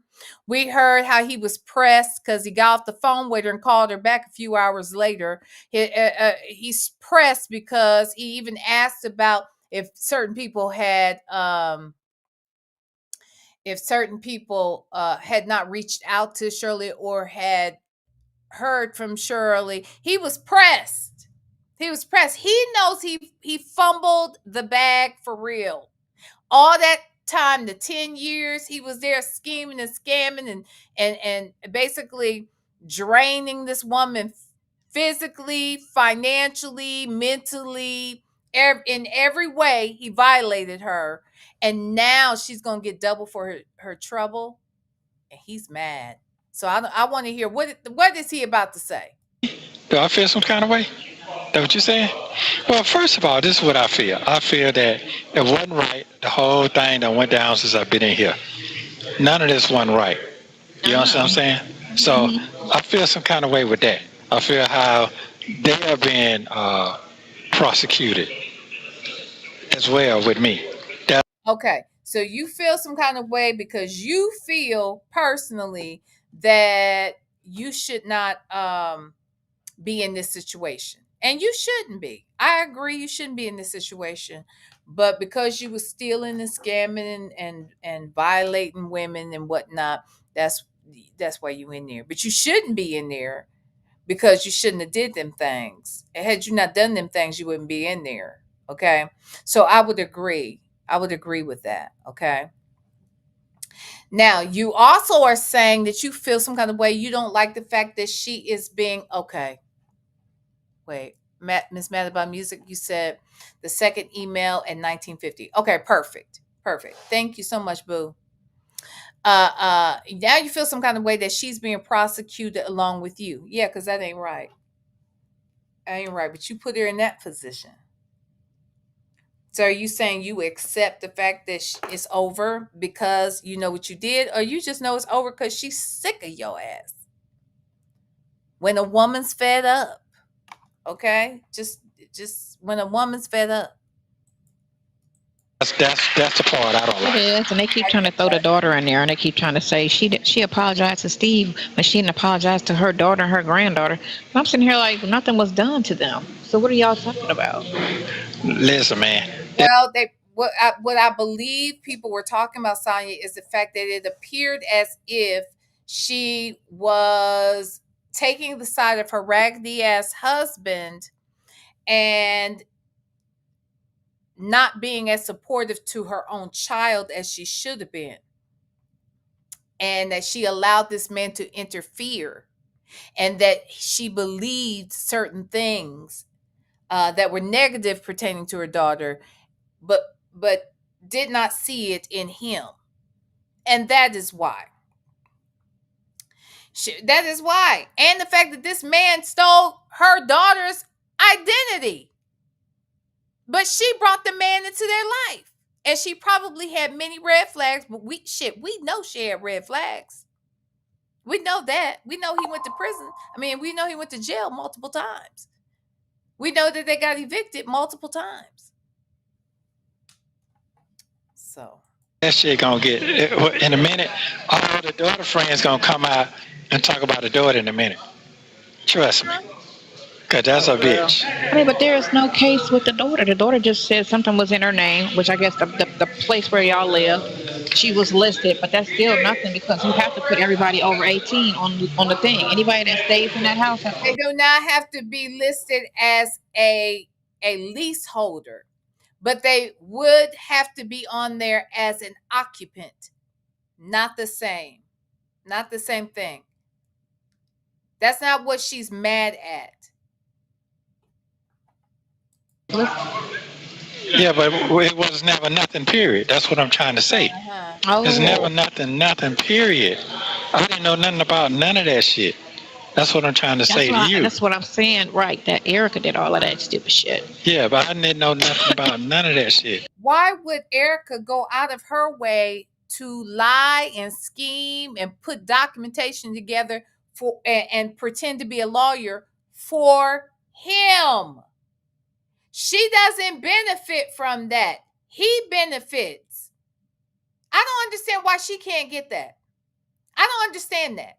She's always talking about what Erica did, but Erica did it for him. So so right now, I don't have no good face until I save my face. So I'm not concerned about that. That part I'm not concerned about, none of that. What I'm concerned about is over with now. They feel better. They got it out off their chest. They feel better. Now, can they sleep at night to try to figure out what the fuck really happened? Why is all this happening? I can't answer that. You know what I'm saying? But they got it off their chest. I'm out the way. I'm not dealing with them folks no more. You understand what I'm saying? That's basically what they said. I'm not dealing with them folks no more. No matter what, I'm not dealing. She did say that. Good for her. But she said that before that. You're just feeling away because it was said publicly.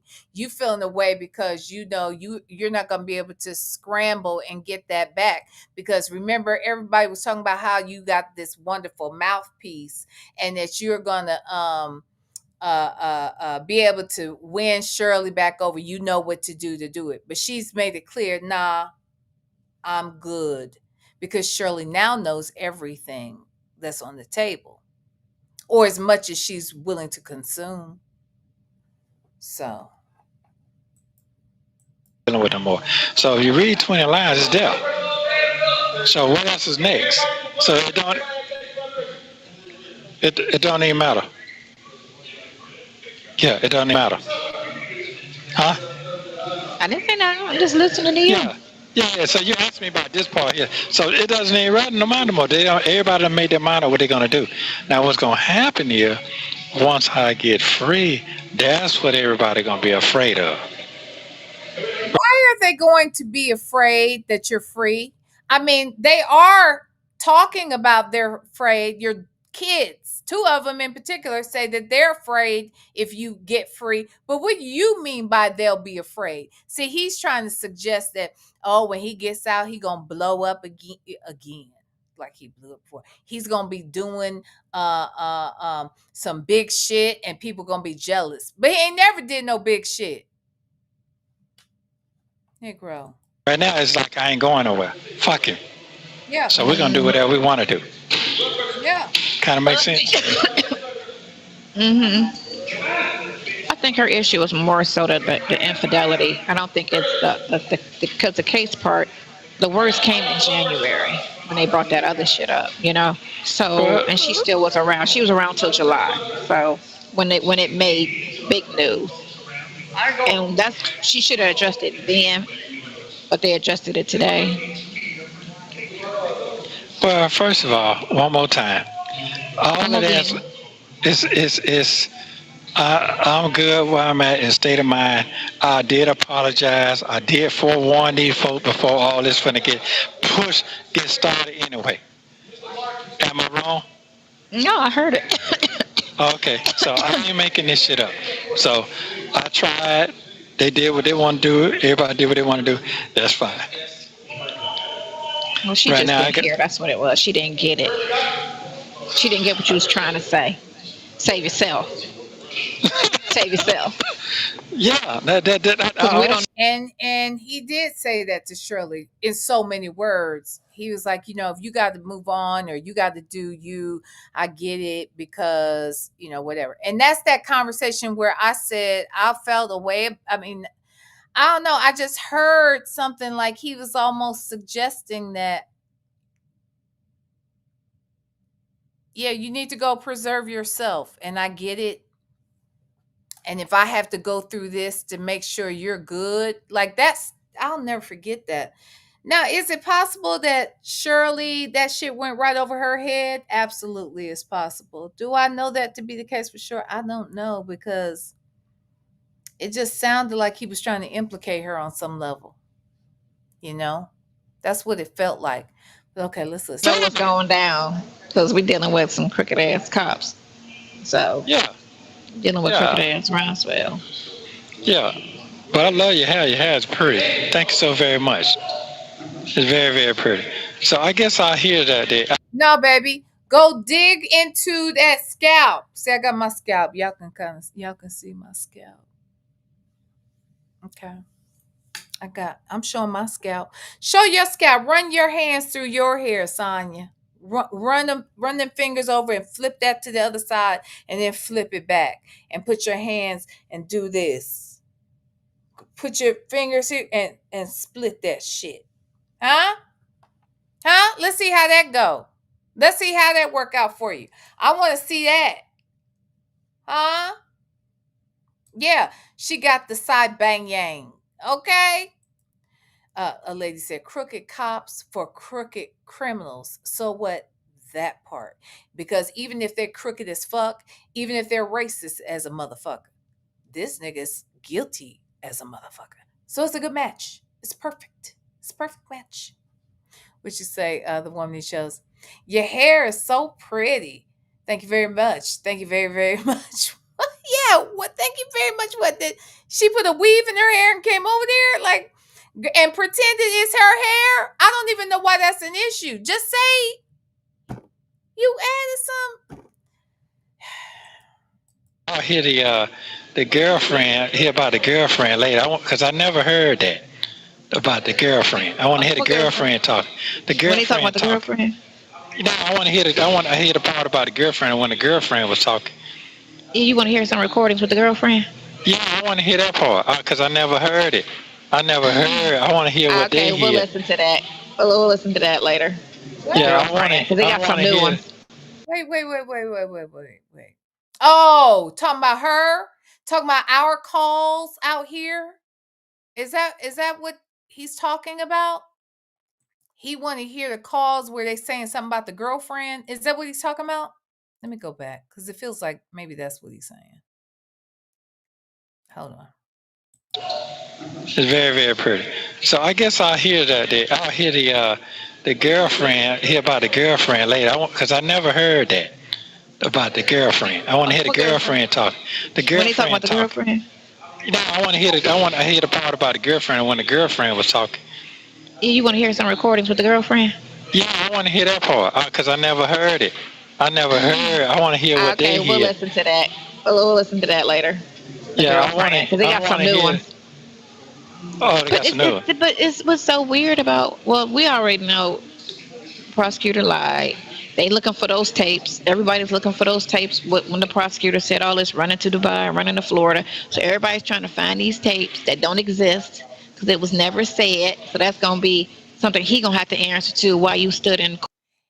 You can trust and believe it was said. They would never have come out there and said that shit in court if it doesn't exist. And just because phone calls from prison has not published it, and maybe they did, but just because it had not been published anyway by this date, it doesn't mean it doesn't exist. It does not mean that. And as much as y'all talk, as much shit as you say on these recorded lines, and you don't remember half the shit that you say or that is said, girl, I'm certain the shit was said. That's all I got to say. Court and told that lie, not one lie, but two lies about fleeing out the country and fleeing out the state and not coming back to court. You got to answer to that shit. He got they have insurance Yeah, to I know. everybody. I'll be right back, Yeah, y'all. I know. Yeah, I know. I know how that go. So, yeah, I gotta laugh because does it hurt on the inside? I gotta laugh and I goddamn cry. Well, So, yeah, yeah, that's all cause you this can is do because you this right can't really here. talk. No, I can't talk. My But they'll mom take is. anything, like the blog, they take anything and twist it. And just say, see what he said that? See what he really was saying was just like when they be on them drug tap calls and they be talking, they be trying to sit there and decipher stuff and like, okay, so when he said tires, he actually meant this, and it's like, But oh, dude, I here's the actually, thing. I didn't say anything to criminalize myself. Period. yeah, make anything criminalize you, just like the blogs was taking stuff and changing it and switching it up. That's what I'm saying. That's why I say don't respond, don't say nothing, because they'll take any little thing and say, just like when they bring somebody in and say, your spouse is dead, right? And they look at the reaction, and because he's not sitting there breaking down crying, they be like, you see, he didn't cry. We got to investigate him. So they use that against him, and he didn't even say Right. anything. I've seen that done so many times where they sit there and they be looking at people like, well, No, she that's didn't true. make it. And I'm sitting there like, not everybody cry. I'm not an emotional person. Somebody said somebody died. I'll be like, oh, okay. Well, what So I, happened? I can imagine when So let me make sure I got this straight. So if somebody called you, and God forbid that this happened, I'm not speaking this into existence, but if somebody called you, Sonia, and informed you that one of your children had passed away, you're not going to have any emotion about it. You're just going to say, "Oh, okay, what happened?" That's what you're going to do. See, you've never really been married, so I don't expect you to feel that way about your spouse, but your kids. Now we know how you acted when your daddy died based upon what you said. But you mean to tell me if someone called you and told you that one of your children had not made it, that you'd have no emotion about it?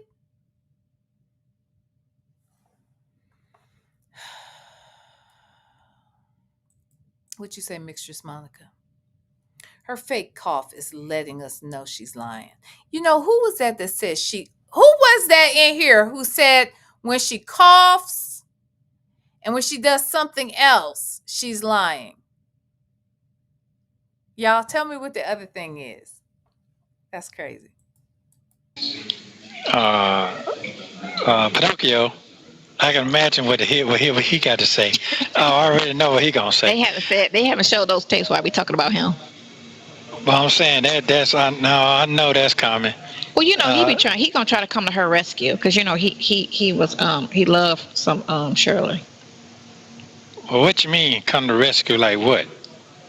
Come to rescue, like she's devastated, she's going through something. Let me give you my condolences. I had no idea this, that, and the other. That's the type of bitch ass dude he is. Wait a minute. Oh, Wait a who we gonna do that? minute. Wait a minute. If he says what again, let's go back. What makes him a bitch ass dude? I need to hear this again. Because he was he loved some Shirley. Okay. Well, what you mean come to rescue? Like what? Come to rescue, like she's devastated, she's going through something. Let me give you my condolences. I had no idea this, that, and the other. That's the type of bitch ass dude he is.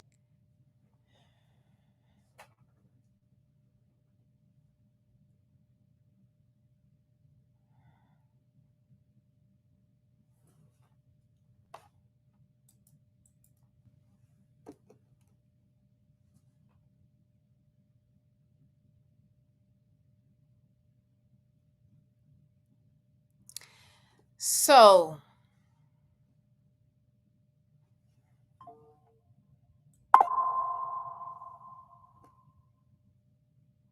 this woman is working a full-time job. She has a job in the public. She it's a demanding job. She has a sorry ass piece of shit husband who has found himself in jail after 19 cycles. We know that he was arrested at least 3 times while they've been married over the last 10 years or so. He's in here now for philandering, okay? He got several women out here. He out here with all these women, sleeping with them, which means he's cheating on his wife. Even if he's not using his little member, he's doing these acts because he's got a whole black ass bag in the car. A car that he got in her name without her knowledge. She knew they had the car. She didn't know it was in her name. You're cheating on her. It was one thing when you were cheating on her when nobody knew. But right now, everybody knows because you're on recorded lines talking to your mistress. You couldn't even stay faithful behind bars. So now this woman is living with somebody else. Well, at this point, she wasn't, but had lived with a friend because she'd been evicted 5 times with this raggedy piece of shit husband. Oh, it's the yawning and the coughing. The real VB. You changed your name, the real VB. So it's yawning and coughing. Got it. So this lady is draining her pockets. She didn't have enough money to buy shoes. She was staying with somebody at one point at their house. Now she's staying with her, by herself, but not by herself, but on her own with, I think Debbie possibly is living with her. This woman has had to maintain her composure when you're out here straight up and down humiliating her. Not just humiliating her because you're out here committing crimes. No, child, you didn't lose no sound, real VB. I just don't understand what the hell's going on. I'm at a loss for words.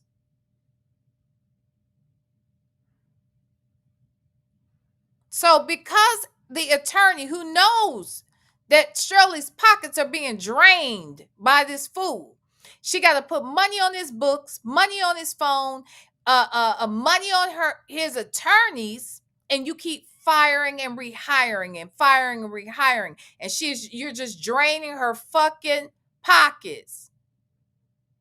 Yeah, my time. I had to just get my mind right behind this. And this motherfucker, Sonya, said someone telling Shirley, especially someone who knows what the fuck is going on here. The fact that this man likes Shirley, concerned for her, feels sorry for her, that makes him a bitch ass nigga.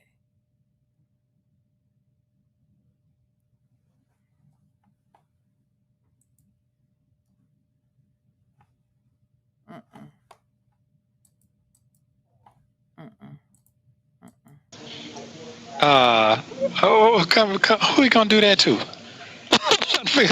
He gonna talk that to me?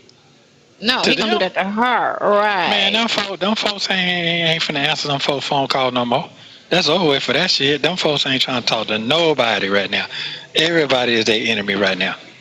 Straight the fuck up. And her head, everybody is her enemy. She don't know who to talk to, She can't who talk. to trust. If he can't talk to her, he'll shoot her a text because he just that. I'm telling you, his personality. Okay. Well. Because remember, he kept calling and giving her all. And we sitting there like, why you keep calling her? Right. You were only told to talk to her about the money and only. That was it. And you keep calling her about all this extra conversation. You keep calling her.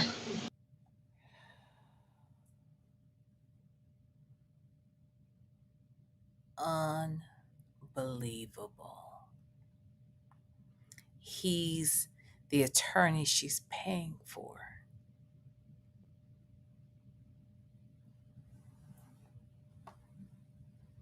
You're And he's going to try to put you're not, by the way. You're not. You're not shit.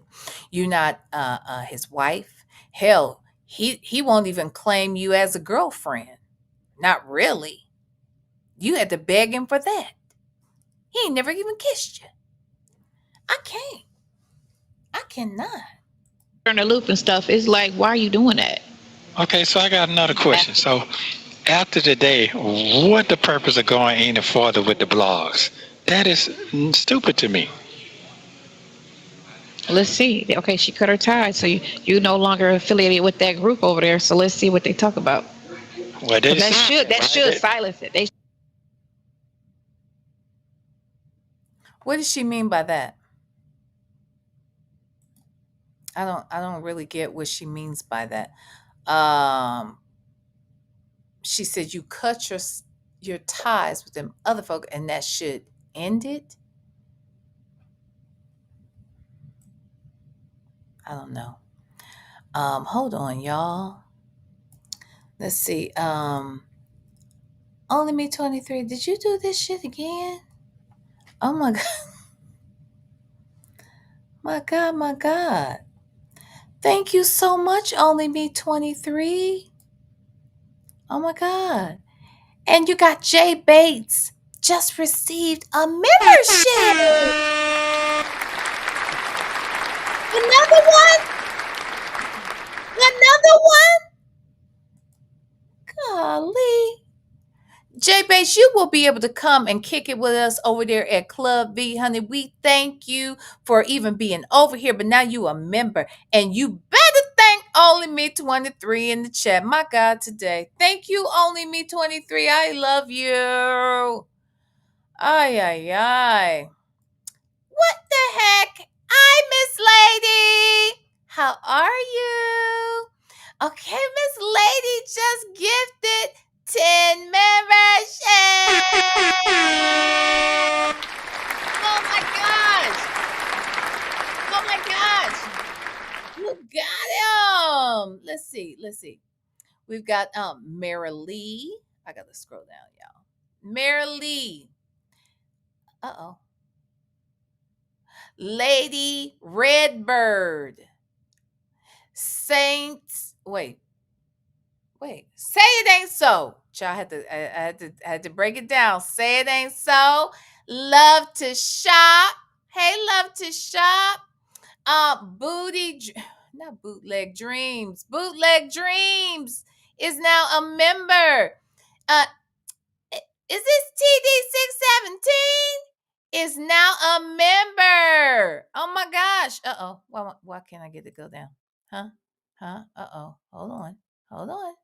Hold on. There we go. Is that Kenna 14? Let me see.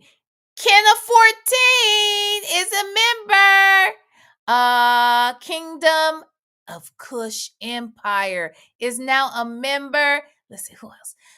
Call Me Darling is a member, and V the One are all members because of Miss Lady. Shout out Miss Lady and all of you members. Everybody, we are growing. We are growing the club, baby. And so, again, because you are new members, you will be welcome to the party and the class on hoeing tonight. Okay, it's a whole class. All right, I'm just saying. Y'all welcome to come. We probably ain't gonna start the doggone thing till around. It's gonna be late.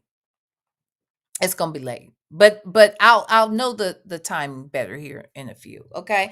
But thank you so much, Miss Lady, and welcome to all of the new members. My God. Okay.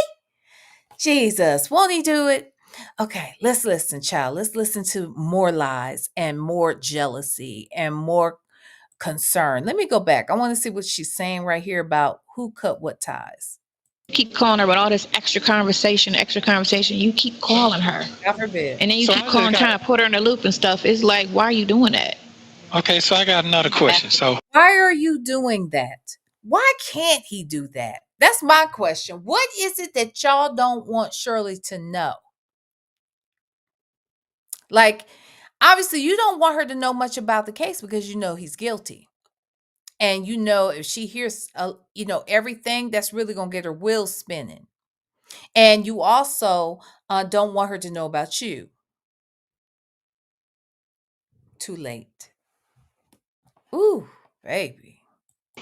After the day, what the purpose of going any further with the blogs? That is stupid to me. Let's see. Okay. Wait, and who are we talking about now? Why does it make sense to go forward with the blogs? Who's going forward with the blogs outside of Sonya? Or is he suggesting that the blogs should stop? That must be it. He's saying that the blog shouldn't have anything else to say because Shirley came out here and did the radio. And I guess Sonya's saying because you cut ties with her, that should put an end to it. No, because you still over here stirring up shit. You about to go on your little tour. You're gonna go on a tour here in a minute. All right. So no. If it should end it, you should have disappeared. You should have disappeared. Stop talking to him. That would have ended it. But it didn't. Because you won't stop. You can't stop, won't stop. Okay. She cut her ties, so you no longer affiliated with that group over there. So let's see what they talk about. Well, That should silence it. This should be the last day, right? Everybody should get on the boat today and make some little comment today. And this is what I was thinking a month ago. I was thinking, it rolled like it's over. But then now that Steve said something and they got out there, and you know what I'm saying? So it's like, well, you can keep bringing phone calls, like the one girl was trying to say today in the blog that she posted yesterday, talking about, so the brother and the son knew about the girlfriend. You could hear them on the phone call together. And so then she plays me and Dion on the phone. That was the first time I ever spoke to Dion. And then they played me and your brother. And I'm sitting here like, you just reaching at this point. You just really reaching. Like, y'all trying to attack this. Reaching about shit. Miss Lady said, honey, we're riding the train all the way to the end. That's right. We ain't gonna stop till the train gets to the station. All right. And by station, I mean the prison. And even then, we might be able to check in on a couple of your weird ass calls that I'm sure you're gonna make with him. I don't know. Can we get prison calls? We'll have to find out that. But anyway, nevertheless, this lady is crazy. And she wants it to end, but then what does she do? She goes on a tour. And at this point, they have talked about they have solidified their relationship at this point. But then a couple months later, she's talking about we're just friends. And you just only heard a couple calls in the beginning, not the end. And we're just friends now. No, and no. And you're not even friends right now.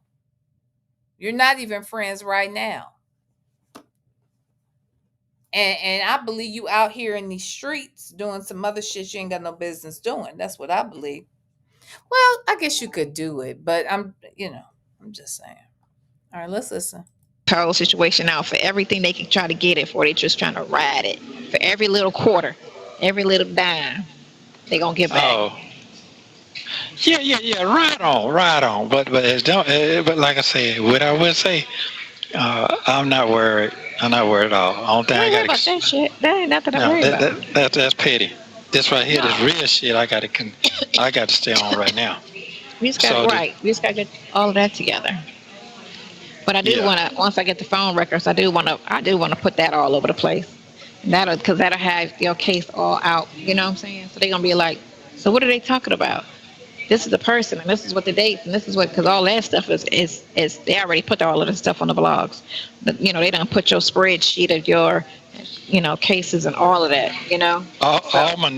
Every case I got, they got it out there. They done. Hell yeah. Just like Miss Lady just said, we riding that train to the station. Shirley 007 said, baby, we've been around the world 3 times at this point. We here for the long haul. For sure. At this point, this was so funny. This was 2 years ago. 2+ years ago. She thought this shit was going to end, but she kept on running her mouth. Then she went on tour. Yeah, no, it don't work like that. Put the camera all on it and put it on there. Yeah, they didn't just speak on it. They actually showed the printout. Yeah. Of the cases and the charges, except for the one with you and the sawed off. No, that bitch did show that. She showed that months ago when she first mentioned it. We're talking about every case that I got right now. And the ones you had before. What? But they didn't put the warrant. They just put the charges. So the warrants give you a little bit more in-depth detail of what they're trying to do. A little more? They didn't put the warrants. No one has the warrants. Everybody's just going by the... I'll be honest. I never knew warrants were as detailed as they are until this situation. When we start hearing the warrants being read, I think I've read one time. That shit is detailed as hell. Jesus. The charges. Remember when I saw the charge, when I saw the warrants, I was like, oh, okay, this is some bullshit, you know? And I know a lot of that still was kind of twisted to make it come off as a charge, even though even looking at what they have it's a civil situation. If you're trying to say what she said is true, that's a civil situation. It's not a criminal situation. So, okay, so it's it. So I got everything going on. They got me fucked up, man. I'm already be dead the way they trying to prosecute me, boy. Quit saying that. I'm for real. Look at me, boy. That's too much money invested in time. Don't have me fuck you up. We get some life insurance on your ass. I need my money back. Yeah, you might need to. I'm just joking. I'm just joking. What? No, I'm just joking. No, I said you might.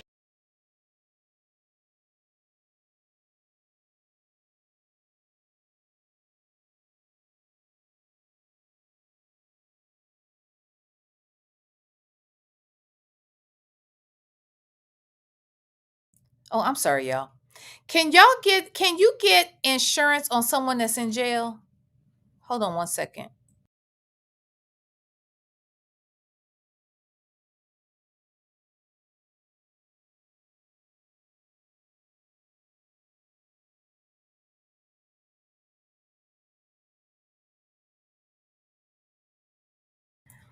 Okay, I don't have to go on this field trip. My son, he's gonna take a shower and he's gonna go get it for me. I'm just gonna get the nachos. I think that's what I want.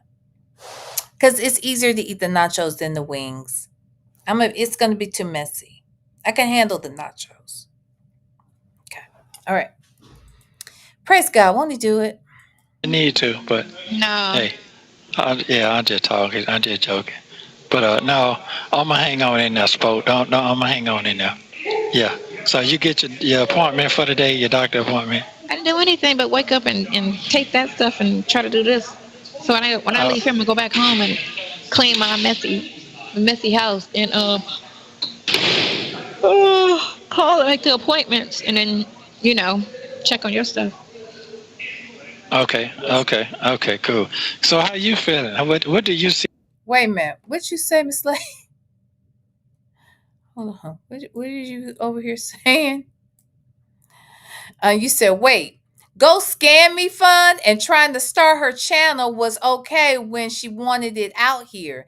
Didn't work out. So now they want us to sit down. Not exactly. You can't 1 minute say, I hope the blog stop everything. And then the next minute you go on the biggest blog in this area of YouTube. I shouldn't say I think in this kind of area with like entertainment and that kind of thing. I mean, I'm not saying we're kind of like in the middle of true crime and entertainment kind of news. That's what I think. And Tasha K is huge, right? I mean, there are content creators bigger than Tasha K, but I mean, she's nothing. She's got 1 million subscribers, right? So you want to go over there to Tasha K's platform, and then you want to tell your story and tell a lie while telling it. Then you go on at least 3 other interviews within a month or two, okay? And I don't get it. Actually, she did about 4 because she did Tasha K, she did Sylvia.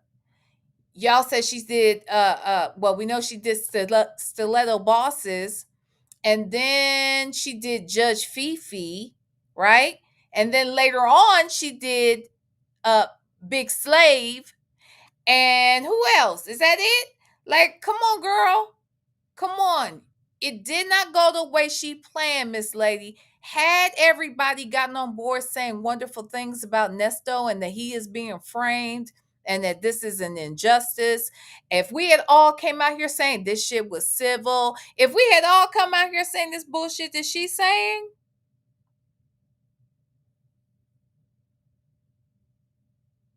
then she would be happy. She would have no problems. See the end game of all of this here. What do you see? Happy times, happy times, happy times. I'm just a little nervous. What you nervous about? Man, I'm just a little nervous. That's right, DC Lively. And recorded Tasha K without her knowledge. Now, Tasha K said later that she did figure out or knew or something that she was recording. But my thing is this. I don't think she was just, okay, maybe she recorded it to make sure that her words didn't get twisted. Maybe, but I find it hard to believe. I think she was excited and she didn't want to have to wait for it to come out. And she wanted people to hear what her experience was like. And when I say people, I don't mean necessarily us. I mean Yvette or Stiletto Bosses. At that time, she was cool with Cougar. These, I don't know, these dudes she deals with or talks to or whatever, her sister, she wanted to be able to show her kids. She wanted to be able to show that. That's what I think. Child, and Tasha didn't cut shit. We saw her from the beginning to the end. You know, I mean, break it down for me. Let me hear what. None of us seen this coming. This type of shit coming. No, not that. Not your case nervous. Not your case nervous. I was talking about you and I nervous. Oh, you ain't got shit to worry about, player. You ain't got shit to worry about, man. That list, man. So let me see this. Let me get this straight. This man is married. And he was married when she met him. She dealt with him anyway. Now we know that if he's dealing with her, well, we know for sure that he was dealing with other women, right? We know that now in the back end.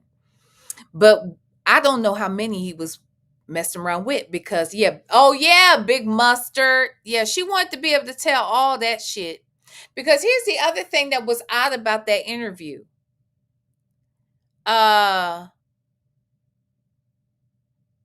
Not that interview.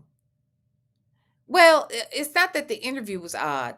She did a live with Big Mustard, and she came out here basically suggesting, both of them, suggesting that Tasha K has somehow been manipulative or, was twisting their shit or was doing something negative towards them.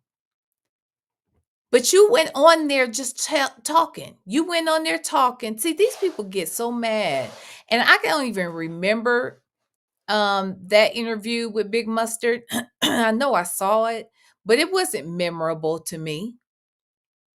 That video was not memorable. So, I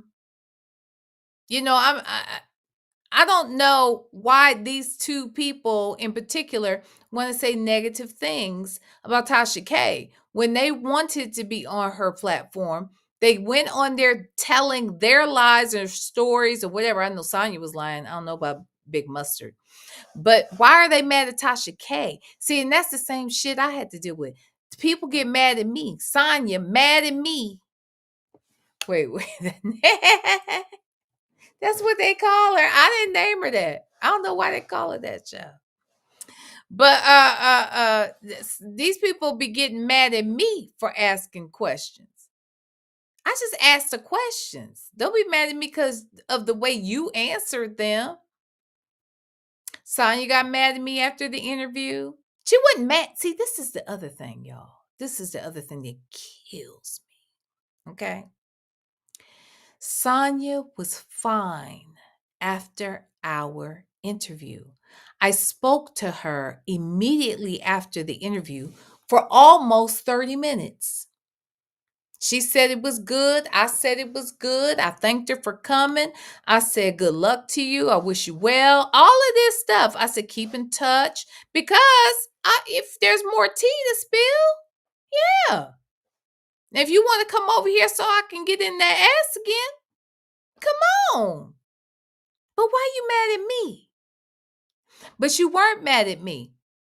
They get mad when they read the comments. That's when they get mad. When Sonya got done with Tasha K, she did not say nothing foul about Tasha K to Nesto. She did not say anything foul. She said she recorded it just to make sure that she wasn't on no bullshit. But Sonya did not. Sonya didn't say anything negative about her, Tasha K. She didn't say anything negative about me immediately after. Okay. In fact, when I sent her a text, she sent me a big ass heart because I said thank you again or whatever in the text message, and she sent a big heart. Well, why are you sending me a heart? I don't understand. Why are you sending me a heart and now you mad? Y'all, why y'all call her Big Mustard? Why Nyla do that? Nyla, why you do that, Nyla? Huh? Why she call that lady Big Mustard? Huh? Let me ask her. Let me call her.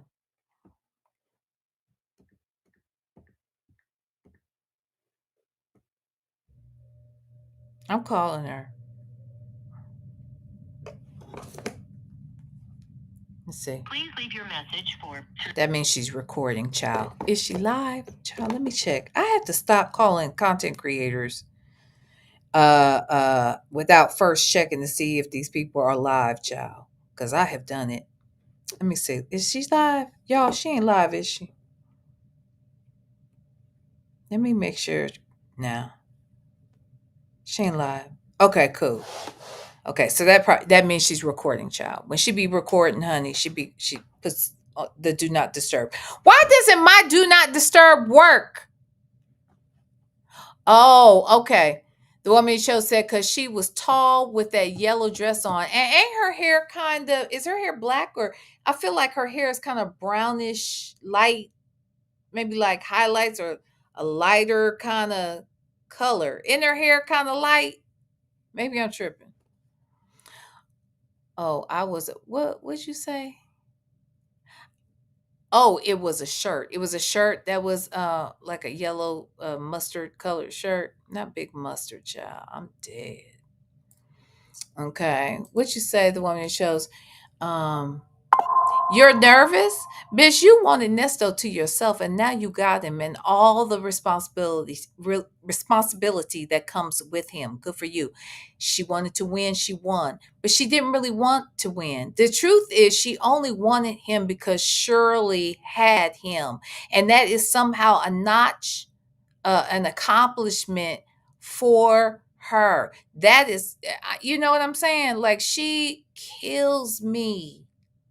She only wanted that Negro because of Shirley. And that is why she's scared, because she knows she ain't got tens of thousands of dollars to throw on excuse me, to throw on attorneys, to rain on attorneys.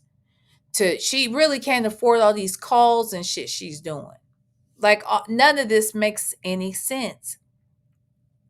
Miss Lady said, we're not as educated as her MAGA ass, and now a little something about the world and love for black people. So now she's mad.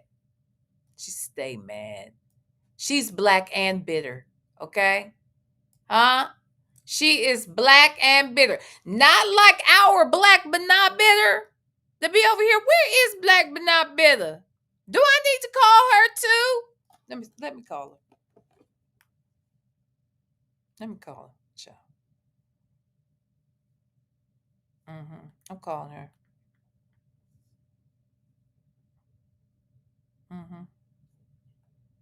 I'm calling her.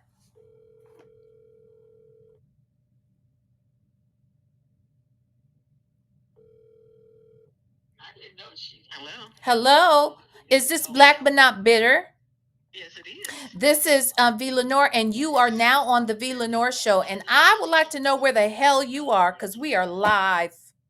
I'm in Cincinnati, so this is our last day here. We leave to go back to Atlanta tomorrow. Oh, okay, okay. Tell Wiz hi. Love on your family. I'll give you a pass, because we were over here talking about Sonya's black and bitter ass. And I said, not like our Black but Not Bitter. And then I said, where the hell is Black but Not Bitter? I'm calling her. So say hi to the V-Stylers. They hear you. Hey, Wiz, how are you? Oh my gosh. Okay, well, y'all go ahead. Enjoy your time. I'll talk to you when you get home. Okay, bye. I've called everybody. Who else do I need to call? Who else I need to call? I don't got nobody else's number. I got my moderators' numbers and stuff. Actually, you know what? A couple of, my girls. Speaking of which, let me call them. Nope, I'm calling.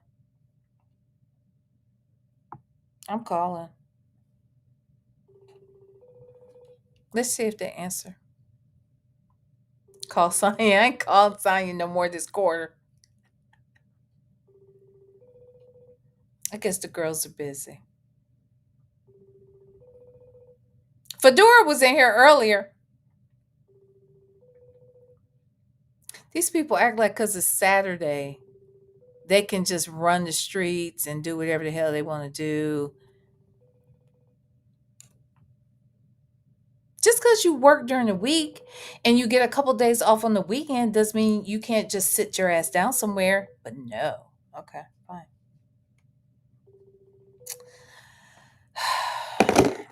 Everybody's doing something. Okay, I'm doing something too. Let's get back to this. Listen, man, them folks that shit old with. They done already done said. I keep telling you, not listening I'm to. not talking about that. I'm not talking about her. I'm not. You say that. I'm not worried about that. Oh, you are I'm not about talking you? about that. I'm talking about the weight of. I have over the months. I've been trying to prepare myself for the situation because remember when I met you, I was always we like, got it. We got it. So yeah. now you got what now I gotta. I've been. What, you got what you want? Is that what you saying, that's though? He's trying to listen to him. Listen to him, y'all. Let's go back. Listen to this. The situation because remember when I met you, I was always we like, got it. We got it. yeah. So now he don't want her to talk about when they met. He don't want her to say nothing about that. But okay, let me listen. So now you got what now I gotta. you got. Now you got what you. Now you got. I've been, slowly like getting used to the idea, and so now it's just It's the real weight of the as a whole. motherfucker right now. It's real as a motherfucker right. Yeah, it's real as a motherfucker, and it ain't cute, is it, Sonya? It's cute right this second, but come March of next year won't be quite as cute because that's when you're gonna find out this mother sucker was talking shit about you out here. Remember that? I remember it was in March. Right now. And it's a lot of weight. It's not just a little weight. It's a lot of weight. This ain't no kid weight right here. This ain't no kid so weight. Coming in on a lot of shit. So and it's like. Do you want that? Do you think? I mean, this. Hey, man, this some grown folks shit right here. No. I'm okay with it. I'm a tough person. I'm okay with it. You know what I'm saying? I just, No, I don't know. I know. So it's like when you were with the person, you were her responsibility, right? So now that you're a free agent, Richard was a 7. now I'm taking on the responsibility.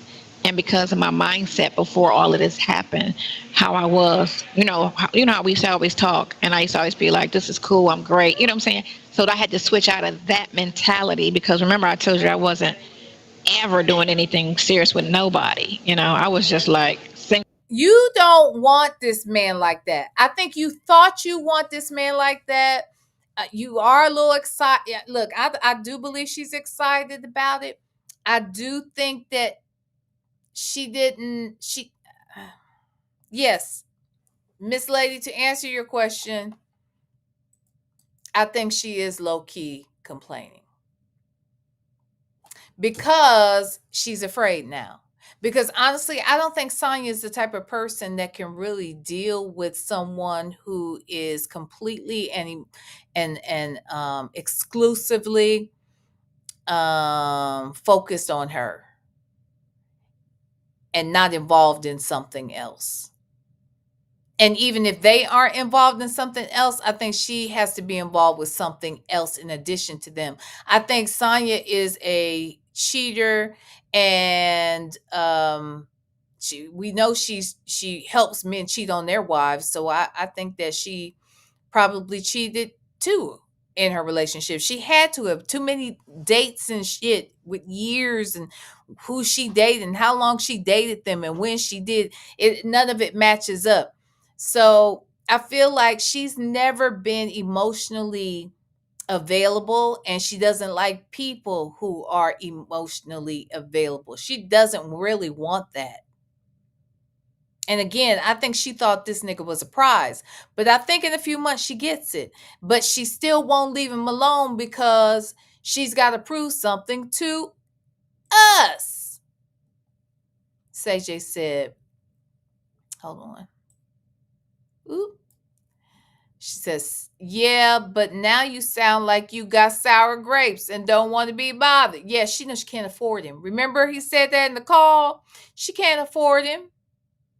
This was around that time. Maybe, no, it was July, I want to say. July of 23 when they were on the phone, I believe. And he said that shit about she can't afford me. I think she knows that. To be quite honest, I think she knows she can't afford him. Sure do. I sure do. Exactly. Remember, she said that her ex was in jail for 11 or she said 15 years or some shit. No, I think he was in there for 30 and she spent 15 with him. Like, really? How's that possible? There's all these other people, the doctor and the lawyer and the husband. Like, there's too much overlap. Something ain't right. Something is not right. Hey, Sarah Colette, what you had said? She wanted to take Nesto from Shirley. Shirley gave him away, so it's not the same. Valerie, just to confirm, you'd like to call Living Fearless, Blog Talk Radio. Jessica, Jacob, commenter. Hey, Siri, cancel. Okay, I won't do it.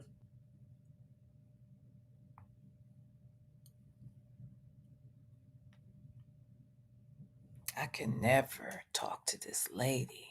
I cannot do it. Is not allowed.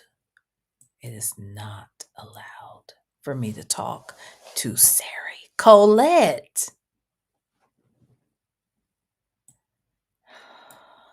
And then when I was at that man in Columbus's house, Alexa was in my business. Hey, let's be clear. Sonya knows she can't keep a man. Sonya's on lockdown, so she doesn't have to feel abandoned, and that's something. That's something's wrong with her. Now, I say that too. I think she does like the fact that Nestor is in jail. Now, there is a benefit there because she can keep track of him in jail. And honestly, I don't think sex is that important to Sonya, to be quite honest. I think she has used it as a tool, but I don't think it's that important to her. And I also think you really got to plan that with Sonya. You got to make sure she doesn't eat. You got to. You got to make sure she's not the chick you can take out to dinner or even take out to lunch or breakfast and then come home and lay it down, because no, she's got to shit. And we don't know how long it takes her to shit. And we don't know if it's loose bowels. We don't know if it's watery. We don't know what's going on. And then she's got to bathe. Okay. And then by that time, she probably doesn't even have the energy. Huh? You know how take the energy out you. I just don't believe she's that into sex and stuff, because again, you got to plan. You have to plan with this lady. Oh, why is this doing this? Okay. Hey, Donna Michi, I have a question. Do you guys think she really believes what she's saying? No. At night, with her own thoughts, does she know the truth? She knows. You mean about Nesto? Yeah. She knows. She definitely knows. Mm-hmm. No doubt about it. She knows. And that's why she talks so much about it, because she's trying to help. So she thinks. And she's trying to help him come up with excuses for bullshit. Mm-hmm. Mm-hmm. A lady 747 says she doesn't like water or value being clean. I'm trying to tell you. I'm trying to tell you. Who is this? Oh, Miss Mad About Music says she wanted to be important for Nesto. She wanted to be that. Yeah. And that is the thing. She wanted to be uh-oh. I just lost you on my end. This is a raggedy ass stream. Okay. I'm sorry. She wanted to be with that man, always talking nasty to him. Yeah. But she really, I do think there's a part of her that feels like she won. And maybe she thought that's what she wanted, but I don't think she can't do this by herself. And he can't do her by herself. Let's be clear. If he was free, Till I die. But what I was trying to get at is you knew that he was a cheater when you met him. You read these warrants and you saw all these things he was doing with all these women, and you acknowledged it because you said you couldn't get up with him because he had all that going on. So you see that he's faithful. I mean, he's not faithful to anybody else, but he says you don't have anything to worry about. You can't be with this man. You got to worry about everything. You got to worry about what he's doing with all the cooches in town. Shit, then you got to worry about what he's trying to do to your cooch. Huh? Like, I mean, you got to worry about what he's trying to do in your wallet. You got to worry about if you got property, if he going to try to steal your house, steal your vehicle. You got to worry about a lot of shit when it comes to this nigga. Like, what is it's Type shit. So that's the thing I'm talking about. Just trying to transition myself into the weight of it. You get me? The weight of it as a friend was different from the weight of it in another situation. So I was okay because I was coming in as the best friend. You know what I'm saying? And I was still like, whatever you need, whatever. You did not come in as the best friend. You didn't. And it's interesting that you're talking like this at this time, because the truth of the matter is you don't even know we got access to these. You didn't know that Shay was going to get these calls because these didn't come out until January 24. Whatever I need to do, you know what I'm saying? But now it's like a 100% weight instead of a 50% weight. That's all. But it's cool. It's not a bad thing or anything like that. It's just something I had to adjust myself over the months into, you know what I'm saying? Because I thought about this last year and I was like, can I do that? Would I be all right with that? And we weren't even talking about that because you was still good. So I was just like, if that was ever a possibility, could I do that? And that was because you asked me a question last year. And I was like, and they probably got that too. Huh? They probably recorded that too. Yeah, it is. I'm recording. I know it is. I'm just saying. Yeah. Yeah. So really, it was just a matter of just seeing. Here it is. Everything that was talked about, put the dagger in the cake. Boom. That cut the cake.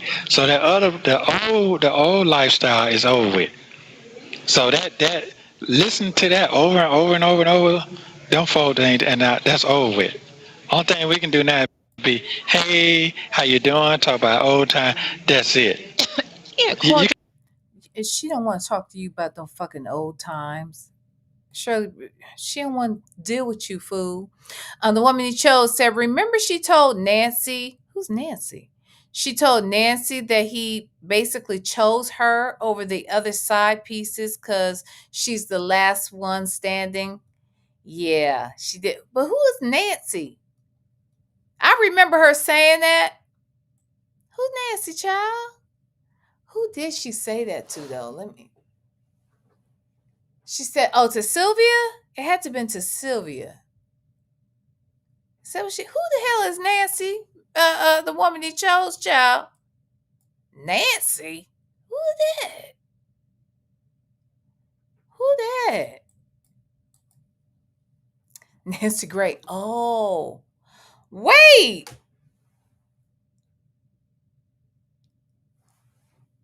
She wasn't on no Nancy Grace. Oh, she told Nasty. Okay, got you. That damn autocorrect. I already know. Yeah, she did tell Nasty that. She did. I was gonna say, who could she have been talking to? She had because I was about to say, was she on like a three-way or was she on Sylvia's panel? But I do remember her saying that. Yep. You know what I'm saying? Depending, huh? Yeah, depending on what. That's old. Man, you hear that shit? Look how high up her hair is. It's because of those tracks and the fact that do you think he really believes it? I feel like he can't possibly believe this. Can he? Does he believe that's her hair? I'm sorry. I got distracted. I saw this lady grab that hair, child. And I got No, depending on, sometimes people want to hate you for life. She may want to hate you for life, or she may be okay with just being your friend. Hi, Nyla. You're on. I'm live, and wait. No, I called you while I was live. You're on speaker. Say hi to the V Stylers. So I called you because we're over here reviewing a call of old visit, and we somehow got on the subject of Big Mustard, and then I said, "Where did she get that name from?" And they said that you named her that. So I want to know, Nyla, why you named that lady Big Mustard? She had on a mustard color top. Oh. Because at the time, I think what it is, I didn't remember her name. So. Oh.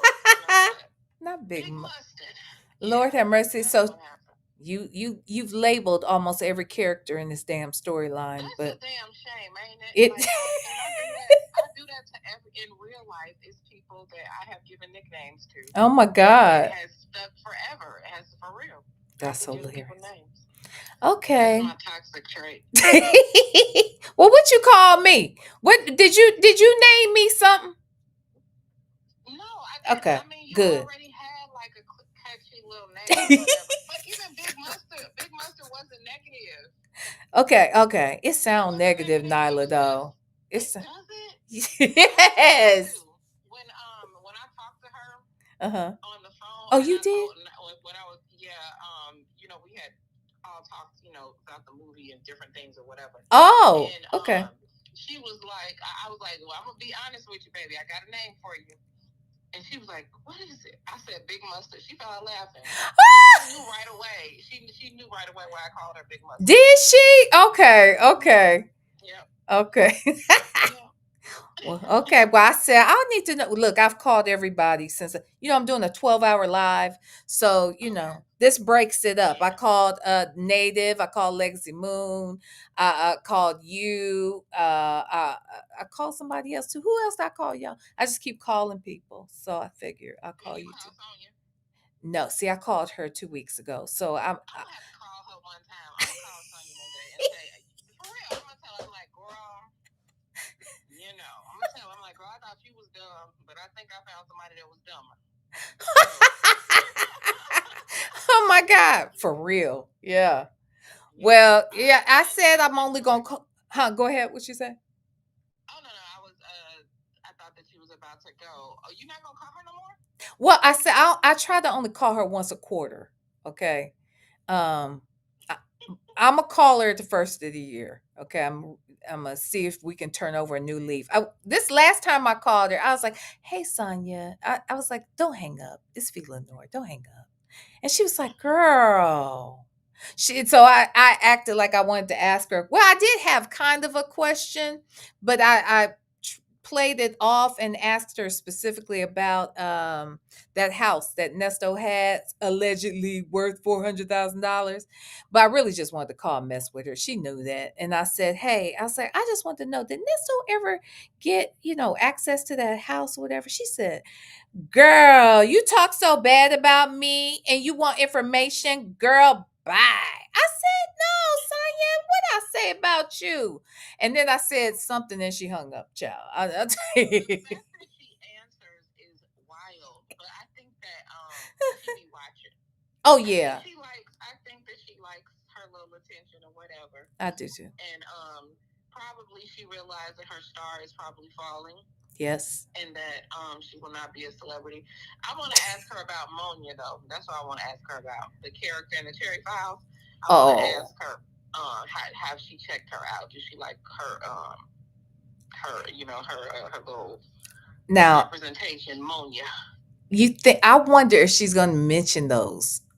You think she knows about them? Do you know if she knows? She knows everything out here. She know everything. So yeah. And I'm sure that. Huh? What she say? I said, hey, Sonya girl. Yeah, hey Sonya. We say that all the time. Be like, girl, she over here listening, child. And I always call her on the Tuesday night too. It's always Tuesdays. So I don't know why she keeps answering on Tuesdays when she know we're doing the show and she's watching. But I think that she's gonna hang right up on me. She literally hates my dad. Yeah, she does. She do. She hates me with a passion. And I think I understand. I think she hates Dre because he loves you. Okay, there's no doubt about it. Dre is your biggest fan out here, and the fact that I think too, he knows I don't know. This is just in my mind. In my mind, Dre is watching everything too, and Sonya is watching everything. And I think that because I think Dre kind of knows that she hates you. And I think that's why I think he's giving her a dig every time he says, I think he loves you, but I also think he likes the fact that might annoy her. I do. I think so too. Mm-hmm. Dre is messy. He's messy. Because I felt like he was being messy with Nesto when he was like, oh, that Nyla, she's funny. I know he knows that was wrong. You don't understand. I know that was wrong. You don't understand. About a week or so before, I'm about to say Nyla. Native has been doing that imitation for almost a year, right?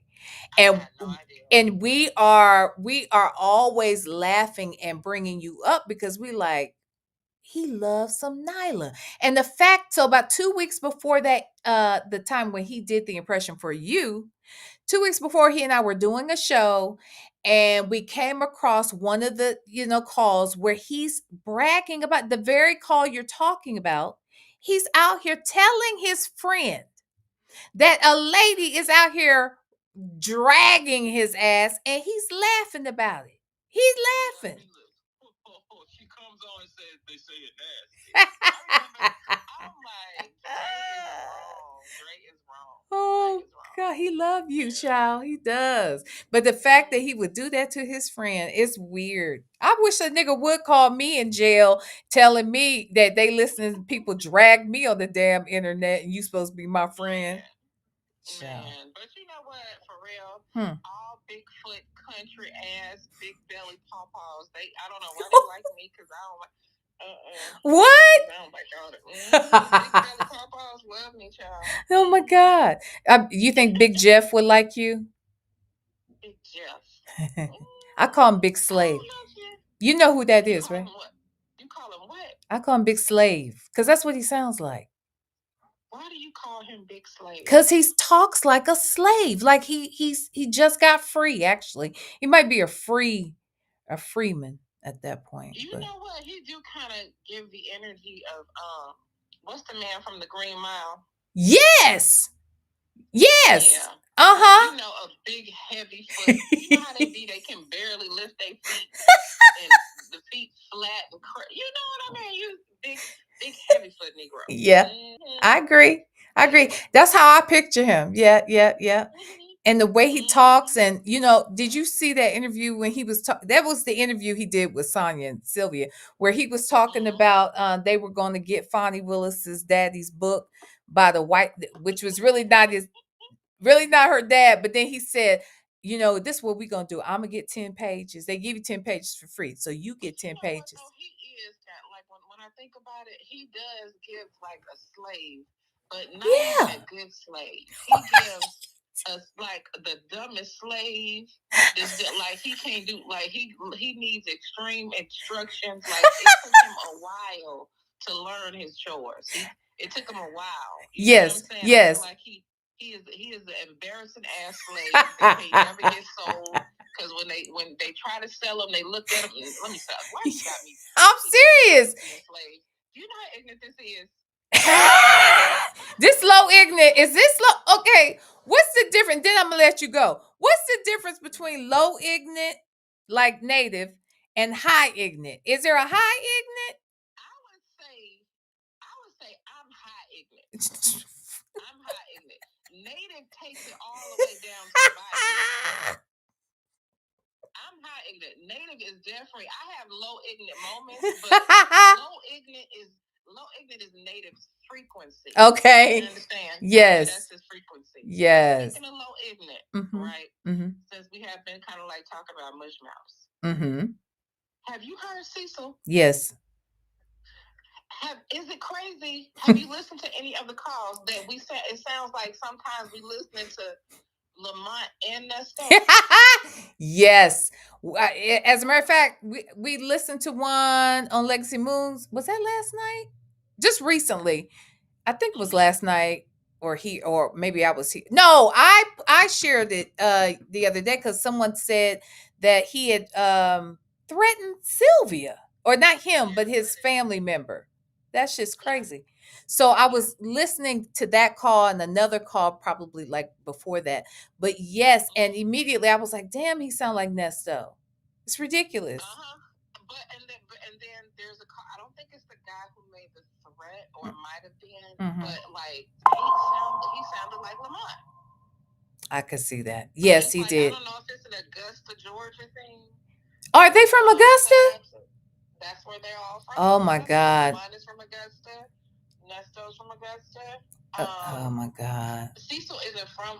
Cecil people from Augusta too. Let me say this real quick. I'm very concerned now because all my dad's family is from Georgia, and they're 45 minutes from Augusta. Augusta is a very rural town. Augusta is the big city. Okay, so I have several relatives that moved from that small town into Augusta. Girl, if I find out, I already said, if I find out Nesto is my cousin, I'm going to lose it. Okay. But don't tell me Nesto, Cecil, one of these motherfuckers might be my cousin. I'm going to have to look them up. I'm about to find out. Don't worry. Okay, let me know. I don't need 23andMe. I just need Nyla. Shit. Okay, girl. Thank you. You have a good show. Thank you. Go for my nap, and I'm gonna get my stuff prepared for later. Okay, babe. Talk to you later. Okay, bye-bye. All right. That was Nyla. Everybody's been on the show. Okay.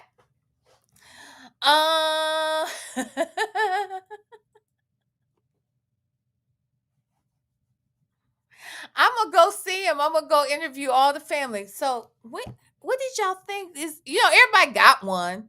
Everybody got one. Okay. You may not know him. See, I didn't know him. So if I find out he my cousin, that's gonna be a mess, right? Whew, my God. Okay. Anywho. Where are we? Okay, let's get. Oh, by the way, Ev Mux told me just now that I got 30 minutes to get the hell off of this here. So we'll meet over in Cuffs and Comfort. We only got about 5 minutes left of this, so we're good.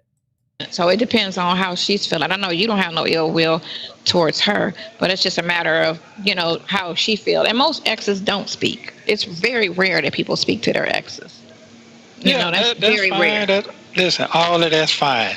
I just had dinner one of mine on Thanksgiving Day. Another one came over here, stayed the night about a month ago.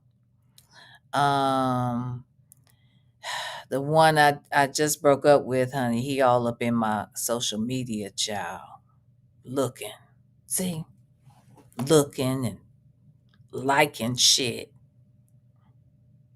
nigga.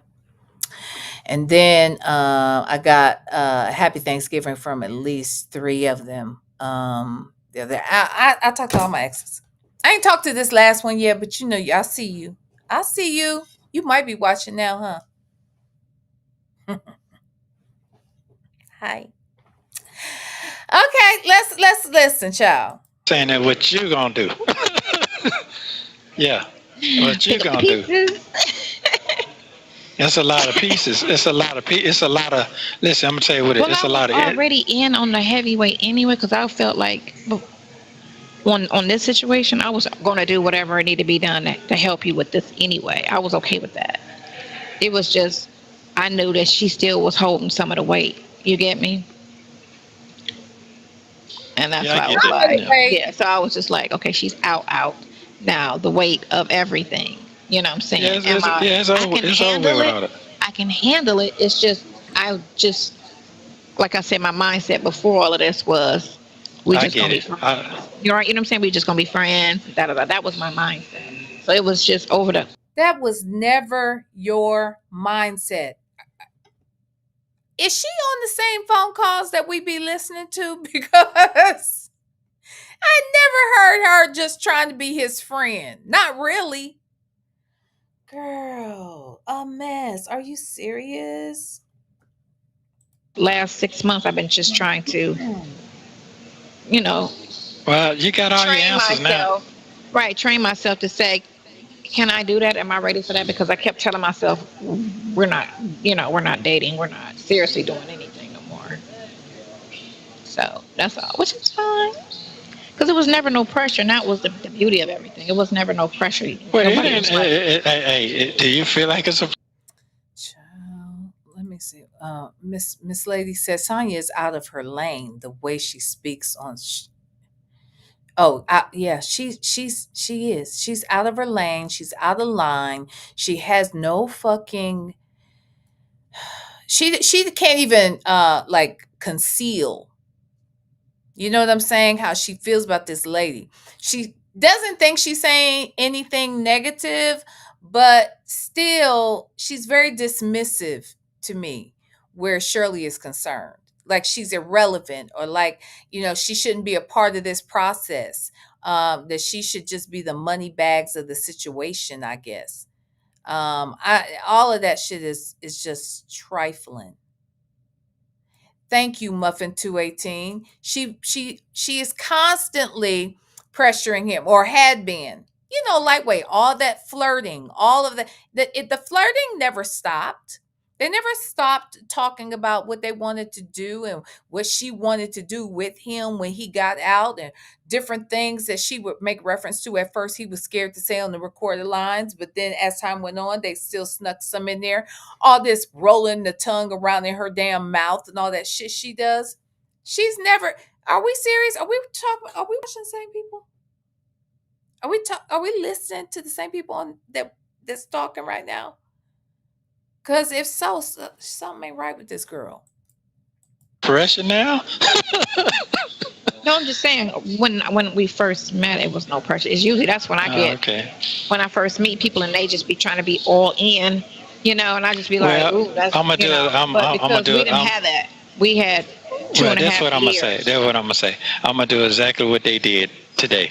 I said what I said. I can't go make up no shit up. I'm not gonna do all that. I'm not gonna do it. Whatever I said, as they can twist it, whatever, that's fine too. I'm gonna do exactly what they did. Whatever I said, hey man, hey. What is this, y'all? Hold on. What did I just do? Hold on. I hit something. Okay. Here we go. Sorry about that, y'all. Like, what did I just hit? I wanted to go back and rewind what he was just saying. Hold on. That was my privacy. That was my. What is he talking about? He said what he said. Talking about on all the calls? Let me see. I just be like, ooh, that's I'm gonna do it. but I'm gonna because do we it. didn't have that. We had two Well, and a that's half what I'm gonna say. years. That's what I'm gonna say. I'm gonna do exactly what they did today. I said what I said. I can't go make up no shit up. I'm not gonna do all that. I'm not gonna do it. Whatever I said, as they can twist it, whatever. That's fine too. Ain't nobody twisting nothing these people be saying. That's what's so crazy. Sonya is so mad that we be clocking it. We clocking it. No. But no, we clock all her shit, not in the good way. Not in the good way of clocking. But what? She is mad. And she's like, "Oh my God, they know too much." Or they're I think she just thinks we're way too nosy. She never expected us to be so deeply entrenched in her business. But she welcomed us because even once she learned that the calls were being heard, once she heard and saw that we were watching these video calls, once she saw that we were reading the text messages, she didn't stop. She did not stop. She did not stop coming. She did not stop. And that is the part right there. That is that part right there that burns her up. That she didn't stop. We keep getting in there. We keep clocking all the bullshit, and she can't help herself. I'm gonna do exactly what they did. And whatever I said, hey man, hey, that was my privacy. That was my conversation. That one for the world to hear. So that was a violation of my rights. Actually, it wasn't. Okay. Actually, it. Oh, hold on. Hold on, y'all. I hear him.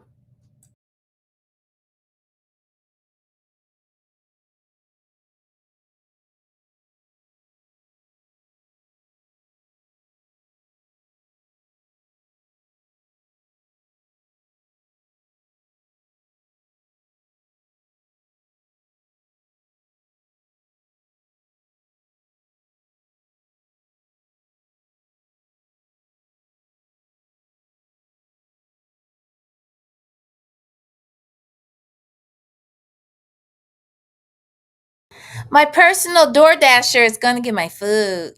Ew. Okay, good. All right. Okay. We're almost done, y'all. You don't have no rights. You want Yeah, I'm sorry. Violation of his rights? Nada. Didn't happen. It's called the Free Information Act.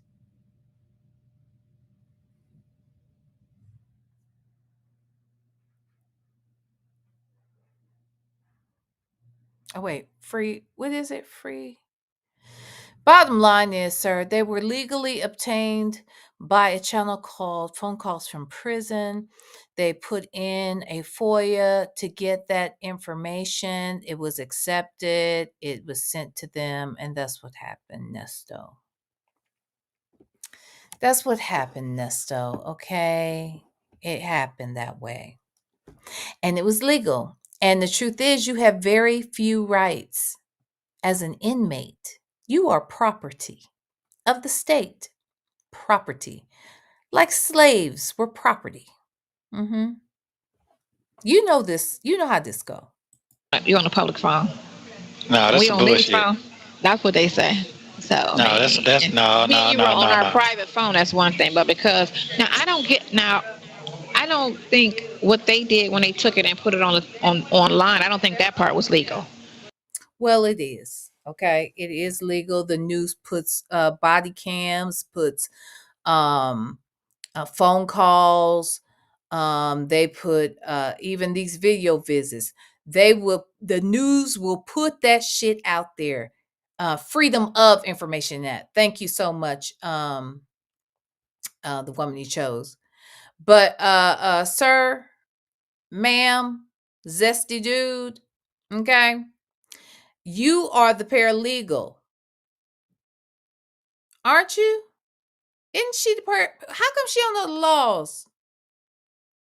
They're both so yes. Oh, uh Yes, they're both so ignorant on basic things. They really are.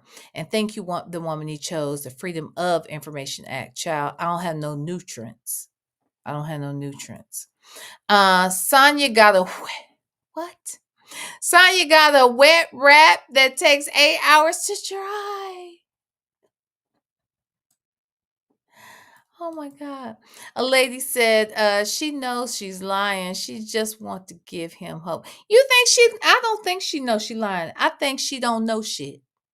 That's what I think. I don't think she lying. I think she doesn't know what she's talking about because she's ignorant. Okay. She must be low ignorant too, like native. Maybe she's lowest ignorant. I'm just saying. I don't think they were supposed to do that. It was because it's only supposed to be for investigation reasons only that they use these calls. Exactly. But sometimes they do put them on the news though, because they put that boy's call on the news. When him and his girl was talking, they put that shit on the news. Did the one finally got a bond? Did he ever bond out? Because one of them got a bond, like something like $1 million or something. They don't even talk about them no more. I barely hear about that case. It's still ongoing because they ain't, it wasn't no strong. I was gonna say it was going long and strong right around this time. What she mean? They don't even talk about it no more. It was on multiple channels being streamed. Wait, what? Excuse me. Okay. Ass case. It's just a bunch of we'll spare you if you tell on them type shit. Yeah. But then it's like you gotta trust these dudes who just trying to say themselves who out here doing stuff. Well, here's the thing. How credible are they? Well, I would say this here. It's a catch-22 because they always try to say because you got a record, you can't be trusted. But then they put somebody on the stand with a record, and now I'm supposed to trust them. That doesn't make any sense. Mm-hmm. How does that make sense? It's across the board. He got a record. He got a record. He a liar. Or he tells the truth. He tells the truth. Which is it? Because just like the other case you got with Erica's record is like this. So it's like. Well, they ain't talking about her no more. They ain't talking about her no more, is it? No, they done found out. They done found out, but they don't have a picture, so. What? We're good. Look, we're good. Let's get a hold of these. Let's get a hold of these. Wait. Let's go. She's talking about herself. They done found out. Hold on. Record, he got a record. He a liar. Or he tells the truth. He tells the truth. Which is it? Because just like the other case you got with Erica's record is like this. So it's like. Well, they ain't talking about her no more. They ain't talking about her no more, is it? No, they done found out. They done found out, but they don't have a picture, so. Okay, so she's saying they don't talk about Erica no more because they done found out about me, but they don't have a picture of me. Got it. But that's coming soon, right? When did Nyla, I should have asked Nyla that. When did she expose Sonya? Do y'all know what month it was? Because this is 9/11. How soon after this did Nyla find her picture? We're good. Look, we're good. Let's get a hold of these. Well, here's saying. I hope your hair's like that when they get the picture. Our hair is always nice.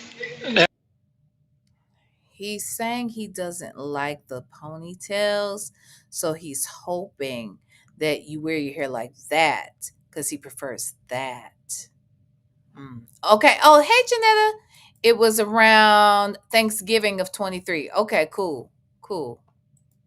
Thank you. What I'm saying, but when you got this going on right here, boy, that make you look like a boy. Like, look how young they look. Look how they look. Man, that gonna kill it right there. It ain't your fault though. It's not your I think fault though. I look older with my hair down. I thought I looked younger Yeah, with it that's up. what I'm trying. No, that's the problem. That's what I'm trying to tell you. That's what I'm trying to tell you. You said what? That's an improvement. That's what I'm trying to tell you. Yeah. Just tell her that. No, that's the problem. That's what I'm trying to tell you. Oh, that's the problem. That's what I'm trying to tell you. That's what I'm trying to tell you. Yeah. They'll be all right. So. But that could be the only news to come is if they get a picture. That could be the only thing. Other than that, these tapes that they doing is just old as hell. Like, okay, yeah, so they was talking because there's nothing juicy that they can get out of a phone conversation because we don't have phone sex. We don't be nasty on the phone. They already played the one time that you did say something that was a little. But other than that, we don't have them type of. What did I say? What did I say? Never mind. Can't wait to get out, hit that. No, no, I can't wait to get out and hit that. Yeah. No, I didn't say find that. it and I was like, okay. You said, like, just keep it. You said just pat the box. All right. Well, yeah, I love you. I love you too. Have a good day. Call me in a couple of hours. Yeah, I will. Yeah, all right. Bye. Bye. Yeah, he told Thank you for to pat watching. that thing. He told you to pat that thing, child. Mm-hmm. Yeah, he did do that. He did do that. We only wait a minute. We only have like 5 minutes. We have 8 minutes before my stream is going to end on me. But I was thinking about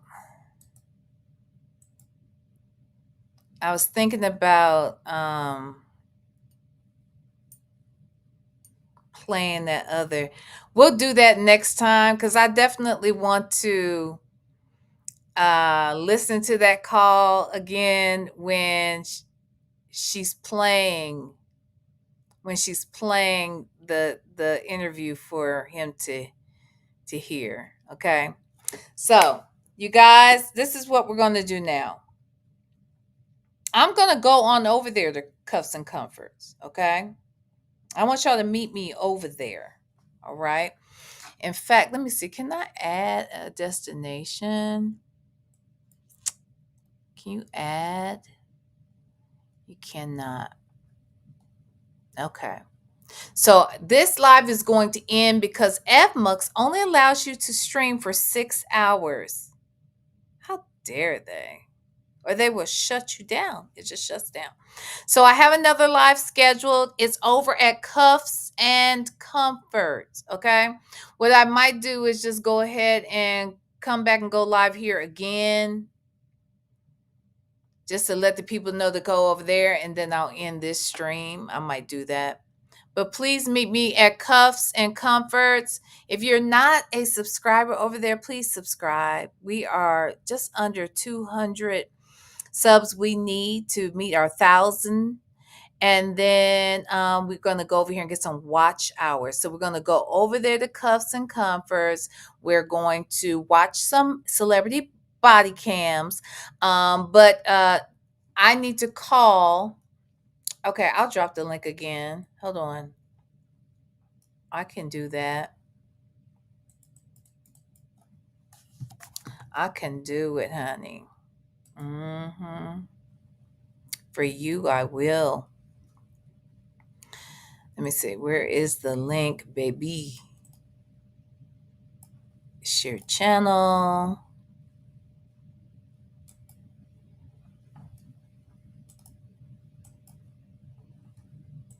Okay, there we go. All right. Here is the link to Cuffs and Comforts. Okay. Ready to go. All right. So y'all go ahead and please sub to Cuffs and Comforts. Legacy Moon is going to meet us over there, child.